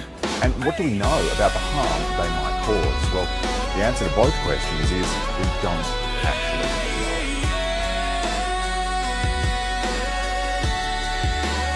Hey guys, Carlos Cortez here. Hope you're doing well. Thank you for tuning in. Today I wanted to talk about a few things that I see that's coming down the pipeline that could be a problem, but it shouldn't be a problem if you are aware. More importantly, if you haven't had a chance, please go to Rumble, Spotify, Apple Podcasts, or YouTube and search for us, Scriptures in Wall Street, and give us a like and a follow if you have time. We would really, really appreciate it, as this platform is growing and a lot of people are emailing us. They're talking about it and they want to know what green money is. They want to know what yellow money is. People are actually waking up that, hey, interest rates are doing some weird things. I thought they were supposed to be going down and they're staying stagnant. And now they're talking about it's going up. Meanwhile, the wages are not even keeping up with the cost of living. That hasn't been a secret for a while now. Like this has been a huge problem. And you've noticed every time you've gone to the grocery store, every time you go to the pump, or even if you're an EV driver, it's not getting cheaper. Inflation, energy, and food is not even in the consumer staple index. They take it out when they're calculating for Social Security, when they're calculating for inflation. Those numbers are not calculated in the whole staple index, the CPI. So we have to be cautious of what is actually working for us. And we also have to protect your money from market corrections. You know, now that we have stagnant interest rates, that poses a lot of risk. And we're going to talk about that today. But what's really been on my heart is this whole wearable AI thing. So I was at a teacher-parent conference for one of my kids' schools. And you know my son plays hockey, so he goes to a Christian academy, a hockey academy. And, you know, these kids, they go to school. They go to school and they have these tests and they get these iPads and these computers. And they're already going to ChatGPT, Uncensored AI, Perplexity, all the open AI sources that are out there. And they're asking questions on how to beat a test or cheat on a test. Now, the AI in itself isn't bad, but when you use it to cheat and outsmart, then it becomes a threat to the academia world. And also it imposes ethics. So these kids are learning AI and they're only 12, 13 years old. And they're younger too. And they're already applying it to everyday life. They're not using it like Google. They're actually using it to help them think, which is interesting because our kids are utilizing this. So as we get older with this technology, and we haven't had quantum yet, I told you about quantum coming, and you see big names dropping Bitcoin. They're dropping everything to invest in quantum. You should give yourself 3 or 4 years, and at that point, I would get rather paranoid about it. Really? 3 or 4 years? That's not that long. No, that's not that long. Oh, boy. Yeah, I realize I'm waiting. Ethereum, not really, maybe even worse.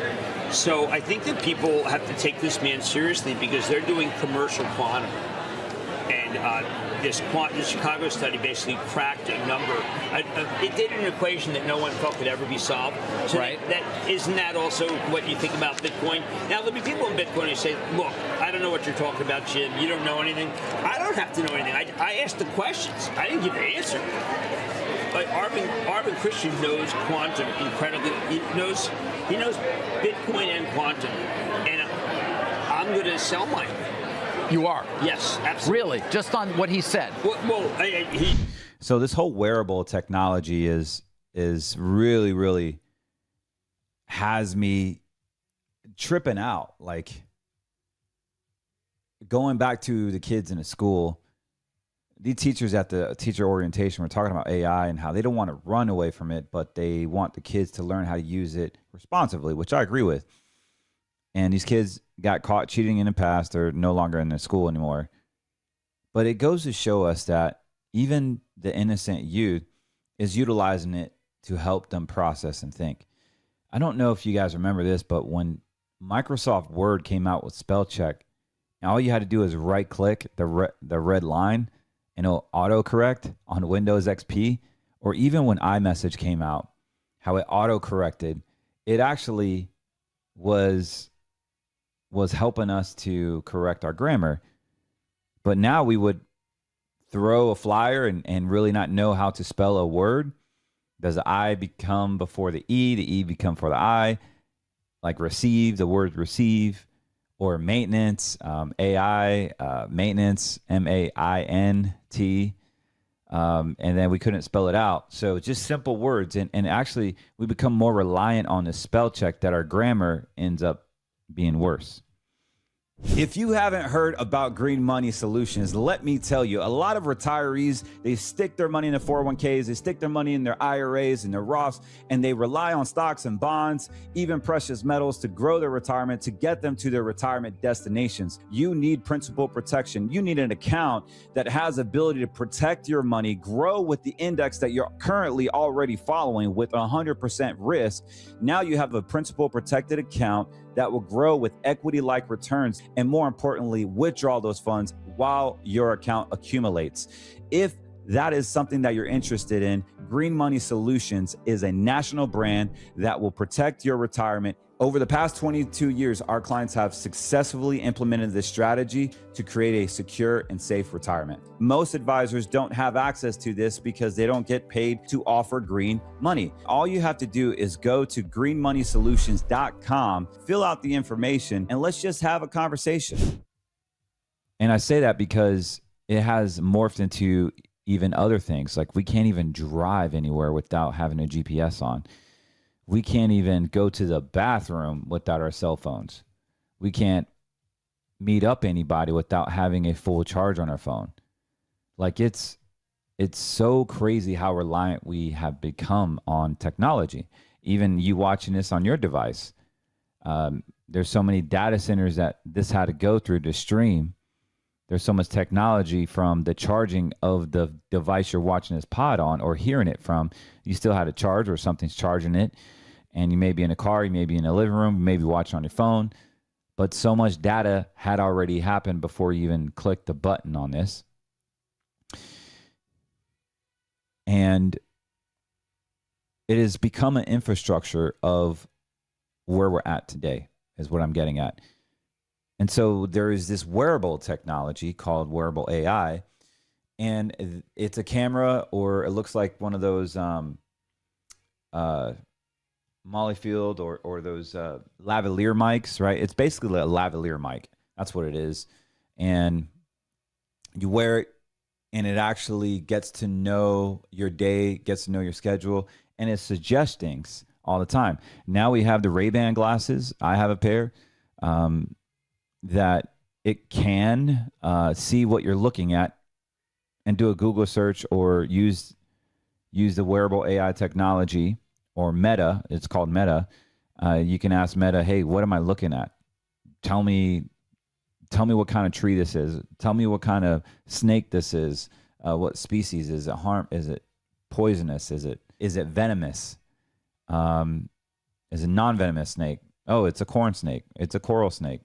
Whatever it is, this is where we're at. It's going to get so bad where attorneys will be able to not have to study law anymore. They won't need to know case study. They can wear their wearable AI, and in courtroom, they'll have real-time responses.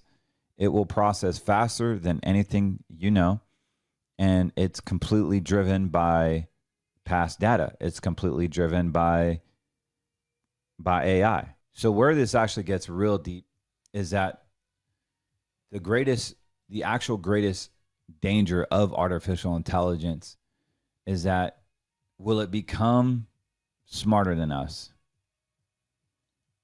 I don't think it will. But what if it slows our thinking? And just think about it. AI answers your questions. It can manage your emails. It can write your emails. It can manage your calendar. It can recommend investments. It can even tell you what to believe. And soon, wearable AI devices could listen to every conversation. It can answer instantly. It could tell you what the next decision should be and even anticipate what the other person is going to say before he even says it. And it sounds very, very convenient. But you know, convenience has a price to pay. And so what is that price? And do you trust the companies that have this technology to embrace it? You will see Meta, you will see Facebook, you will see Google, Microsoft, Tesla have a wearable technology in the future. Speculation, but I don't see why they wouldn't. And I'm telling you, the problem isn't technology. The concern isn't not even AI. The concern is dependency. How much dependency are we going to have? And it also will rely on your everyday habits. So, as you know, God created mankind to exercise wisdom, to seek him, to discern truth, to use the Holy Spirit to guide our paths, just like what James says. To discern truth. And simply to consume answers, right? So we want answers from the Holy Spirit is how we're designed when we are in him. And even in James 1, it says, if any of you lack wisdom, let him ask God. James 1:5. James doesn't say, if you lack wisdom, ask your device. He says, hey, ask God. Today, many people consult Google before they consult Scripture. Are they going to consult the wearable AI before they pray? Imagine this. You're making a huge financial decision. Instead of praying, you ask AI.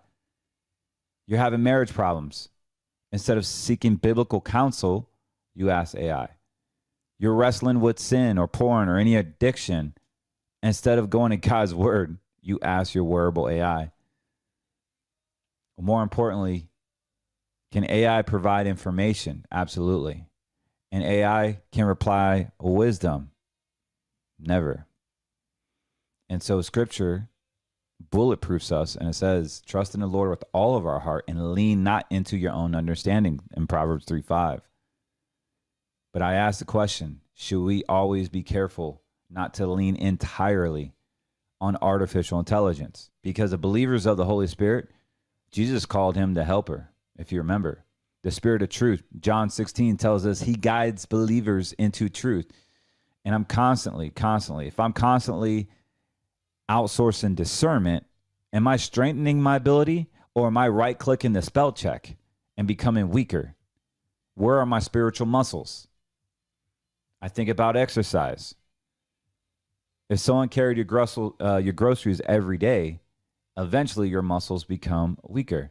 The same happens mentally, it happens financially, it happens spiritually. But the AI thinks for me, Carlos. Why develop discernment? Why to wrestle with Scripture? Why meditate? Why pray? Because that's what Satan wants to do. He wants to replace the Holy Spirit. He wants to replace the discernment that God has given you. He wants you to lean 100% into technology and your understanding. He wants you to not have an advisor that can speak life into you. He wants you to trust a robot that is already programmed unto his thinking. The Scientologists have already figured this out 50 years ago.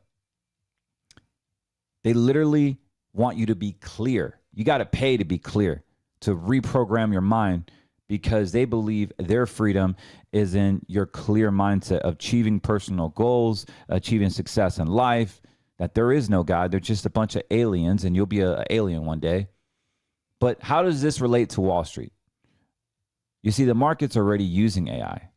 Their algorithms trade billions and billions of dollars every single day, Banks use AIs, insurance companies use AI. Advisors are now increasingly using AI, but none of this is inherently wrong. It just poses the danger that if everyone receives the same AI recommendation, what happens? Just like what happened in the past. Crowded trades, lack of independent thinking, greater systemic risk.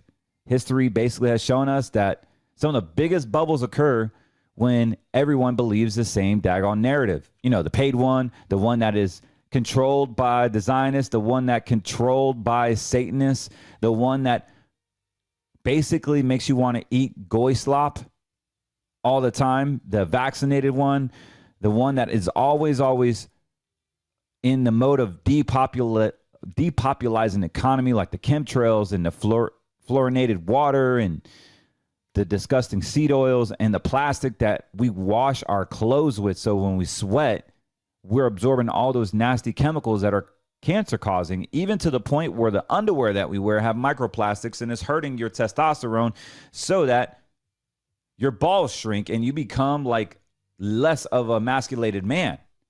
This is what is happening. We see that.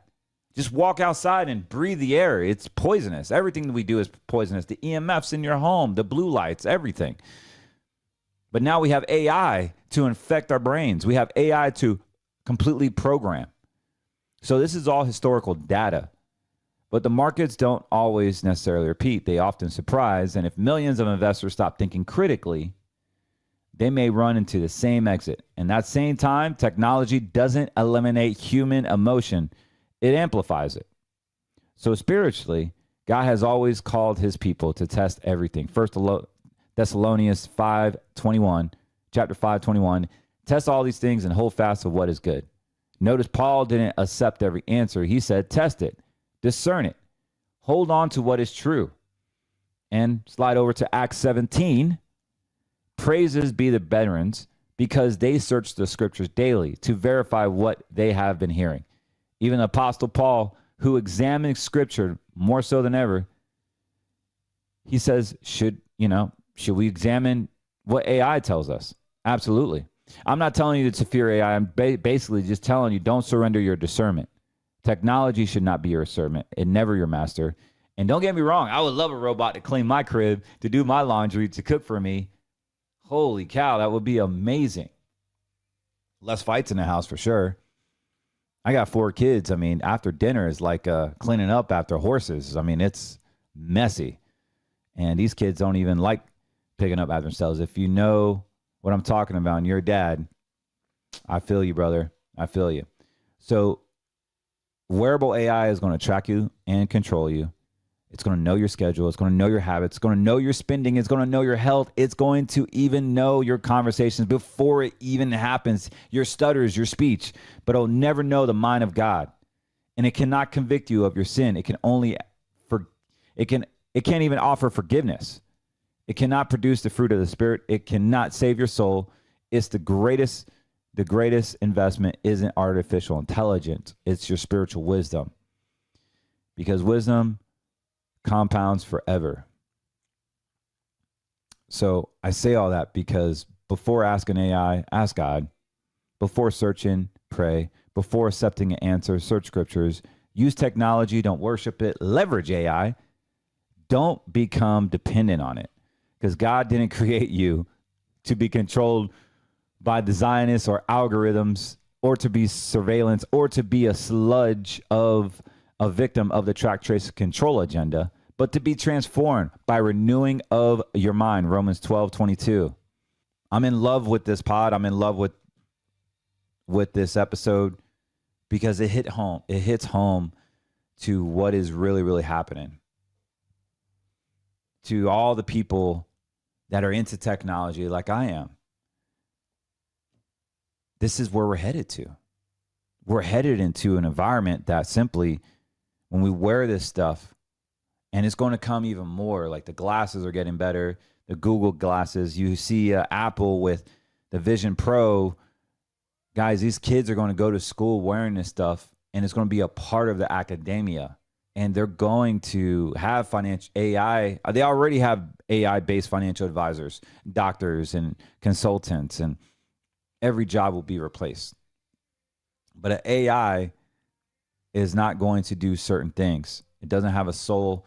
You still need somebody to talk to. You still need advice, legal counsel. How does this affect the charts? Well, people want to know what's going on in the markets, and let's just talk about a few major things that I want to share. If you haven't heard about Green Money Solutions, let me tell you, a lot of retirees, they stick their money in the 401ks, they stick their money in their IRAs and their Roths, and they rely on stocks and bonds, even precious metals to grow their retirement, to get them to their retirement destinations. You need principal protection. You need an account that has ability to protect your money, grow with the index that you're currently already following with 100% risk. Now you have a principal protected account that will grow with equity-like returns, and more importantly, withdraw those funds while your account accumulates. If that is something that you're interested in, Green Money Solutions is a national brand that will protect your retirement. Over the past 22 years, our clients have successfully implemented this strategy to create a secure and safe retirement. Most advisors don't have access to this because they don't get paid to offer green money. All you have to do is go to greenmoneysolutions.com, fill out the information, and let's just have a conversation. So what's going on? We saw interest rates stay stagnant again. What do you think that's happening with the dollar? Yes, it's going down. Well, one more time. Manipulated, so that means your silver is going to go up. But let me zoom in on this 4 hour. Just what happened today. This is just a massive meltdown. Just in the past hour, we had a 101 all the way to 99.5 on the dollar, American dollar. That's pretty big, guys. Big movement in just one day. There is a weekly chart, and you can see the dollar being pumped up where your silver is down. That little smudge hasn't even hit yet, but we should see the dollar come back down for people that are on silver or precious metals. We'll check it here in shortly, but yeah, you may get an uptick on your silver. But we're below parity right now at 99,510 according to futures market. And this is just red money. This is what the red money does. Like, it's correlated with your silver. And let's go back to silver. Yep, just like I said, silver is up to $62 after being, around 55. So yeah, it shot up a little bit because the dollar just went down. But how many times do you have to rely on a dollar to get weak on a day-to-day basis for your silver to go up? It's exhausting. And that's what red money is. So we got a lot of calls. Oh, Carlos, I'm going to wait till my precious metals go up. And then I'm going to call you. And then I'm going to lock in my gains. That's the most idiotic thing. Because that is the whole reason why you got into red money, because there is no stability in that. And more so, you have it in IRAs, so you can't write off money in an IRA. And it's not as liquid as you think. So here we have the dollar going down, which is causing silver to go up. And this is just such a hasty situation because the dollar is being pumped up. It's being jacked. It's being pumped up again and jacked. And silver is responding in a way that is correlated to it. So right now we're at $62. That's the highest it's been since December of 2025.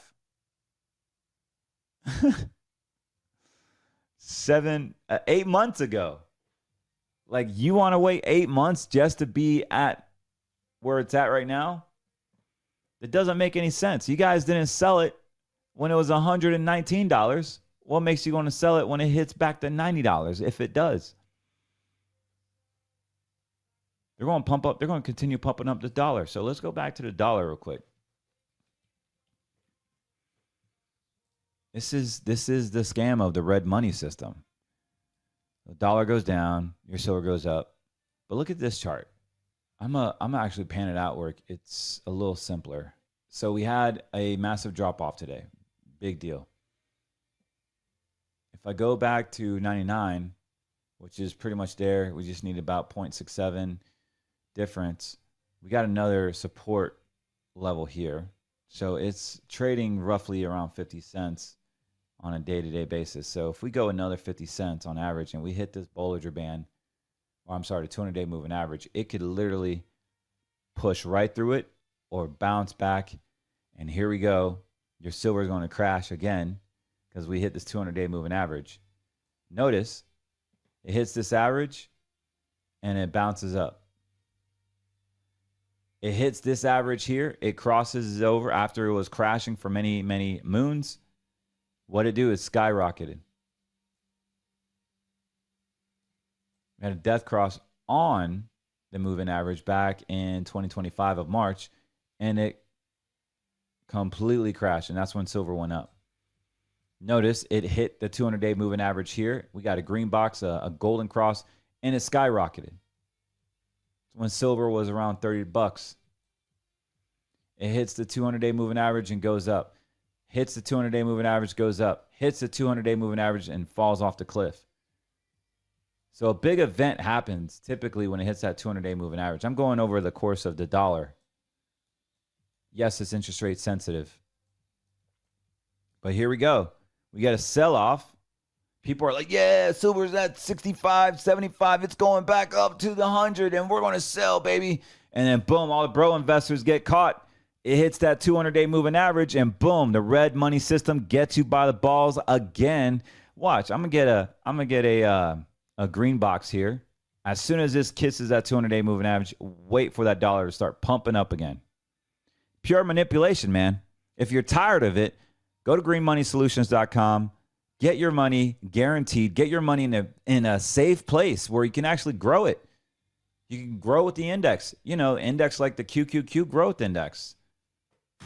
You're better off putting your money, in my opinion, where it hits the 200-day moving average. You get a golden cross, all this growth within 1 year. If it hits your annual and you're up, you make all the index.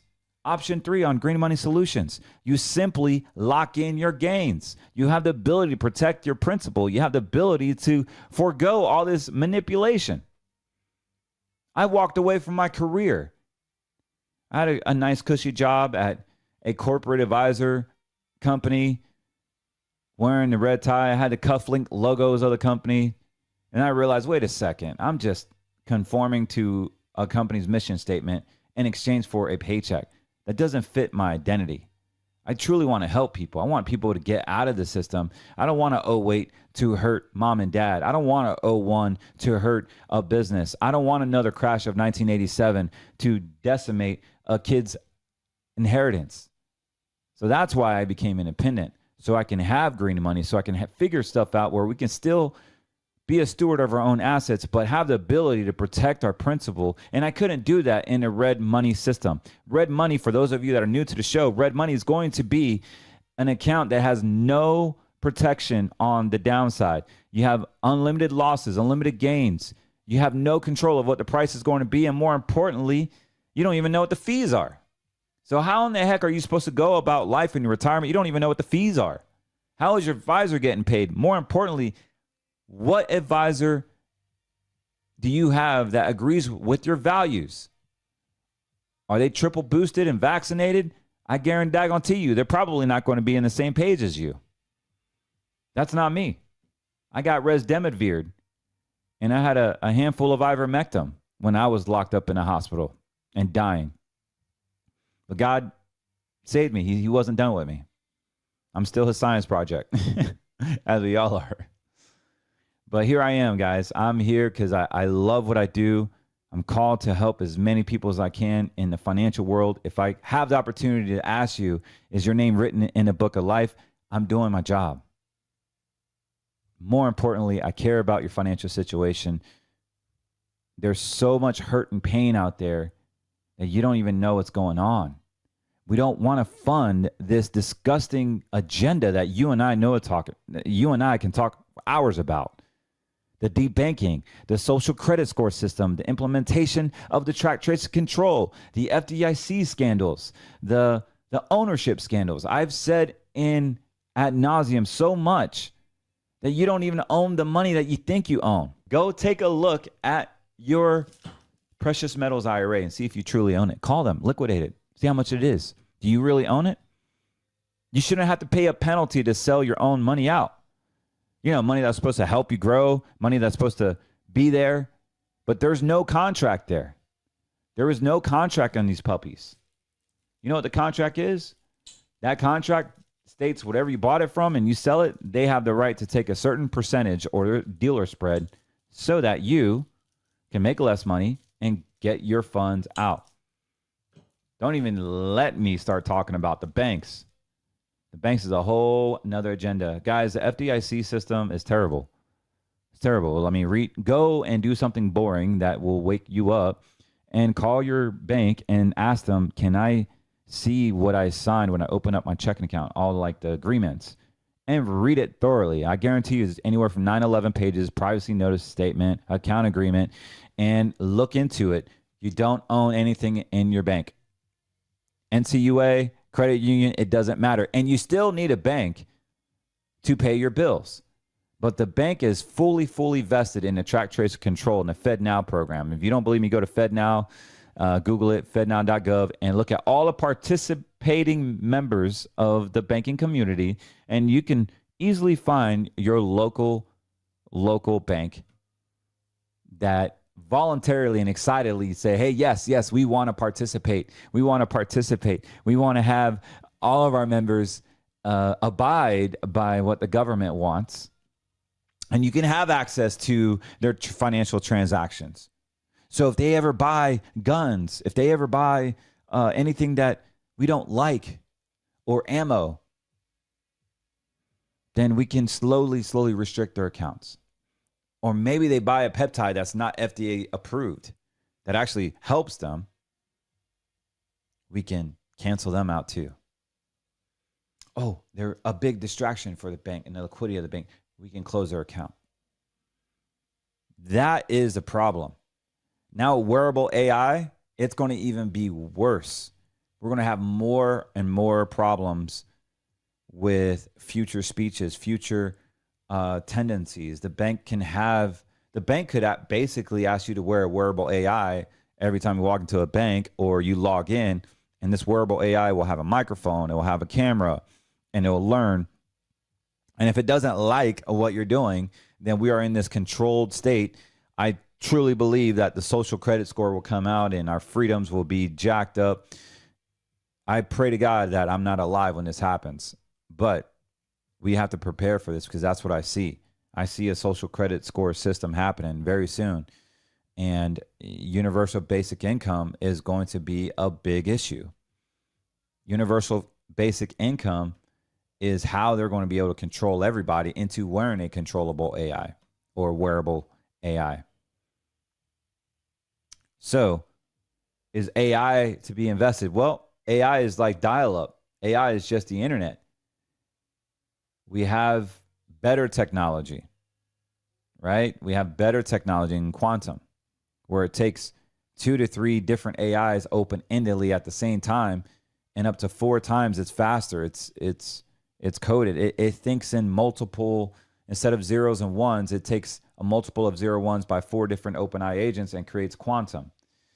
And it's so much faster, so much effective, where every industry will utilize it, from meteorology to financial advising to legal to computing to construction to civil engineering.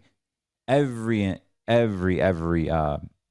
sector will be affected by quantum, to the point where Elon Musk said it himself. He said there's no reason to work anymore when we're going to have robots doing everything. And I think there is some truth to that. It's just not going to be able to replace God, no matter what they say. So as we get into the future, as we get into more and more, just know that you're going to need to protect your money from the stock market. The AI will bring violence to volatility in the market. I just don't know if you're retired. I don't know if you're protected. I don't know until you give us a call. I'm 43. I started this business when I was 22. Licensed when I was 23. I've been doing it for 20 years. And I've seen a lot of stuff. And in the beginning of my career, it was tough telling retirees, hey, this is what you need to do with your money. Because I didn't have any gray hairs. I didn't have any salt and pepper. But now I have to turn people away because they don't listen. And I want to just be there for you because most of the advisors out there are old and they're going to be stuck in their ways and they don't know this stuff.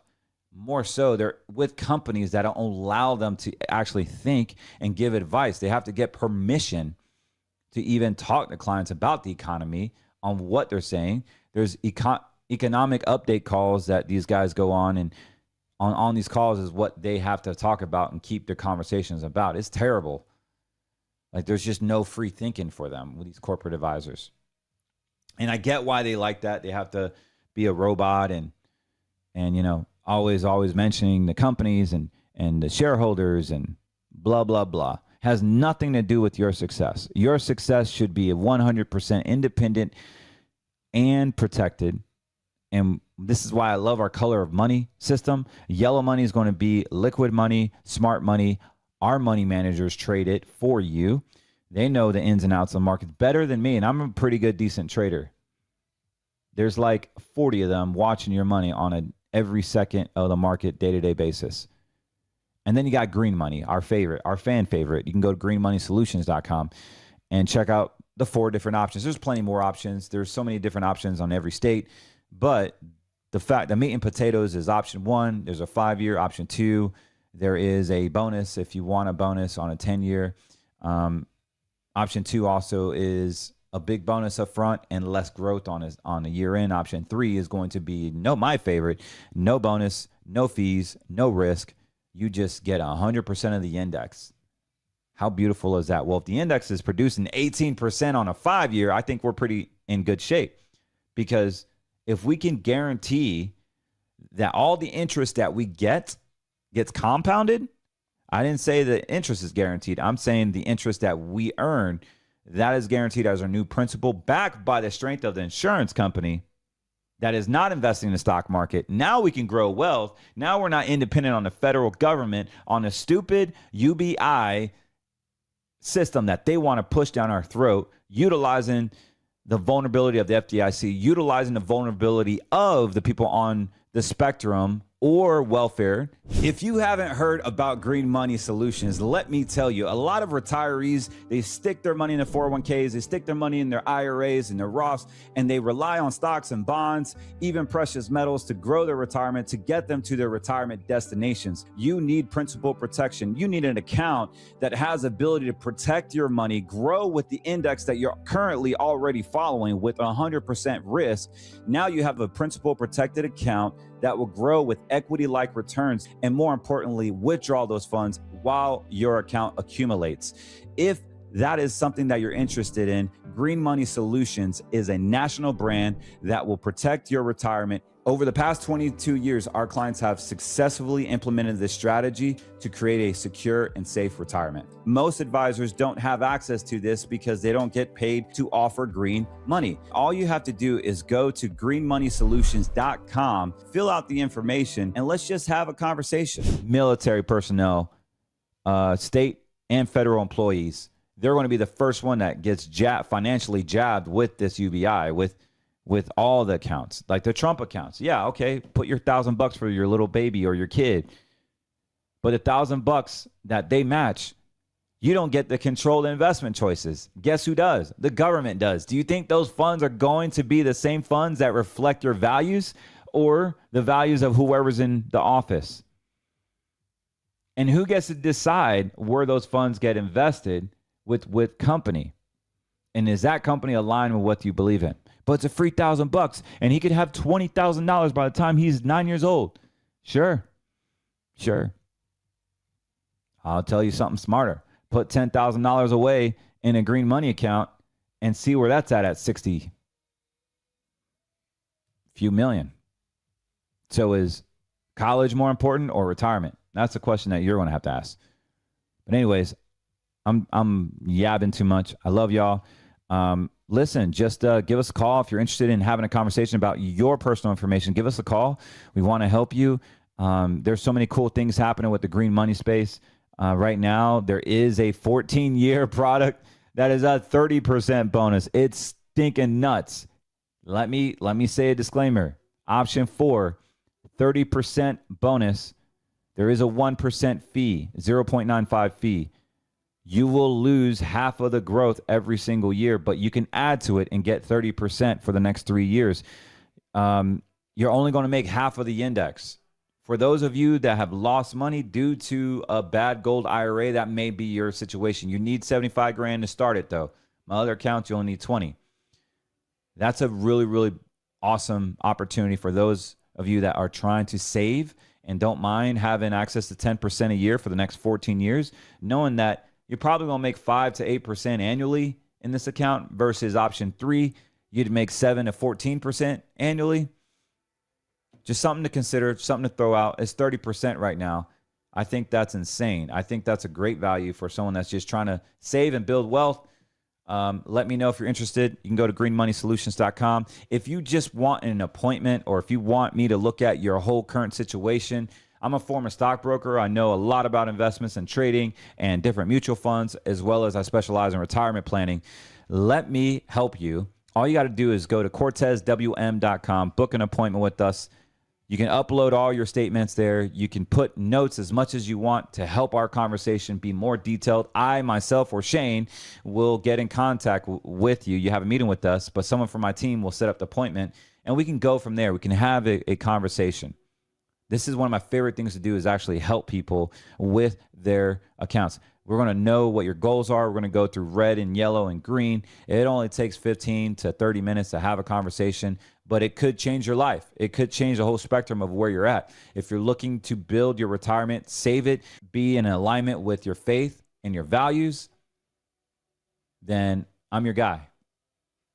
But if you're looking for, hedge fund-like returns, I'm not your guy. I'm not the guy for everybody, nor do I want to be. But I want to be aligned with you spiritually, economically, politically, academically, medically. If you're vaccinated and you're proud about it, I'm probably not going to be a good fit. Right? I mean, that's not a secret. And I love what I do for a living. I'm very passionate, and I want to help as many people. I'm not driven by money. I spend a lot of money on this podcast. I'm not driven by money. I'm driven by an impact. I want to be an impact on your life. I want to be an impact to this channel. I want to be an impact to our followers. I want to be an impact for the kingdom, because when you die, God's going to ask you what you do for me. That's one of the questions he's going to ask you. What did you do for me? So I hope you can go to bed, wake up, and ask yourself, what am I doing for God today? Not what am I doing for myself? Or what am I doing for my girlfriend? Or what am I doing? That's a tough question. And if you dive deep into it, you'll find true answers. I pray the Holy Spirit guides you, not a wearable AI, not technology, but I pray that the Holy Spirit guides you and that he keeps you and his face shines upon you. God bless you guys. Love y'all. Don't forget to get your peptides from getmeleanusa.com. Check it out. It's only a monthly subscription. And you can cancel anytime. Great for building muscle, leaning out. If you guys see, I've lost a tremendous lot of weight, over 24 pounds in the past 3 months. I've just been working on walking and getting my steps in, eating protein and lifting a little bit. And I feel great. I feel lighter, feel a lot sharper. I'm not tired as much. And I want to be smarter for my family. I want to be physically able to defend, to fight, and also I want to be sharp, mentally sharp for you guys. God bless you, and I love y'all, and we'll talk soon.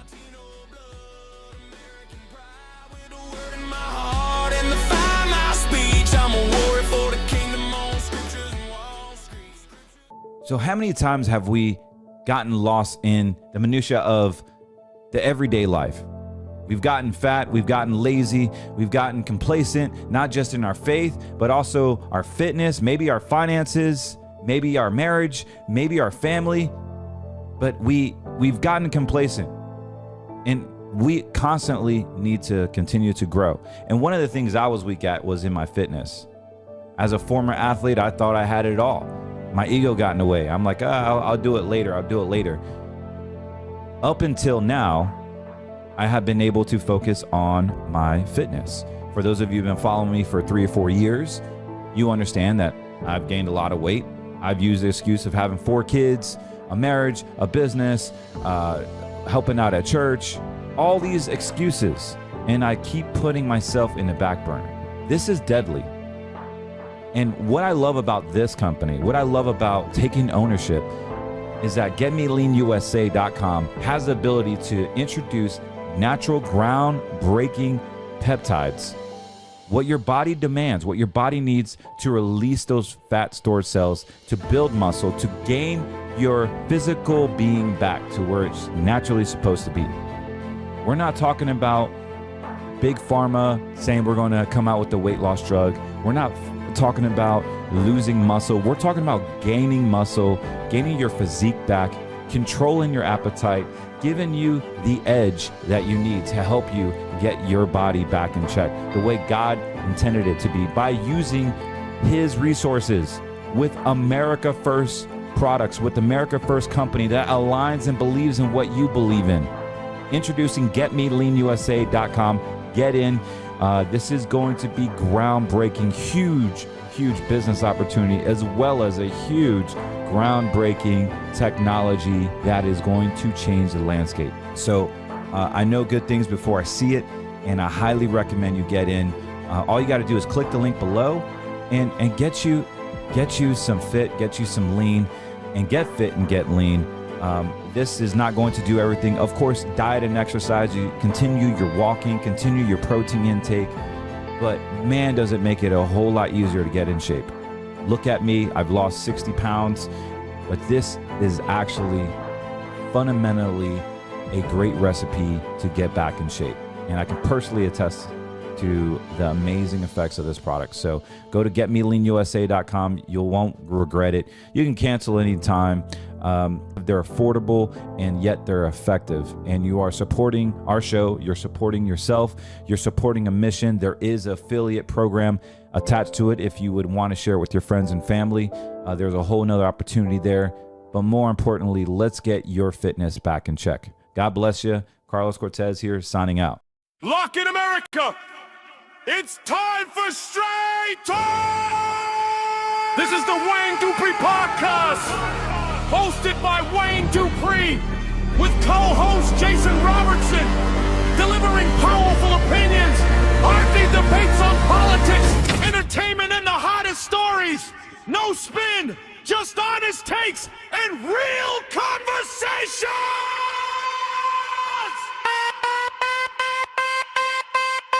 The Wayne Dupree Podcast is lit!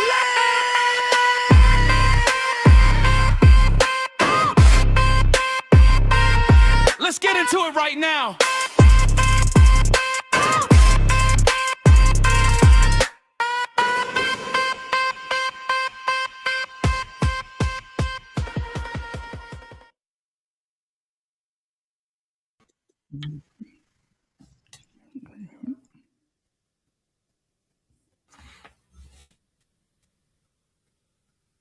Lock in America! It's time for... Okay, there we go. Welcome to the show, ladies and gentlemen, the Dupree Report. It is August 5th, 2026. Happy to be here. Right now, it is 12:01 p.m. Eastern Standard Time, and we are alive once again. I've been up since about 3:30, 4 o'clock. I don't know why. I can't sleep anymore. I just can't sleep anymore. But early bird gets the worm, my friend. Early bird didn't say that. So we're gonna jump right into it today. We broadcast Monday, Tuesday, and Wednesday from 12 to 1, time permitting. And we broadcast on most of the. No, we're not. We're broadcasting on a few of the platforms that we can. We use Rumble to do that. Want to give a shout out to RedVoiceMedia.com. Don't forget to check out RVMnews.com. They also have another website called TalkRed.com. I know I say it, and y'all listen to me. Maybe y'all not going. I don't know. I don't talk to them about their analytics or anything, but I know how humans are. They listen, and blah. I'm asking each one of you to check it out. Just, check them out. TalkRed.com. Again,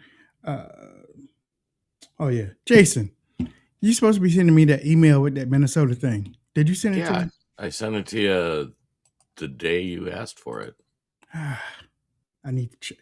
I can't It find it. might be in the spam folder. Yeah, let me check that. Mr. Jason Robinson from Minnesota. What's up, Jason?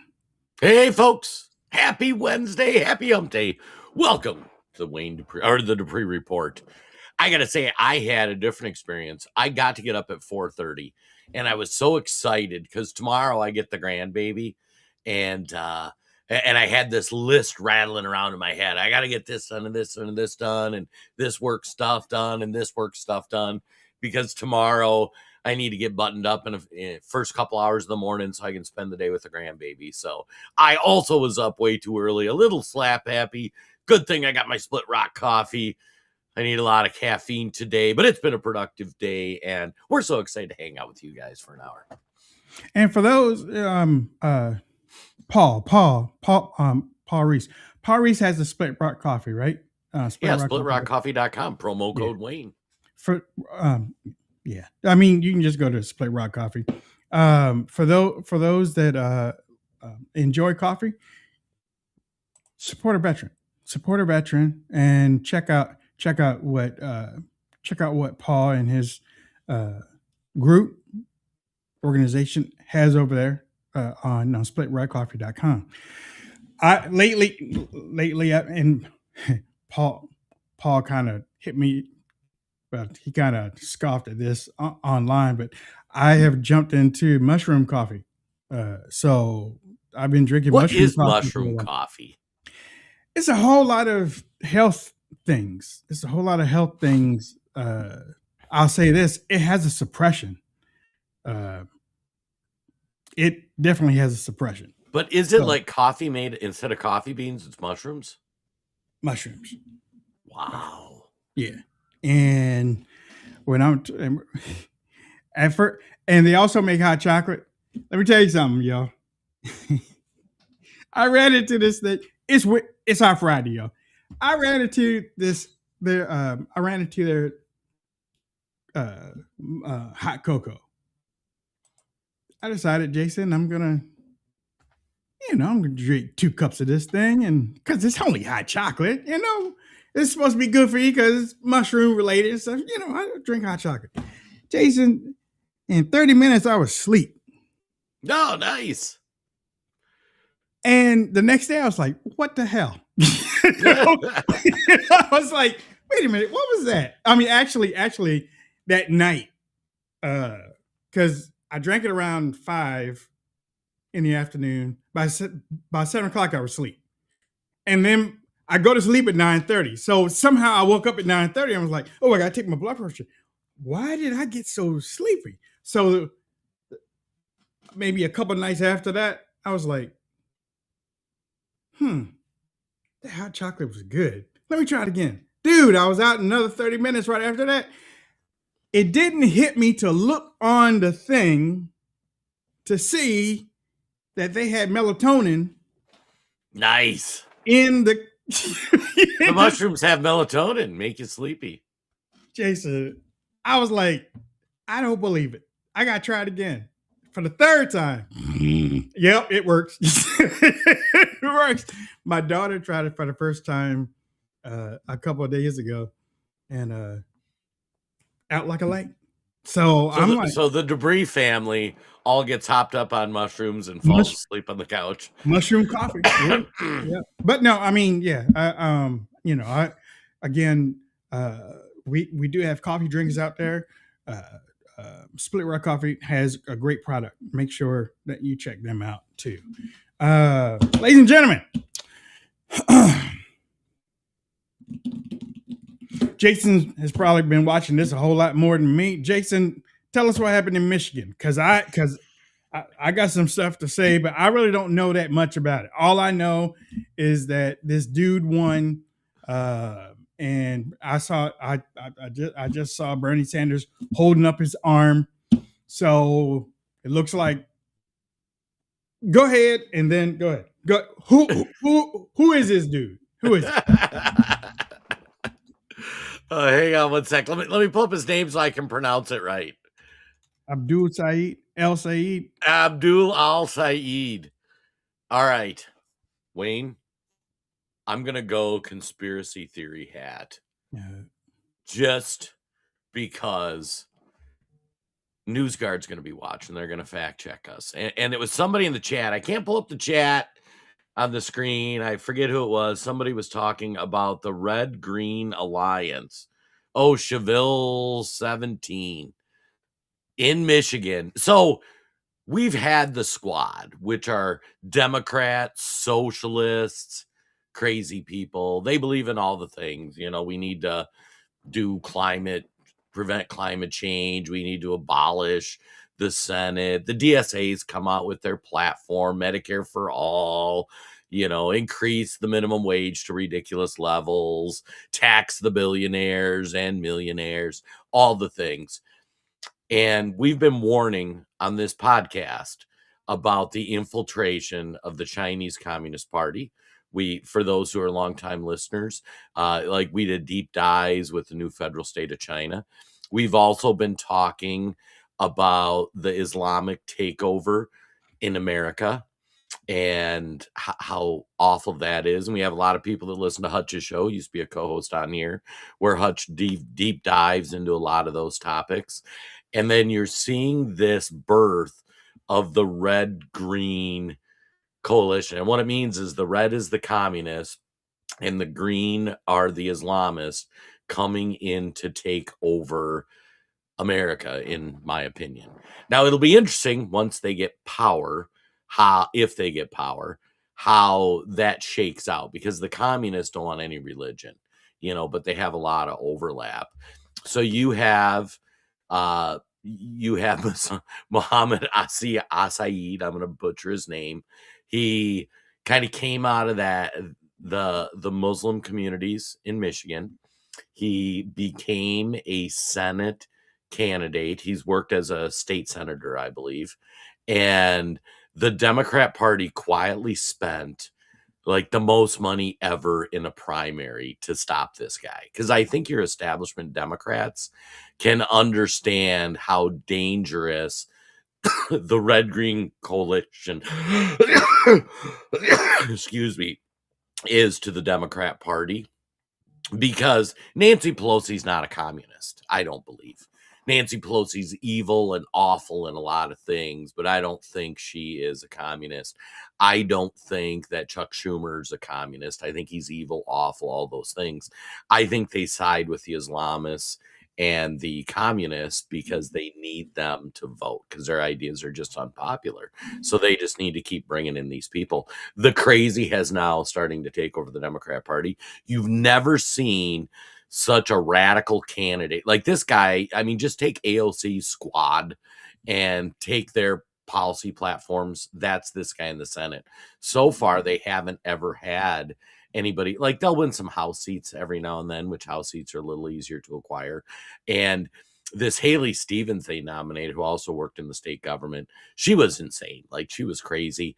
Todd and I played some clips on our Friday show. Like, she's straight out of Chris Farleyville. I sent that one to Wade, and it's like, if you watch that, this lady was nuts. But I'll have to see the final numbers. When I looked the other day, they had spent $80 million on the primary, and like $14 million. APEC. Yeah, like $14 million. That's Israel. What was spent by the communist Islamic side, and then it was like 70 million spent on the other side, largely funded by AIPAC and Jewish leaning folks. So it's a crazy thing.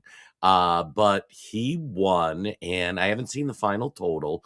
When last I saw, he had a 16,000 vote lead, but there was still 60,000 votes to count. So I was speculating, like, what if something weird happens? Because, mail-in ballots and all that stuff. But which is cheating. What's that? Which is cheating. Oh, yeah. I'm just saying, like, the establishment Democrats, like, I don't put it past them to suddenly find a truckload of ballots. Like, we've seen this. We've seen this before. But we are going to have in the U.S. Senate he'll call himself a Democrat socialist. Read his platform. It's communism. It is owning the means of production.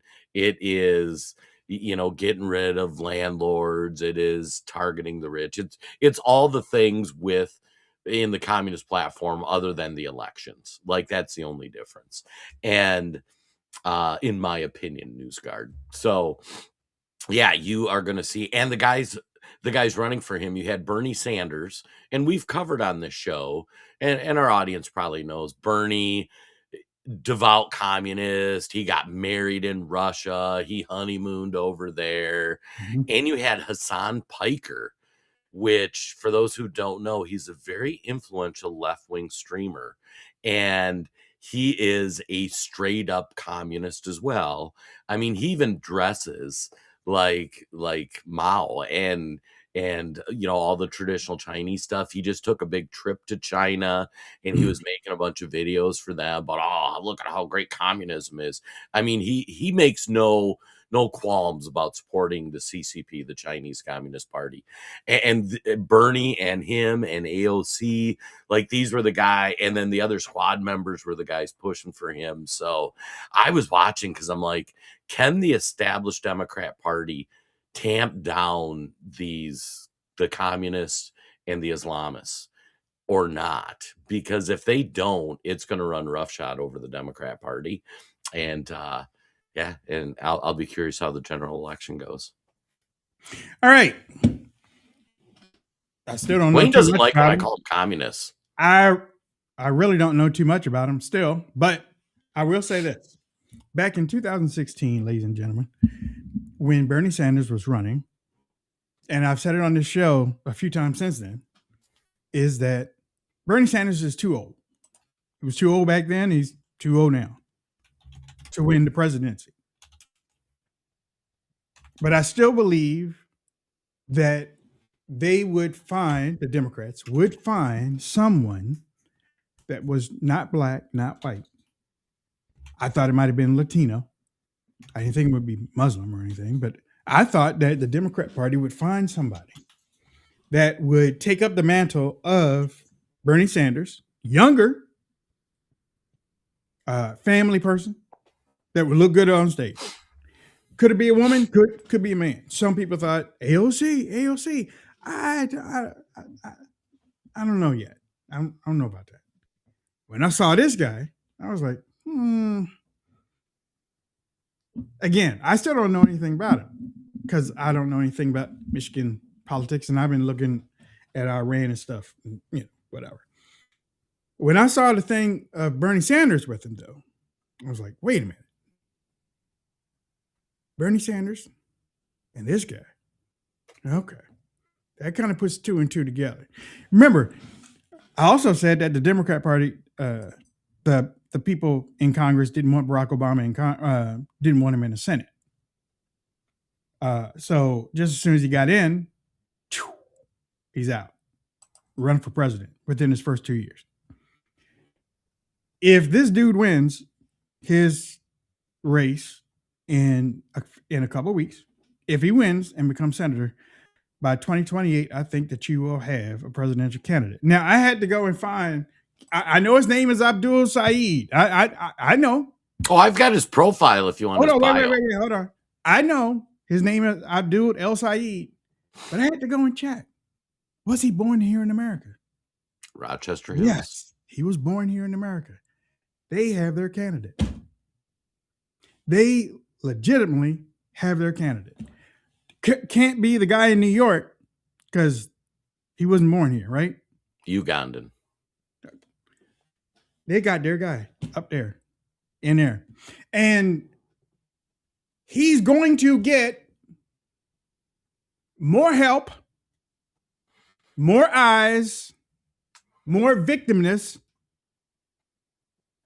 because Fox News is going to do it. Our side is going to do it. Everybody's going to make this, and they could be telling the truth. But no, actually, they're not going to explain certain things about him. They're going to attack him instead of explaining why he shouldn't be.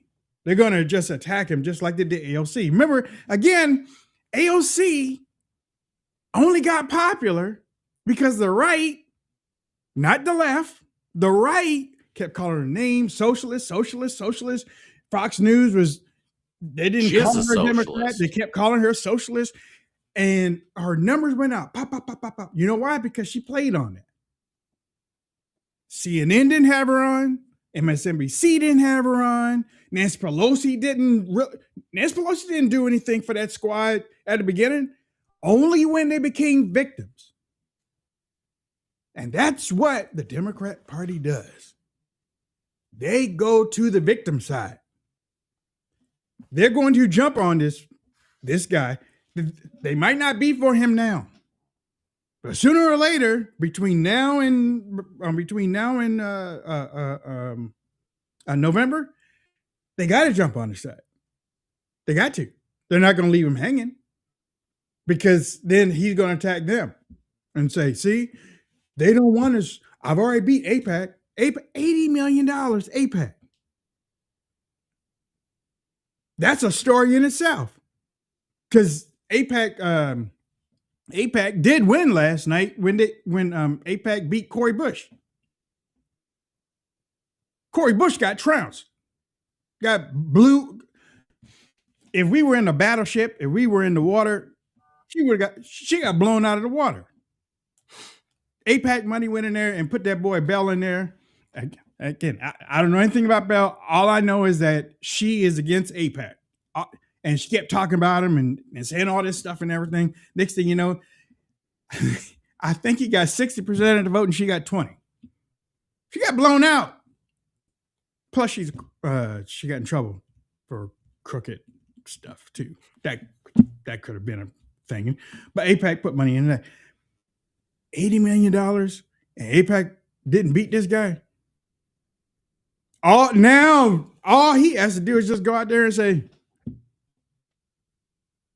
"I'm really outside." And Democrats build monsters all the time. Guess what? Y'all let Bernie Sanders in, didn't you?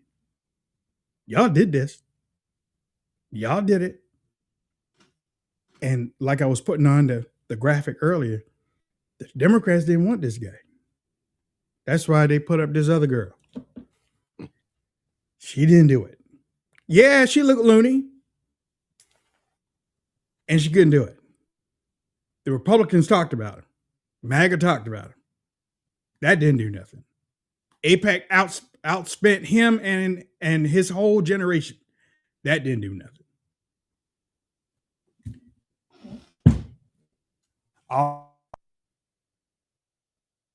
No.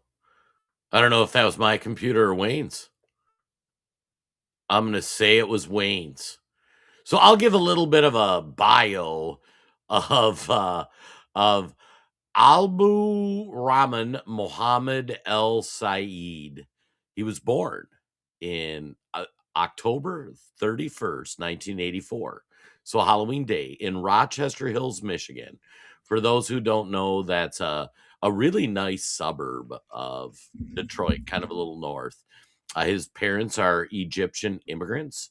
He is a practicing Muslim.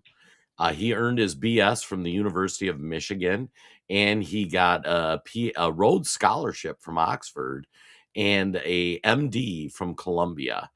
He was a public health epidemiologist, and he served as the executive director of the Detroit Health Department from 2015 to 2017. He also was director of Wayne County, which is a big county in Detroit, Department of Health, Human Services, and Veteran Service. He unsuccessfully ran for governor in 2018, and he hosts a podcast about politics and public health. The public health stuff's interesting because he claims he's a doctor. He's not, or he has made ancillary claims like that. He got his medical degree, but never became a MD, never did the stuff to become an actual doctor. His policy positions: Medicare for all, ban corporate PAC money in politics, which I think actually we might agree on, billionaire tax and wealth tax. So with wealth tax, he hasn't specified how low his wealth tax should be. for total net value. He wants to expand unions and worker protections into different spots, clean air, water protection, and aggressive renewable energy goals, affordable housing and education access. So he wants college paid for by taxpayers. And for housing, he wants a bunch more government subsidized housing. And U.S. military aid to Israel. This is actually a pretty significant policy position. He describes Gaza war as a genocide. He also has some fairly polarizing opinions about 9/11, and he wants to abolish ICE. So he has all the policy positions of everybody. And Wayne's right; he could be a presidential candidate. Like, he was born in Rochester Hills, Michigan. So I had to go and look that up before I came on the show, because I know we had said about the guy in New York. Mondami. Yeah, I know we said that about him, but this guy, and you've said it, in future generations, the country's moving more toward anti-Israel in a way. And yeah. I think your young generation so our generation grew up learning that World War II was the most evil thing that ever happened in the world. And because of that, Israel is justified in whatever they do. And we carved out, we gave everything to Israel. Now, as things have evolved, Israel's doing stuff that I think our generation's even starting to go, it's a little too far. And I think those on the right, younger than us, see that Israel acts in their interests, and the U.S. often acts in Israel's interest, even if it's not in the U.S. interest. And especially like Marco Rubio, who just came out and said something about people coming in. If y'all got bad stuff to say about Israel, y'all can't come in. It's like, wait a minute. and on the left, it's fascinating because they just hate Israel because of the genocide. They don't understand how Israel. Yeah, but, and they how want to the fight fascists and Hitler, and But I'm like, how Trump's in the world Hitler, can and you I got to say stand that? against him. But You're yet telling they hate people the they Jews. can't come into this country if they have a bad thing to say about Israel. That's what we've been saying that about the United States, not Israel.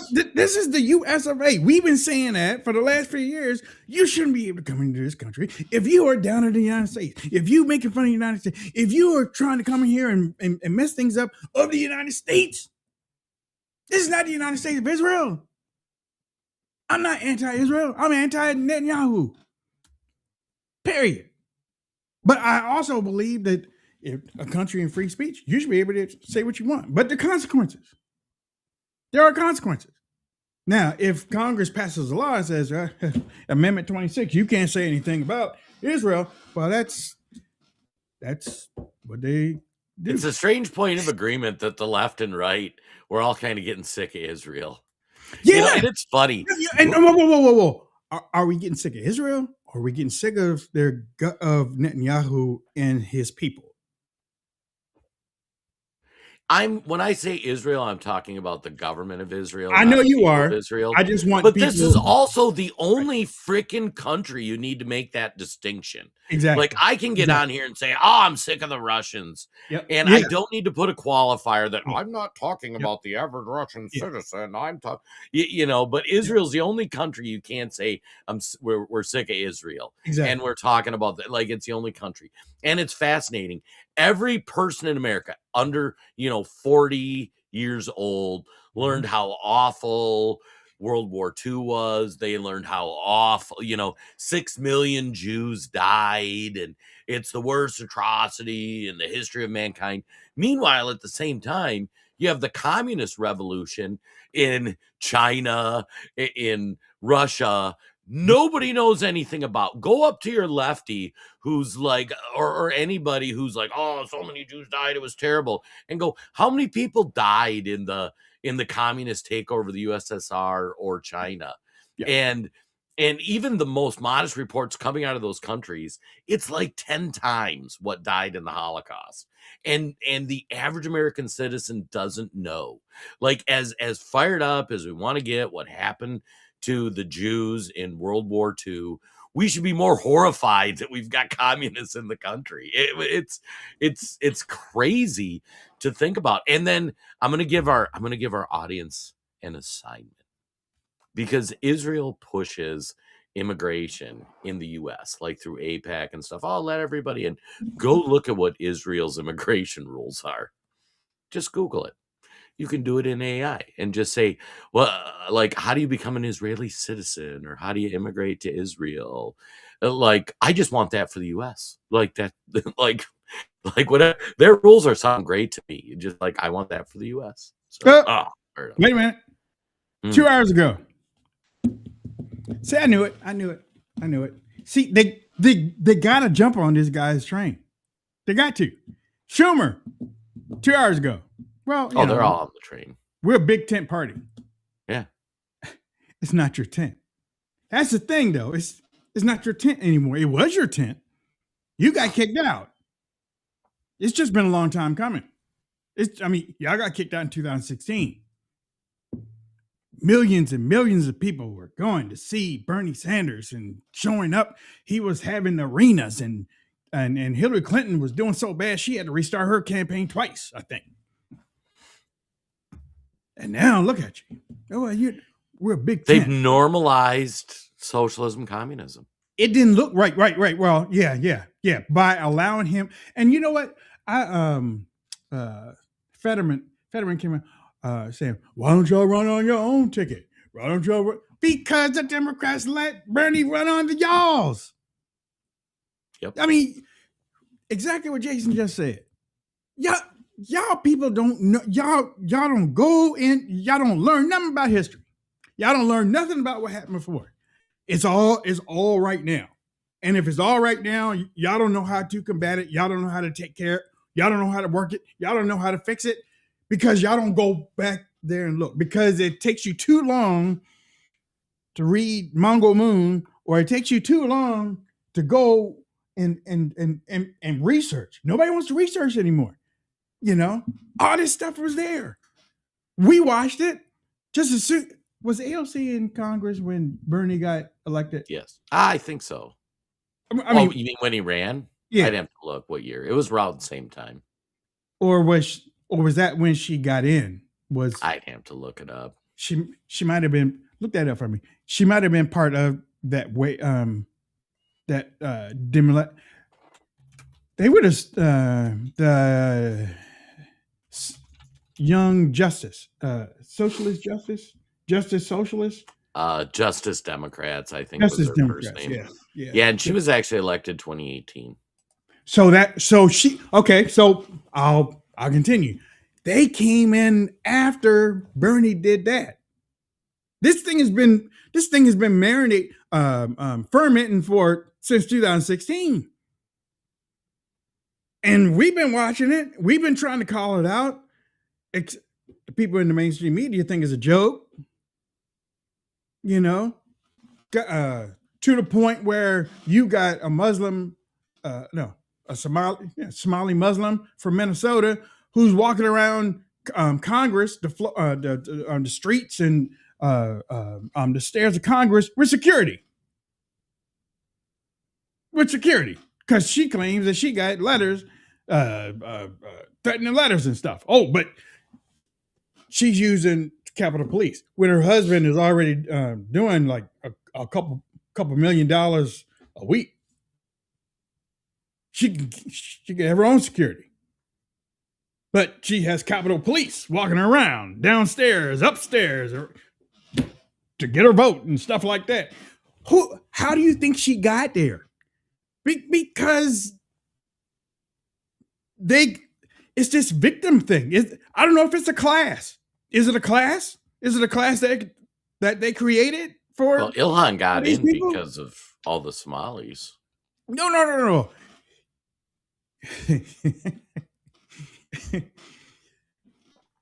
They made her into a victim too. We were watching it. The only person that didn't work on was Cori Bush. Cori Bush believed it. She was on the status of those, and so that she could take her liberties and stuff, and she got in trouble.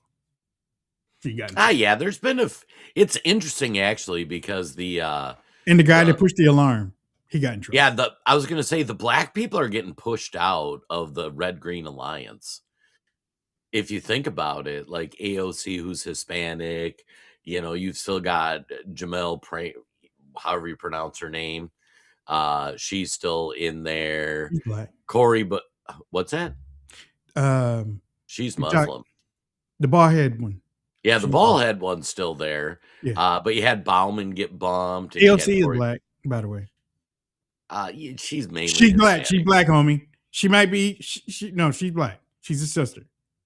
She's a sister. Yeah. I mean, I understand what you're talking about. I do. I understand what you're talking about. I'm just saying. Yeah. Can I give a historical context to understand the time we're living in? So for most of the United States, first couple hundred years, we lived under two-party rule, where it was Democrats and Whigs. Yeah. And then around the 1860s, largely driven by slavery, but there was a lot of that's an oversimplification. There was a lot of different ideas about the country in 1860, right before the Civil War, and the Whig Party split between the Whig Party and the Republican Party. And people don't know this, but the Democrat Party split too, between the Northern Democrats and the Southern Democrats. So if you look at the election of 1860, you'll find like Lincoln as a Republican who split from the Whig Party. I think he got like 40% of the vote. But you had four candidates that all got over. Wayne's doing the Google now. You had four candidates that got over 10% of the vote. And you had a Northern Democrat, a Southern Democrat, a Republican, and a Whig. And then out of that, like, chaos ensued. The Civil War happened. And then the Whig Party died, and the Northern and Southern Democrats kind of reunited, and we got back to a two-party system after a very tumultuous time in American history. And if you look right now, and we've talked about at length, there's a divide on the right, on the Republican side, between Republicans and MAGA. We might as well be two separate parties for most things. Like, I have nothing in common with John Thune. Other than he sometimes votes for my stuff. I have way more in common with Tommy Tuberville, who's more of a MAGA guy. But there's a split on the right. Well, the left, you have the same thing, where you have your establishment corporate Democrats, your Nancy Pelosi's, Chuck Schumer's, and then you have your radicals, your Democrat socialists, DSAs of America, communists, whatever you want to call them. And there is a split on the left now that started with Bernie, and they're facing their MAGA moment where half your party believes very different things than the other half, or whatever the percentages are. And Democrats do a better job of circling the wagons and being like, oh yeah, we're a big party. Like, yeah, let's all have public housing for everybody. But they're going through it just like we are on the right. And we talk a lot about it on the right, how the establishment Republicans are trying to undermine the America First MAGA movement and whatnot. But the left, like, it started with Bernie, and it's just kept growing and growing and growing. And probably in 2028, you're going to see you're going to see the MAGA Republican schism opening up on the left. Wayne's looking deep. I'm sorry. I found your email and I sent it off to Miranda, and because I got something from Miranda saying, you going to respond? So I just sent that off to her. Yeah, I don't know if you read it. I thought it was a pretty solid breakdown. Yeah. I mean, I see it now. And guess what?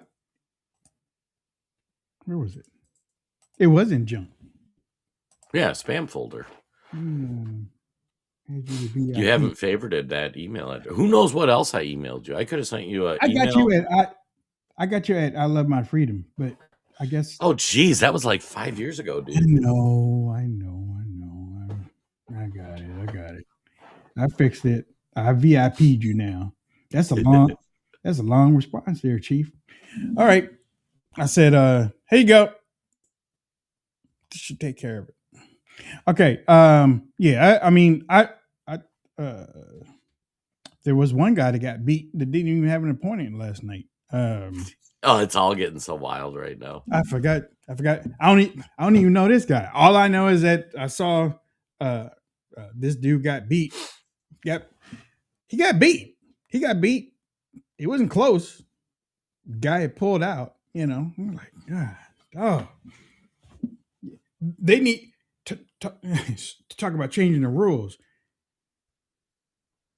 That should never happen unless somebody dies, like a week before the election or something. But if somebody's not going to run, their name shouldn't be on the ballot. You can take it off. If you ain't got nobody put out there. Who is that guy Trump endorsed with the Muslim sounding name that lost to the guy that dropped out a month ago? Yeah. Oh, I saw that. I was like, that looks bad. That looks bad. And the way Trump endorsed a guy named Amir Hassan in Flint, Michigan, and he lost to a guy. Smith was the guy's name. I forget what his first name is, and Smith had dropped out like a month ago. So I think the conservatives in Michigan are like, I think like your right-leaning conservatives in Michigan really don't want to hear anybody with a Muslim sounding name. And I mean, most people don't follow like the primary stuff all that close. It's interesting too. Part of why these socialists are doing so well in elections, I mean, other than the mail-in, and we've talked carefully about a lot of that stuff. Our news guard's going to send us a note, but I haven't been able to see real reliable data. But I think like all these ethnic groups like have pretty high turnout rates.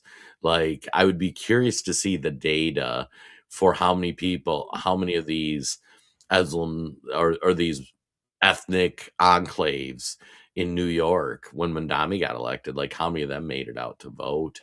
And I bet you'd see a very high participation rate.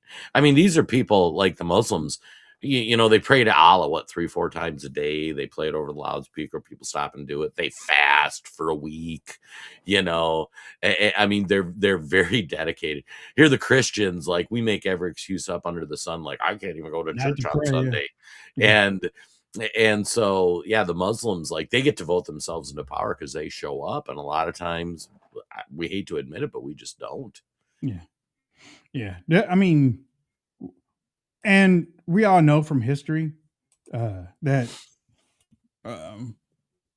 Republicans really don't show up during midterms anyway. I mean, they show up, but they don't show up in big numbers unless it's really major, Actually, I don't know if that's true, News Guard.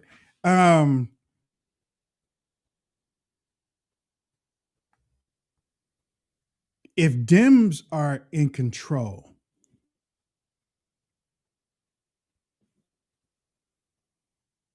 do Republicans show up in midterms? Because that takes me back to the Tea Party. I think generally speaking, the party not in power, whether it's Democrat or Republican, have a stronger midterm turnout than the party in power. Okay. If you look historically. Okay. Because I don't want to get that wrong, because I've heard, News Guard, that Republicans don't do as well in the midterms, but the Tea Party did. If you look historically, over the past 20, 30 years, it is uncommon for the party that won in a presidential election, especially if they get the sweep. Uncommon. Okay. Yeah. And it's uncommon for them to win in the midterms. Not saying it doesn't happen or whatnot, but I mean, the outcome of this midterm, I mean, you could see Democrats take the House and Senate, or quite convincingly some projections for the House. Senate, most polls are showing like Republicans should hold. But there are some polls that say Democrats could take the Senate. House, I've seen Democrats plus 20, and I've seen Republicans plus 20. I mean, it's going to be like, if anybody's that confident, get on Polymarket or your favorite gambling site and bet on it, because like I have no idea what happens between hither and yon. Yeah.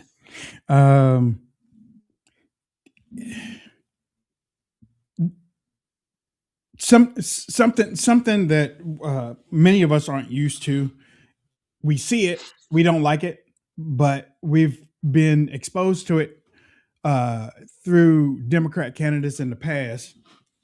That Democrat candidates won't debate. Incumbents will not debate. And we say it's not fair. They shouldn't be able to do that, especially out there in California. I think one election cycle, no incumbent House Democrat debated a Republican challenger.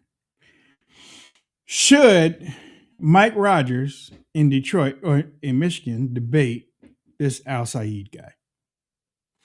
I'm not familiar with how smooth Mike Rogers is, but here's the difficulty that the right has. Okay. The left gets to go out and say, well, we need to have Medicaid for all.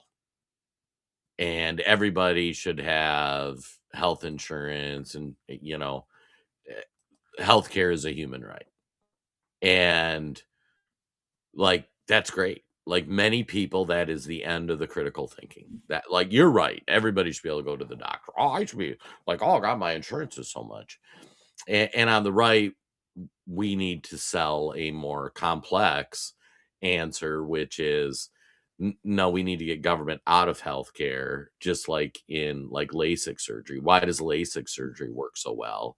Well, because the government largely and insurance largely stayed out of it. You know, if you look on the Democrat side, you get to say, oh, we're going to bring down housing costs and we're going to give free education to everybody. Like, that's a great thing. And if you debate them and say, well, how are you going to pay for that? Like, nobody can answer that question on the left.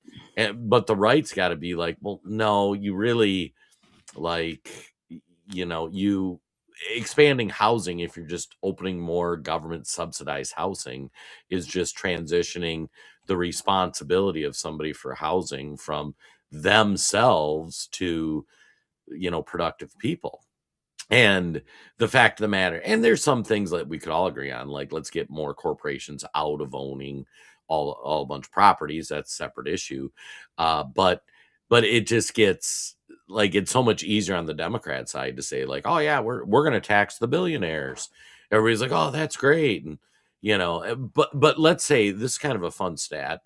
If you took all the billionaires' wealth in America, all of it, not just taxed it 5%, 10%, 15%, and gave everybody in America a check, how much money do you think that would be? You took all their money for all the billionaires and gave it to every person in America. It's like 20 grand or 30 grand. Like, you wipe out the entire billionaire class and give that to every person in America. It's like 20, 30 grand. And these Democrats sell taxing the billionaires like that 20, 30 grand. If you took all their money, like you could pay for every single thing ever. And the math just isn't there.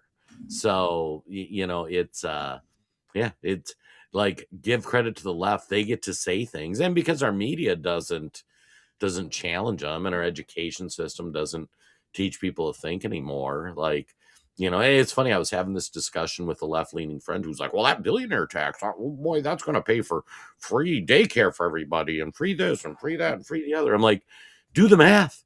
Like, take the net worth of all the billionaires in America and divide it by the number of people. And like, that's how much each person gets. And like, really, you're going to give that money to the government and suddenly you're going to have free everything? It's just a retarded concept.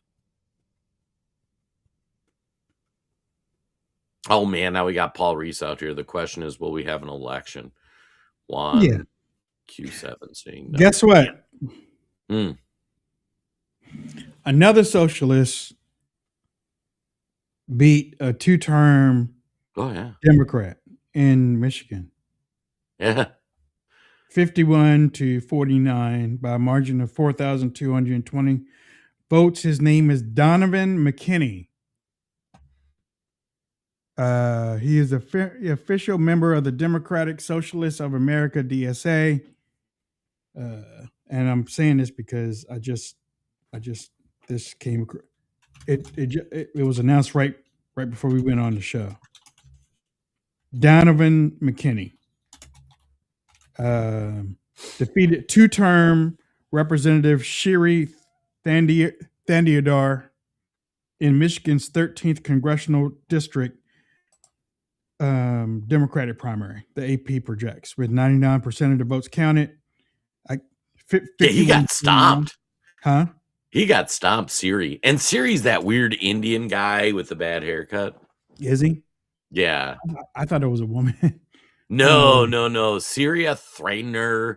He made some money in pharmaceuticals, Indian guy, and he thought, I'm going to impeach Donald Trump. He was terrible. And I'm like, how would you like to be in that district? And you got to pick the communist or the insane Indian. Says his victory unseats the Indian and the heavily Democratic Detroit area district, effectively positioning him to enter Congress next year.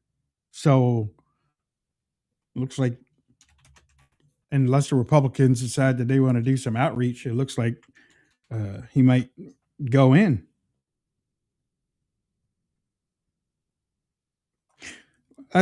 As I said before, now you mentioned something too, and so I just want to. So the DSA, Democrat Socialist of America, and you confirm this guy is a member supported by them, and he identifies as one of them. Official member. That's what it says. Official member.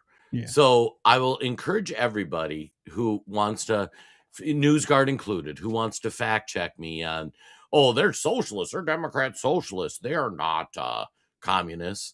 Like, go on the DSA's official website, go read their policy platforms, go think of what it is. But I mean, here's their policy platform. They want Medicaid for all, universal no cost coverage, including reproductive and gender affirming care. Now you're getting into like some communist socialist territory. Public ownership of large corporations and key industries, energy, transportation, etc. What's that? Sounds like Bernie. Yeah. But I mean, the main difference between socialism and communism is who owns the assets. And the DSAs on their website confirm they want public ownership of corporation and industries, housing for all. So that means with universal rent control. And so that means if you read through their platform, you end up with a lot of government owned housing. Free public education through college, abolish ICE, end mass incarceration, and they want structural democracy changes, including abolish the Senate, replace the Electoral College, implement a parliamentary system, and expand voting rights to non-citizens. Like, that's on their website, guys. Like, this isn't like some 4chan thing. This is like their website. Now, NewsGuard,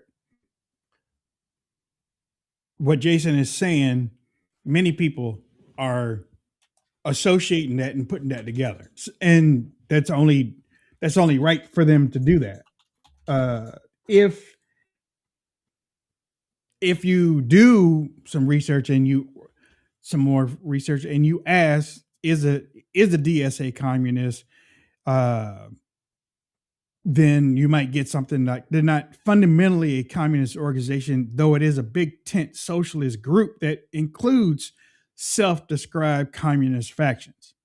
So yeah, it's so stupid. Yeah, and so if you hear that, you can understand how somebody can come to that conclusion. If you're gonna okay. Hey, let me give a challenge to NewsGuard first. Hold on. Think of it like this. Bernie Sanders The Democrats let Bernie Sanders come in 2016. Think of it like that, NewsGuard. They let Bernie Sanders come in, run on the Democratic ticket, and he created a whole wave of what we have now. This response here is that they're a big tent socialist group that includes self-described communist factions. Imagine if those self-described communist factions take over this fundamentally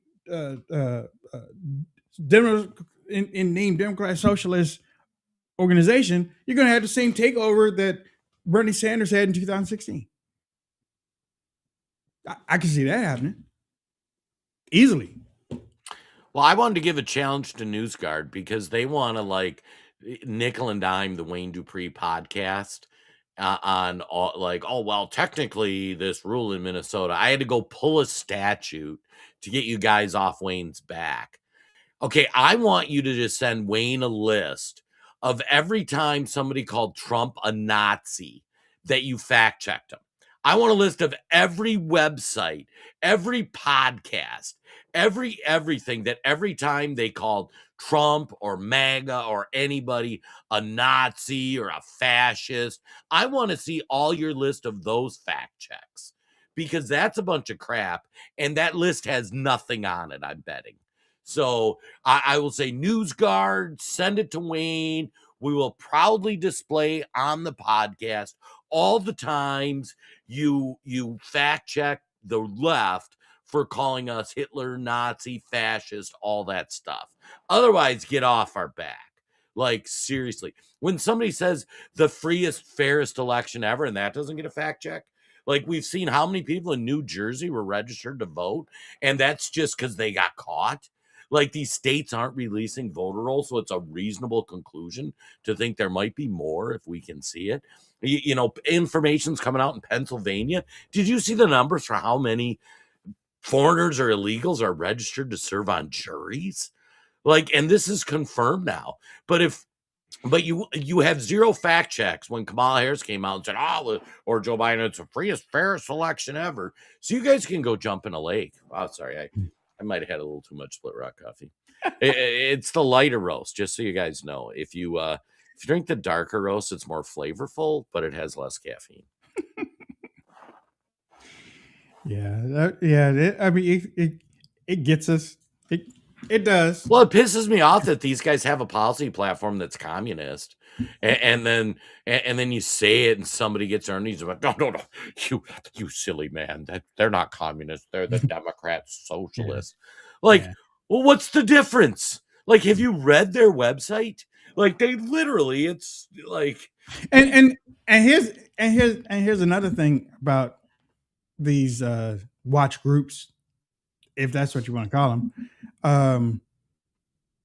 When we say something, they want to go to the letter of the whatever we say. We can't make an interpretation. Right. But they can make an interpretation. Yes. Okay. They can make an interpretation on stuff that even if we quote somebody. You remember that time I quoted Kamala Harris? I used her quote on Facebook. It was her quote. I didn't put nothing up. There it is. Her picture, her quote. Y'all go for it. Facebook was like, well, she didn't mean that. What? Right. What are you talking about? She didn't mean that. That's what she said.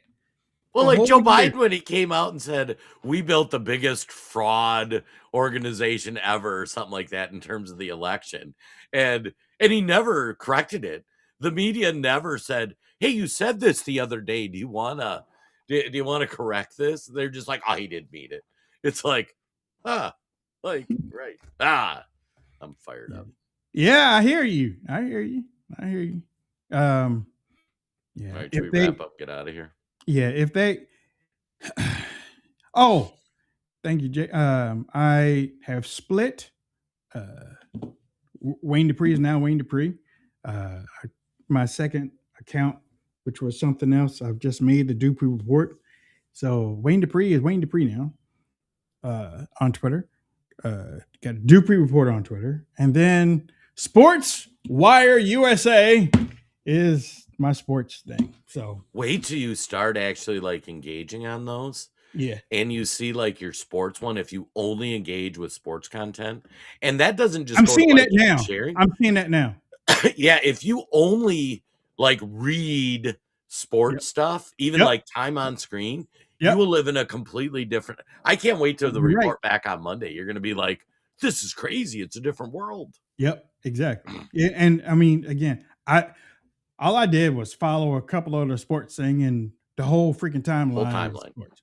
Yeah. So yeah, and yeah, we'll see what the Dupe report does over there as I start posting stuff from politics over there, and then I can just have tech stuff on my thing. And you know what, too, Jason, and then I'll let you have it.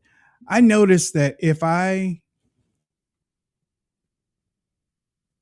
don't know if this has anything to do with the bot situation or whatnot, because have people responded to you and then you see that spam thing and they're not really spam, but okay. I don't know why that is, but now they reply a lot on Twitter. So is that what it is? Yeah.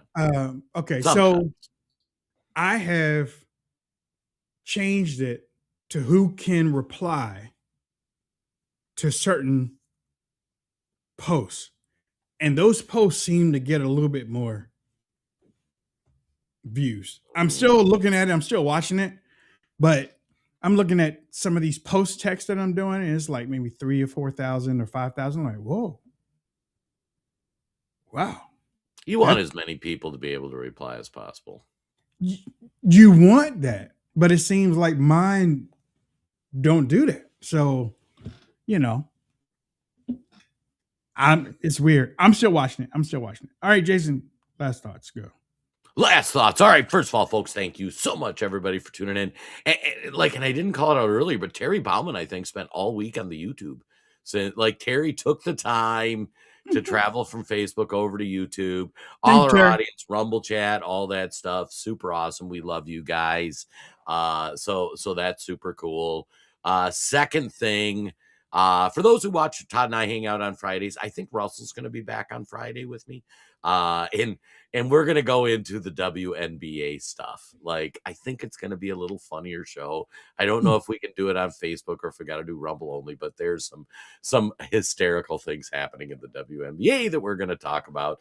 And then final thought, I hope everybody has a great weekend. Tomorrow I get to spend the day with my grandbaby before I take my wife to get a tooth pulled. She had a cracked tooth, really painful. But yeah, so pray for Jen tomorrow. And I hope everybody has as much fun tomorrow as I'm going to with my grandbaby. But we'll see everybody here next Monday. Some of you will see Friday. Ladies and gentlemen, it has been a major pleasure. It's supposed to be raining for the next couple of days, I think. But I am going to, I don't know whether it's a show or what. But by the time the show is over, my shoulders are killing me. But have a great weekend. Today, the Straight Ahead Moose is supposed to be open. Supposed to be. Just wait on your sports one. You won't even know there's war in Iran, Wayne. It'll be for you. I'm telling you. You won't even know. That, you know what? I welcome that. I do. I was like, you won't get a single Trump post. You won't get a single anything. You'll get you might get some of the Clay Travis stuff, which is really funny. But yeah, no, you'll love it. On Outkick, right? Oh, dude, did you see his WNBA stuff? Yeah, I saw it. Oh, come on. Tell me that's not the greatest. I saw it. I was like, high school boys team, huh? Okay. Oh, yeah. He's not wrong. Yeah, but I don't know if he has $11 million, Jason.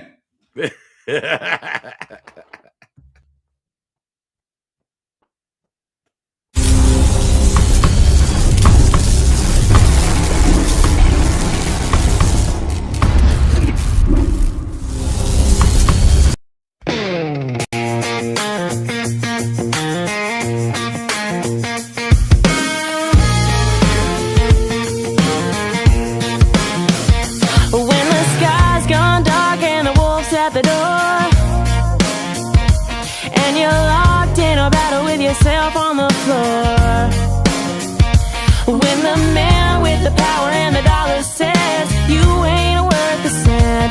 And your wings won't fly and your words won't flow. You can't force a smile and they won't leave you alone. I see the light in you, let it shine again. 'Cause you were born for the fire, raised by the storm, braver together, loud and in fun. Heart full of country, soul full of grit. We don't run, we rise, and we don't quit. Oh, we don't run, we rise, and we don't quit.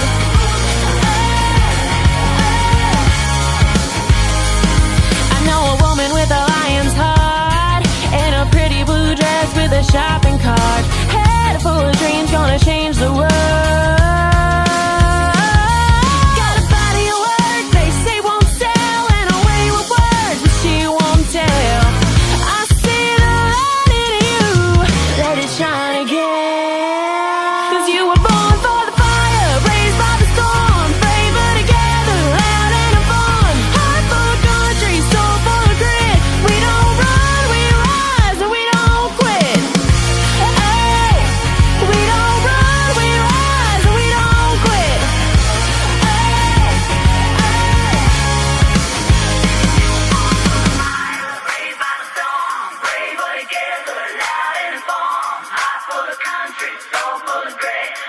It's never a good morning when she's laughing and won't tell me why. It's like, oh dear God, she's waiting till they go live. Oh, good morning, Patriot family. Thank you for joining Out of Pocket Live with Allie and Michelle. We hope you are having a fantastic day. So as you all know, we've had an extreme heat wave over the last several months of Florida, and it is Depends on very when you start hot. counting. Yes. So I read this and it says it's too hot for skin. I'm gonna walk outside around and just spirit and truth. And I feel that. It's been 112 degrees. It has been scorching hot.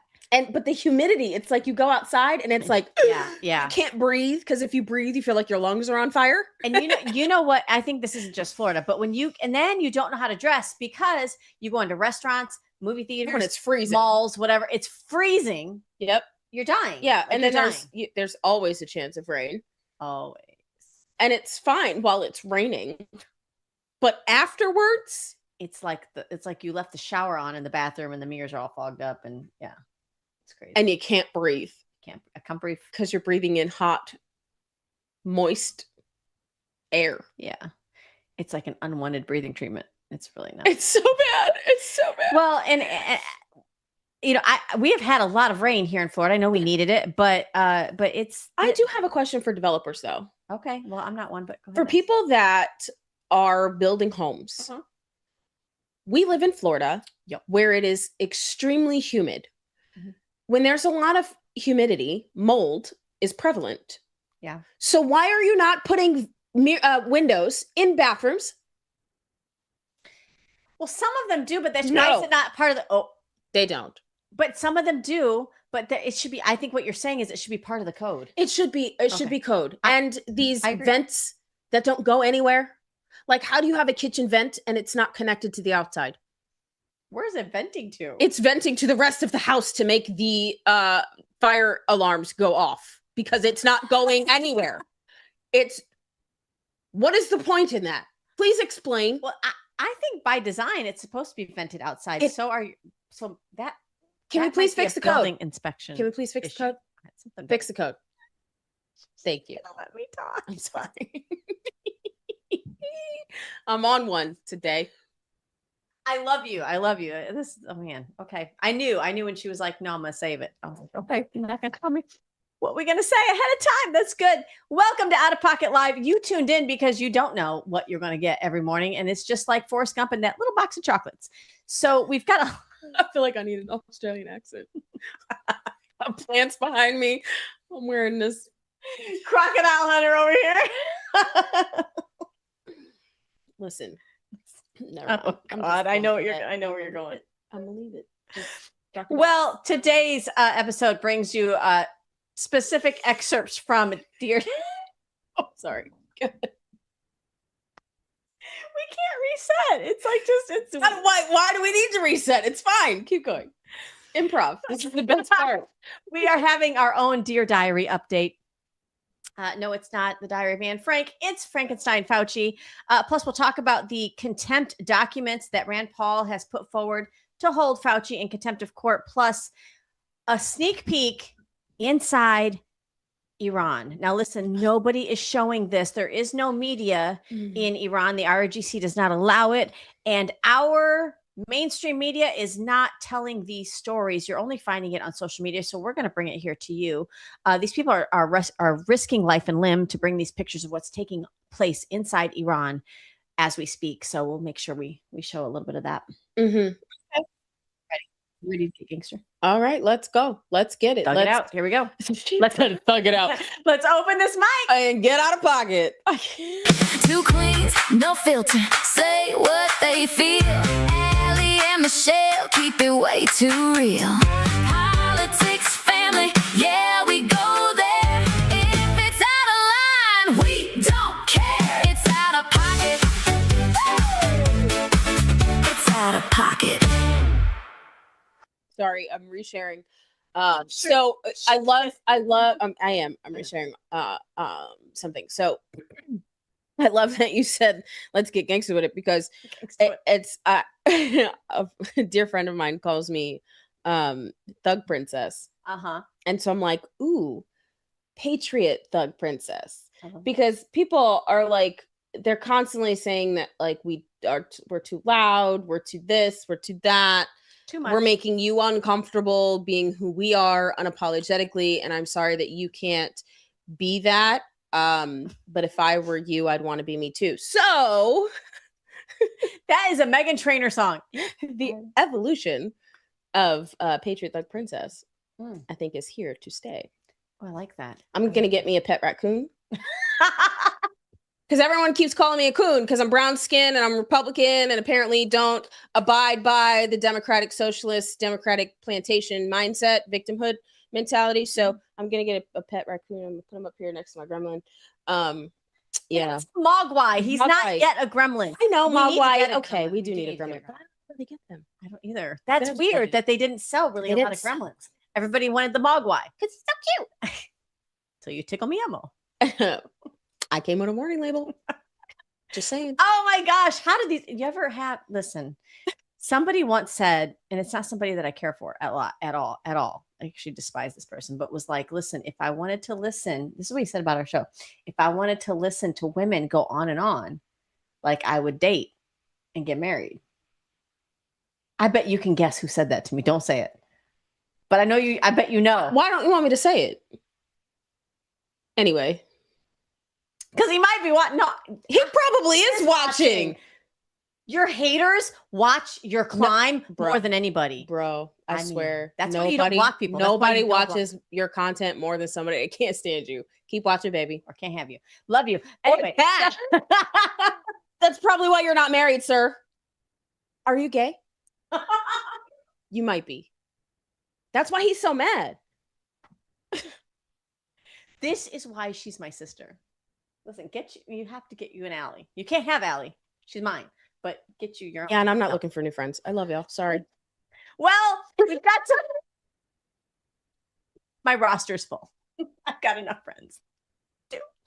I am sorry, Zach. I think we're 10 minutes into the show. We haven't even hit our first. That's fine. Let's go. Okay. So contempt of Congress, right? So Fauci is going to be, well, they're going to vote on it. Let's hope they have the spine and fortitude to do this.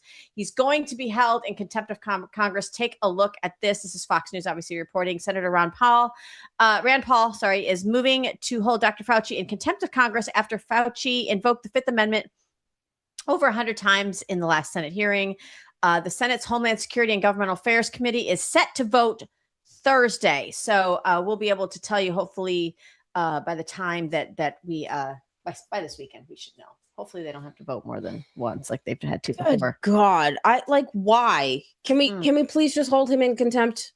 I don't know what that's going to do. Let the Americans aside from the $1,000 fine that he is well off enough to pay. And will they do what they did to Steve Bannon and jail him for a year? That would Peter be great. Navarro, jail him for a year. That's what they did. Great. I mean, it wasn't. Listen, and then have every state bring him to for like an actual court appearance. Here's the actual resolution by Senator Rand Paul. He says, I just dropped my contempt resolution.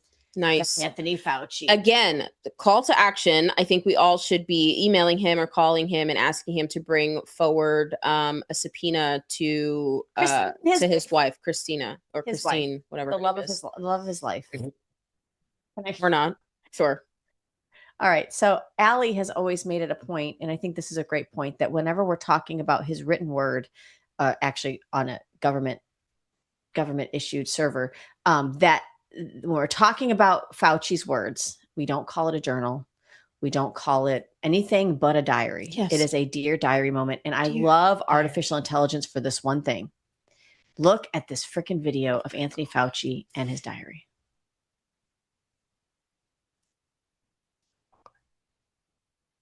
Dear Diary, for better or worse, I am becoming an international celebrity. Calls from all over the world. It is not hyperbole to say that today I am the most famous and talked about person in the country. Brad Pitt plays me on Saturday Night Live and thanks me in a very serious tone after his skit. The swag around me is getting really ridiculous. Had great call with Barbara Streisand. Press still hot and heavy about me. Petitions to vote me sexiest man alive. Major stories about my basketball career at Regis. Jeez.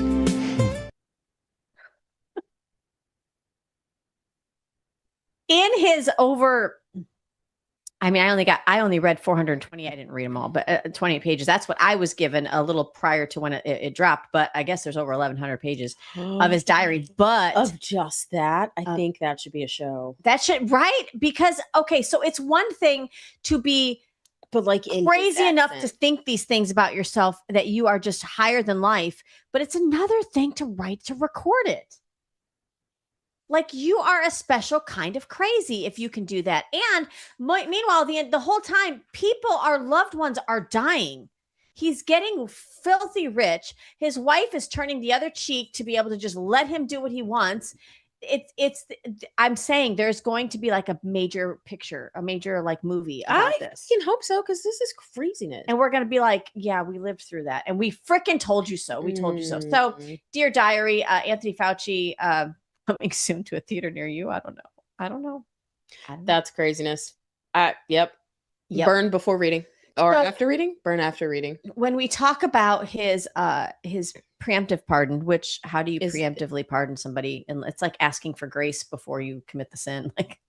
And it's only for what? If it's did it just get brighter in here? Did you see what just happened? It was stop. I can't. I love you so much. Preemptive pardon. Would have to show premeditation. That's why you don't make plans for the day. That's why you don't text your friend what your plans are. No, you can't see my chat. I'm saying though, those are contradictory terms. I don't 100%. Understand. So, but it's preemptive pardon, which is not a thing. Which means he premeditated. So where's the Minority Report? It's premeditated because he wrote it in his diary. This is just, it blows my mind. It blows my mind. We've got to hold this guy accountable. But wow, his preemptive pardon went back to 2014. And I know some of you out there are aware of why, but I found this clip that explains it far better than I ever could. This is the PBD podcast. Very good. You should follow it. Don't switch watching Out of Pocket, but you should follow it as well. Take a listen to that as he explains why the pardon going back to 2014 is so important.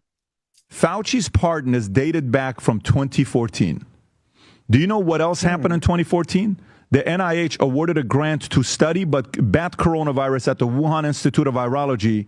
If you zoom in, it tells you right there that for any offenses against the United States, which he may have committed or taken part in during the period from when?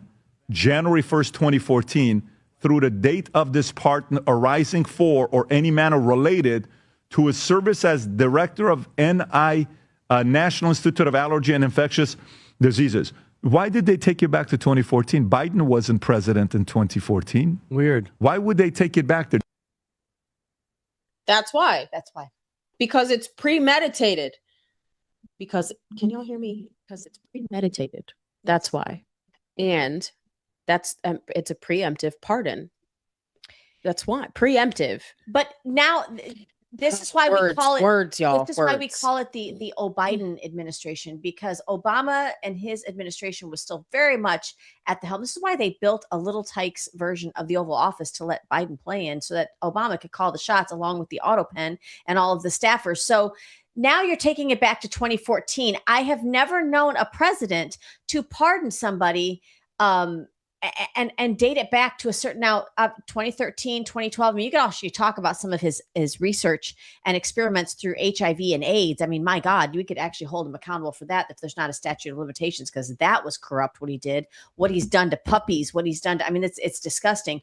Children in foster care up in the Northeast. You can research all of that on your own. But the 2014 date is so important because that's when the coronavirus bat research began. And by research, we mean gain of function research. So they knew exactly what was doing. And the Obama administration had actually put a halt on this. They said, stop playing God in a lab. We're not funding this gain of function research. He raised the funds a different way and didn't use the federal government and still continued to do it. He just didn't do it on this island. He did it over in Wuhan, China. So preemptive, the word, means acting first to stop an event or action before it happens or gaining a priority right over others. It describes a defensive or strategic measure taken in advance to neutralize an anticipated threat, rival move, or competitor. So when you add that to pardon, so you're pardoning someone to neutralize whatever those effects were, right? Because it's a preemptive pardon.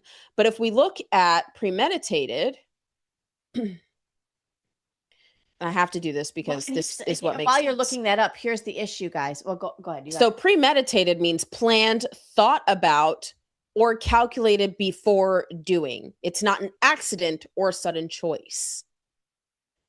Right? Yeah. So you are basically... It's intentional. You are neutralizing premeditation when you give a preemptive pardon. And premeditation shows guilt. It shows intent. It's the one thing that people look for. It's the smoking gun in a trial. First degree murder. That's the difference between first degree murder or second degree murder. And so when you go for it, when you put the word preemptive in a pardon, to me, that means you're neutralizing the fact that it's premeditated.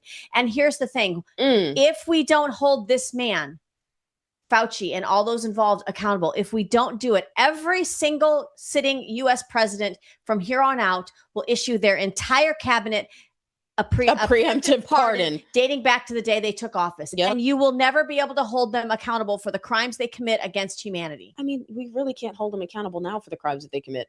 I mean, we could Nuremberg code this whole thing. We could Nuremberg trial this whole thing. Who's going to lead the way? Who's going to lead the way? We need someone. No, I feel you. That something needs to happen, because don't think that if the Democrats win by cheating, because that's the only way they can win. And illegals voting, it's the only way they'll win. That they won't do that. Also, President Trump has signed an executive order banning what is it? Mail-in ballots for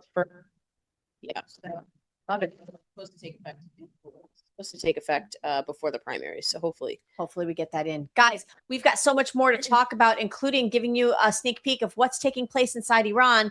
People are standing up and dying for a cause of freedom. Meanwhile, here they're protesting no kings. Maybe we should just box them up and send them overseas and let them actually protest against volunteers tribute.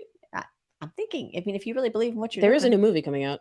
We'll be right back with more Out of Pocket Live after this word from Liberty Cigars. From the heart of Marietta, Georgia, comes a tribute to the spirit of liberty. Liberty Cigars, where history meets craftsmanship. Each cigar tells a story. The Founders Collection honors the visionaries who shaped a nation. The President's House Collection celebrates the leaders who steered it. And the Naval Series salutes the heroes who defended it. Handcrafted with precision, each blend mirrors the essence of its namesake. From the boldness of George Washington to the elegance of Thomas Jefferson. Indulge in a moment of reflection. Light a Liberty cigar and savor the legacy. Discover your story at libertycigars.com, because every great nation deserves a great cigar. Liberty Cigars smoke the history. And don't forget to use promo code OpenMic for 10% off your order. That's right. Use promo code OpenMic to save 10% and to let them know that the Out of Pocket ladies, Allie and Michelle, have sent you there. We're so grateful. What's Patriot Gear's website that we want The to official patriotgear.com. The official patriotgear.com. Go ahead and get your Now, what you find on the website will not be in the store. So if you do want to come visit the store, you can go down to Cape Coral. Where's that? Cape Coral. Cape Coral. The official store. And Ant is always in store. Well, not always. Almost but he's always. Usually there. I'm hoping that we can open one closer to Tampa. Yeah. That Oh, means that I would would be kind of have amazing. to like work there though. What? I would have to like work there. work. Because they don't want to just give it to anybody. Like it would have to Nope. be somebody that's got like, some Skin in the connections game. in the town. So Skin in the game. Absolutely. Absolutely. Well, guys, you're not going to hear this or see this on any other network. Certainly not one of the 3-letter networks that you see. I really haven't seen. I think Glenn Beck has talked about this briefly. It is so hard to get visual content from what's taking place inside Iran. And on this side of the pond, we have people taking to the streets that don't like the president's. I mean, I understand questioning what your leadership is doing, but those in this country that do not like what Trump is doing with Iran by holding them accountable for what they're doing to their own people and violating for 47 years now any type of nuclear peace deal that has been brokered. They have crossed the line and the red line in the sand. I mean, it's like a bleak line in the rearview mirror now. They've long crossed it. People inside Iran and the people that are sharing this video, if you look at their social media, Allie, they are begging and pleading the president to keep going, keep the pressure going. They are taking to the public square and basically pushing back against the IRGC. They're doing it with hidden cameras. And the other day, had a public hanging. Oh God! In let me see, it's in Isfahan. I don't know if I'm saying that correctly. 3 young men, we would consider them patriots in this country, were publicly hanged by a crane. And we're not showing you that part because I don't want to do that to you, but I want you to see the behind the scenes footage, raw and uncut, so you can see what it's taking for these people in Iran to stand up, to fight for some resemblance of freedom. Take a look.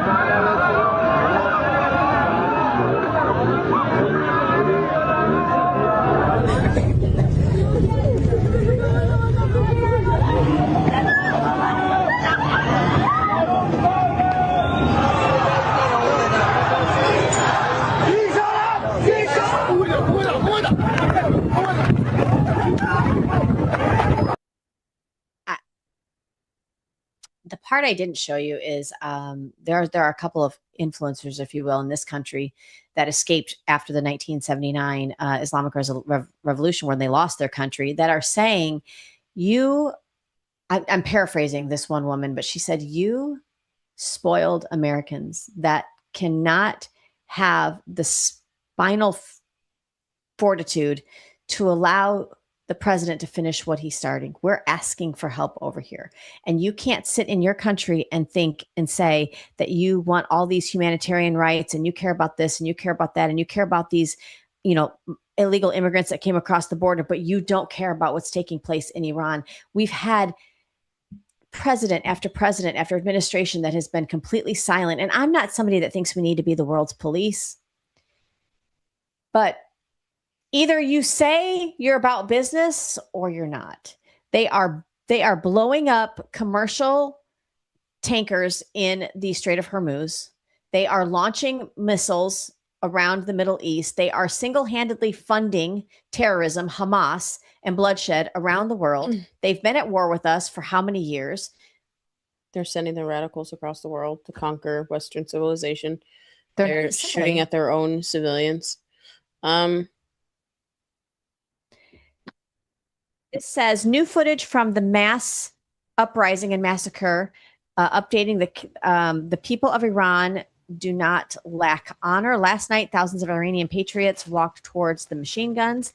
They knew they could be shot, tortured, or executed. They went anyway to stop the Ayatollah's occupation forces from lynching four Iranian patriots. I wanted to, I only found the picture of two of them. So I was looking for the ones that they're young, Allie. They're like 22, 23 years old. But they will not join the IRGC because when you're a young man, they just come into your living room and take your sons and say, you're coming with us and you're fighting for our cause. And I'm sorry, you don't want to? Okay, sit there while we murder your entire family and then we're going to murder you anyway. Mm-hmm. Well, this is why they've kind of brainwashed the women in that nation to willingly give their children, their boys, to the IRGC. I mean, it just works out that way, and they're excited, they're happy, and they're grateful that they get to be, hopefully, be martyrs for Allah. You know, I was speaking to somebody last night. He's a Cuban American, and I say that because was born and raised in Cuba. Now here legally, but working on his citizenship. And we were talking about politics, me and another candidate, and he was just shaking his head. And I said, what? You know, and he said, this just blows my mind because in Cuba, there was nothing but Castro. Like, you don't like what he did? What do you mean you don't like what he did? That's not even an option. You're going to speak out against it?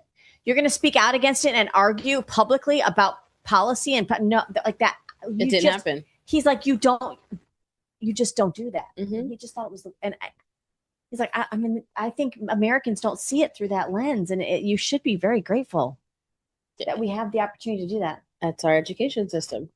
That's why. And then the news, that's why too. And the media as well. Well, it's important that you guys also hear and see from their perspective, from like an IRGC or an Ayatollah or an extreme, like an Islamic perspective, how they view the right and the left in this country, because they are paying attention. Yep. And they do care. Yep. So this clip's a little bit longer, but we're going to go ahead and play it. Take a listen. As an extremist, Islamist, fundamentalist, I would only vote left. Why is that? I saw them as very stupid. I would fear the conservatives because they come with principle. That's not someone they can brainwash. But the left, I know they have no values and no principles to begin with. I dare you to find one Islamic extremist that votes for Donald Trump. Would never do it. They'd give their vote to the leftist who wants to run around in pride parades. And Islamic extremists are against gays and homosexuals and transgenders, but they want the left to go and get busy with that. They want them, go speak about the climate, go speak about abortion, go kill yourselves, go do that. Ilhan Omar, she's fighting for abortion rights and all the other, my body, my choice. Yes, go do that, But would she have an abortion? Never. Would she kill a Muslim in her stomach? Never. What is the fundamentalist and jihadi agenda for America? The future of America has to be Muslim. From the camel's mouth.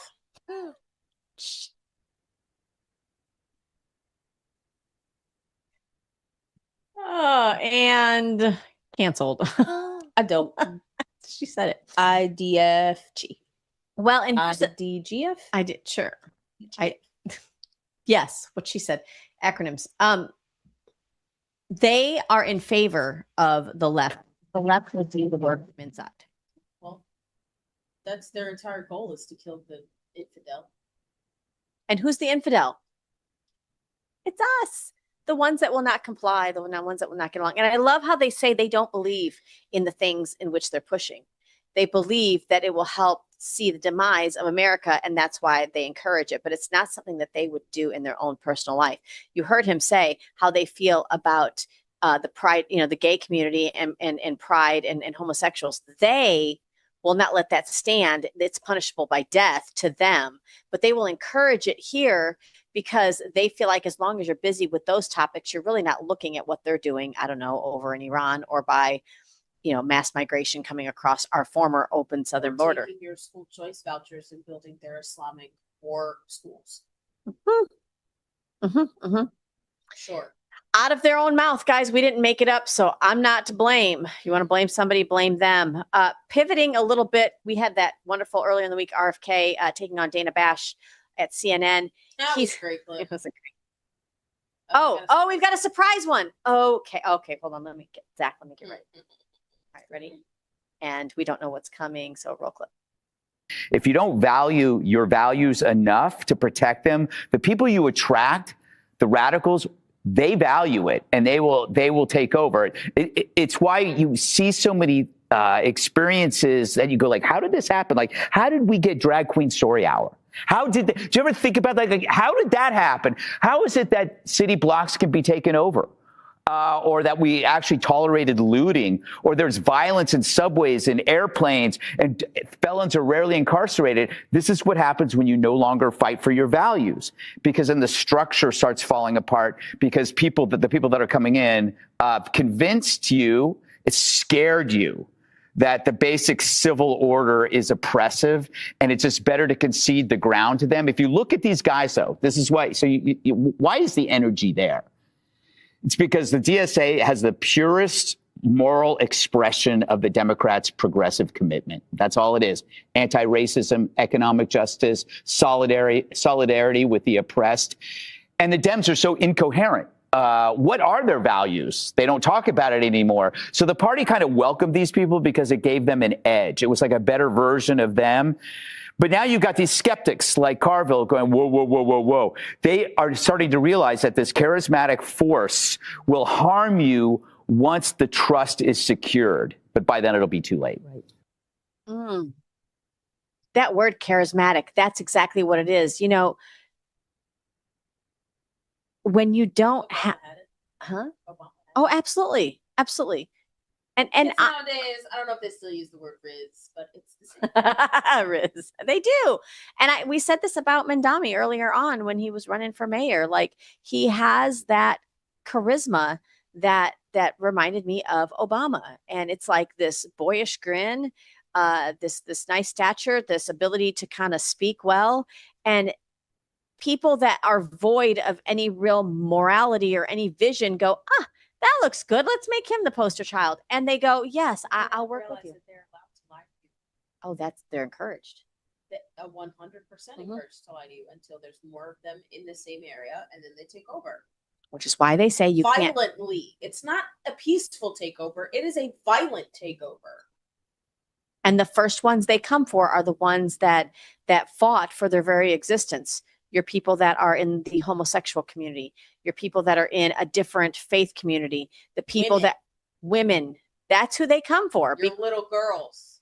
Your little boys. You know what? You're animals. I'm just going to say it. That's okay. What are you going to do? What are you going to do? That is a shocking clip, but I love Turn into the Punisher. Y'all better stop. This is insane.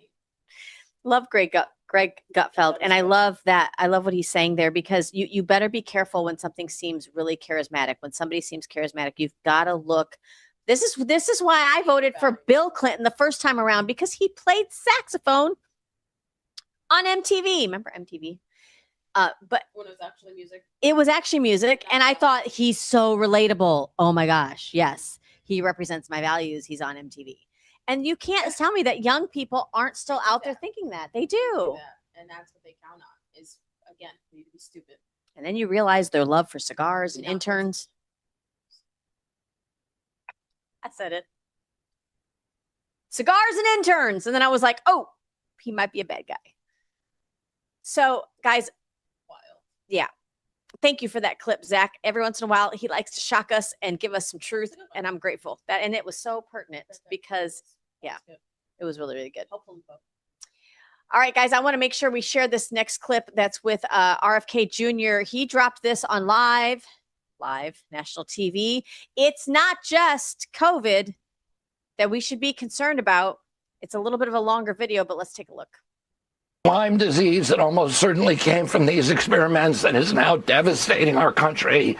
RSV that came from a laboratory, which is now the biggest killer of children in our country.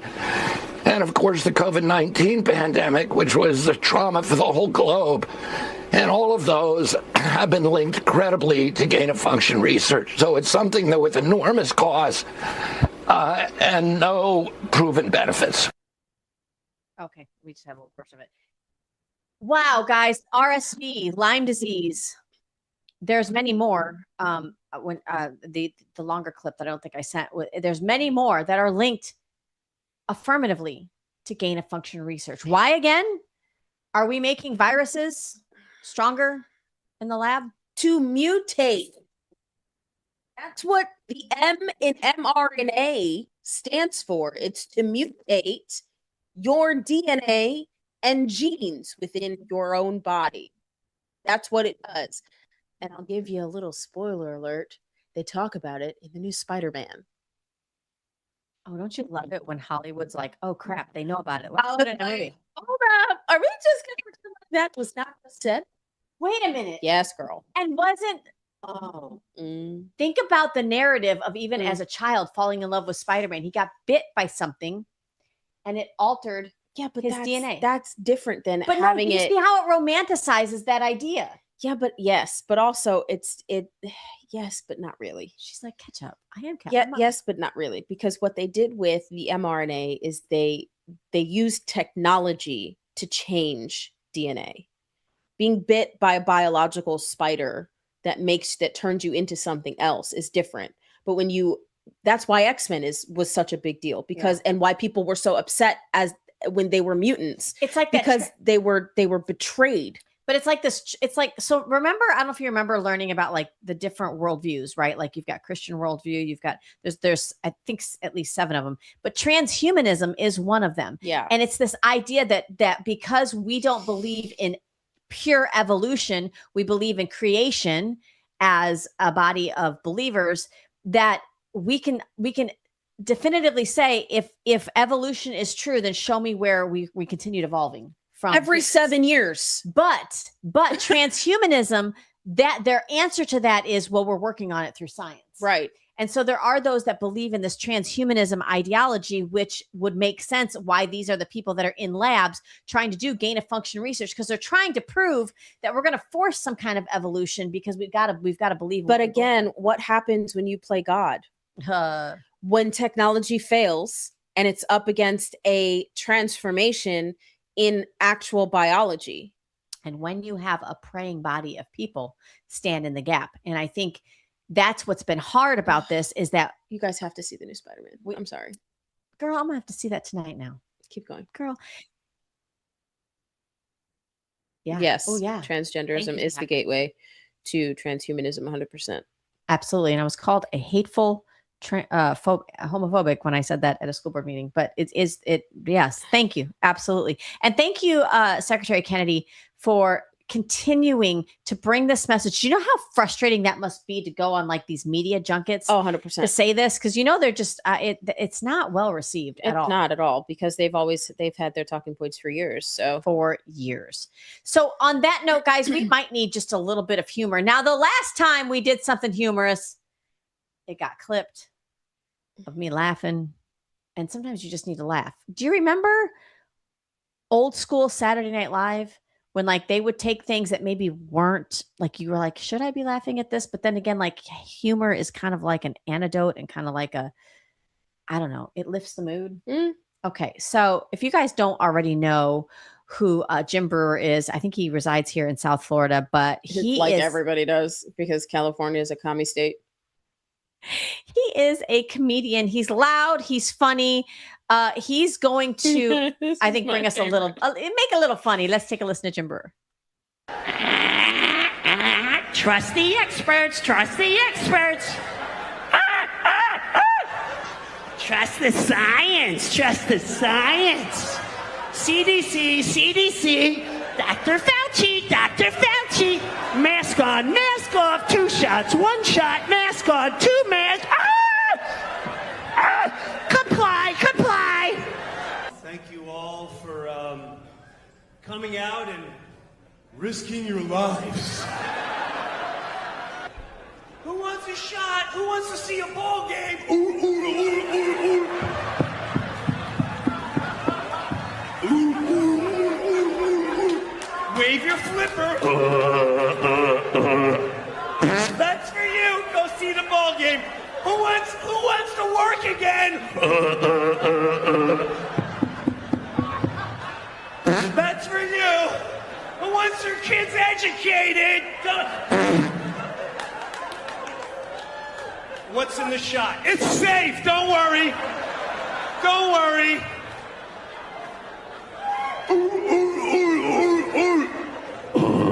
Go ahead, get it. It's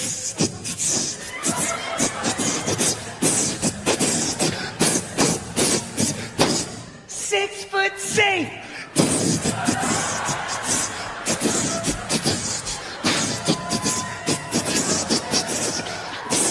Social distance, 6 foot safe.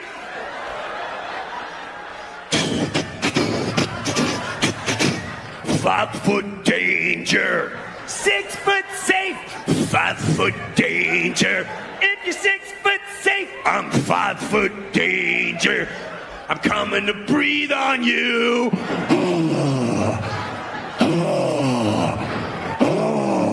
I'm the grandma killer. Listen to the rules.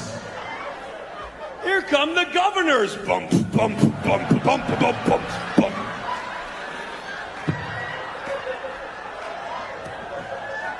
We have no rules and regulations.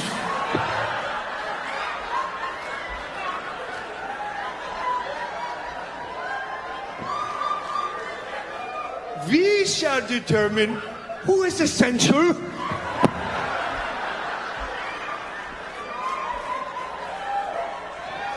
We shall determine who may go at your house and who shall have a muffin.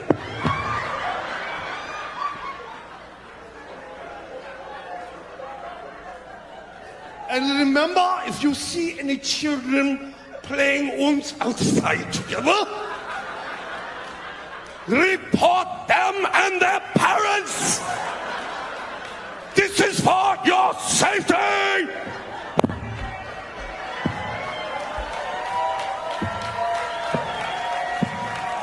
Six foot safe. And then the news cockatoos come out. Watch the news, watch the news.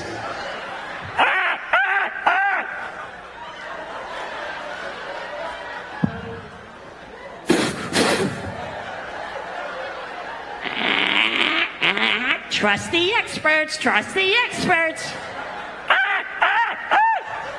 Trust the science. Oh my gosh, Jim Brewer. Oh wow. Just replayed for he you. Was canceled for that. He was and he's or before that. He a little before that. During COVID he was doing this, but this just gave you a synopsis of what congratulations, you all have lived through one of the biggest psyops. I was gonna say mockingbird. Yep. Same thing. Same. But oh Lord, some of the biggest psyops in human history. And for those of you that maybe caught on early or just didn't, oh my gosh, is that a spider? Hold on. Oh, lovely. And anyway, no, let it bite you. It could have been Spider Woman. Oh, love me some Tom Holland. Anyway, but yeah, so congratulations, Jim Brewer, for continuing to deliver the message. We need to be able to laugh about it, I guess, but it's not really so funny because it was real. I mean, that is wild that it was actually like that. I'm surprised that I'm so glad that he put it into like animal form because And then when he started tap dancing like that. When he started rapping, I'm like thinking of like the Beyoncés and all them that were out there, Jay-Z. They're like, everybody came out in full flesh. All right, guys, that's it for us here with Out of Pocket Live. It's been a great week. It's been a great week. I think you should keep the hat on. Yeah, you definitely should. I look good in hats, I guess. Well, we're going to encourage you guys to keep joining us Monday through Friday. We are changing to 11 a.m. Eastern. We will be right here on TalkRed as well as our Out of Pocket platforms. If you're not already, make sure you like, share, subscribe. Out of Pocket Live at Real Allie Leger at Michelle Posey. Any big plans this weekend? Mm-mm.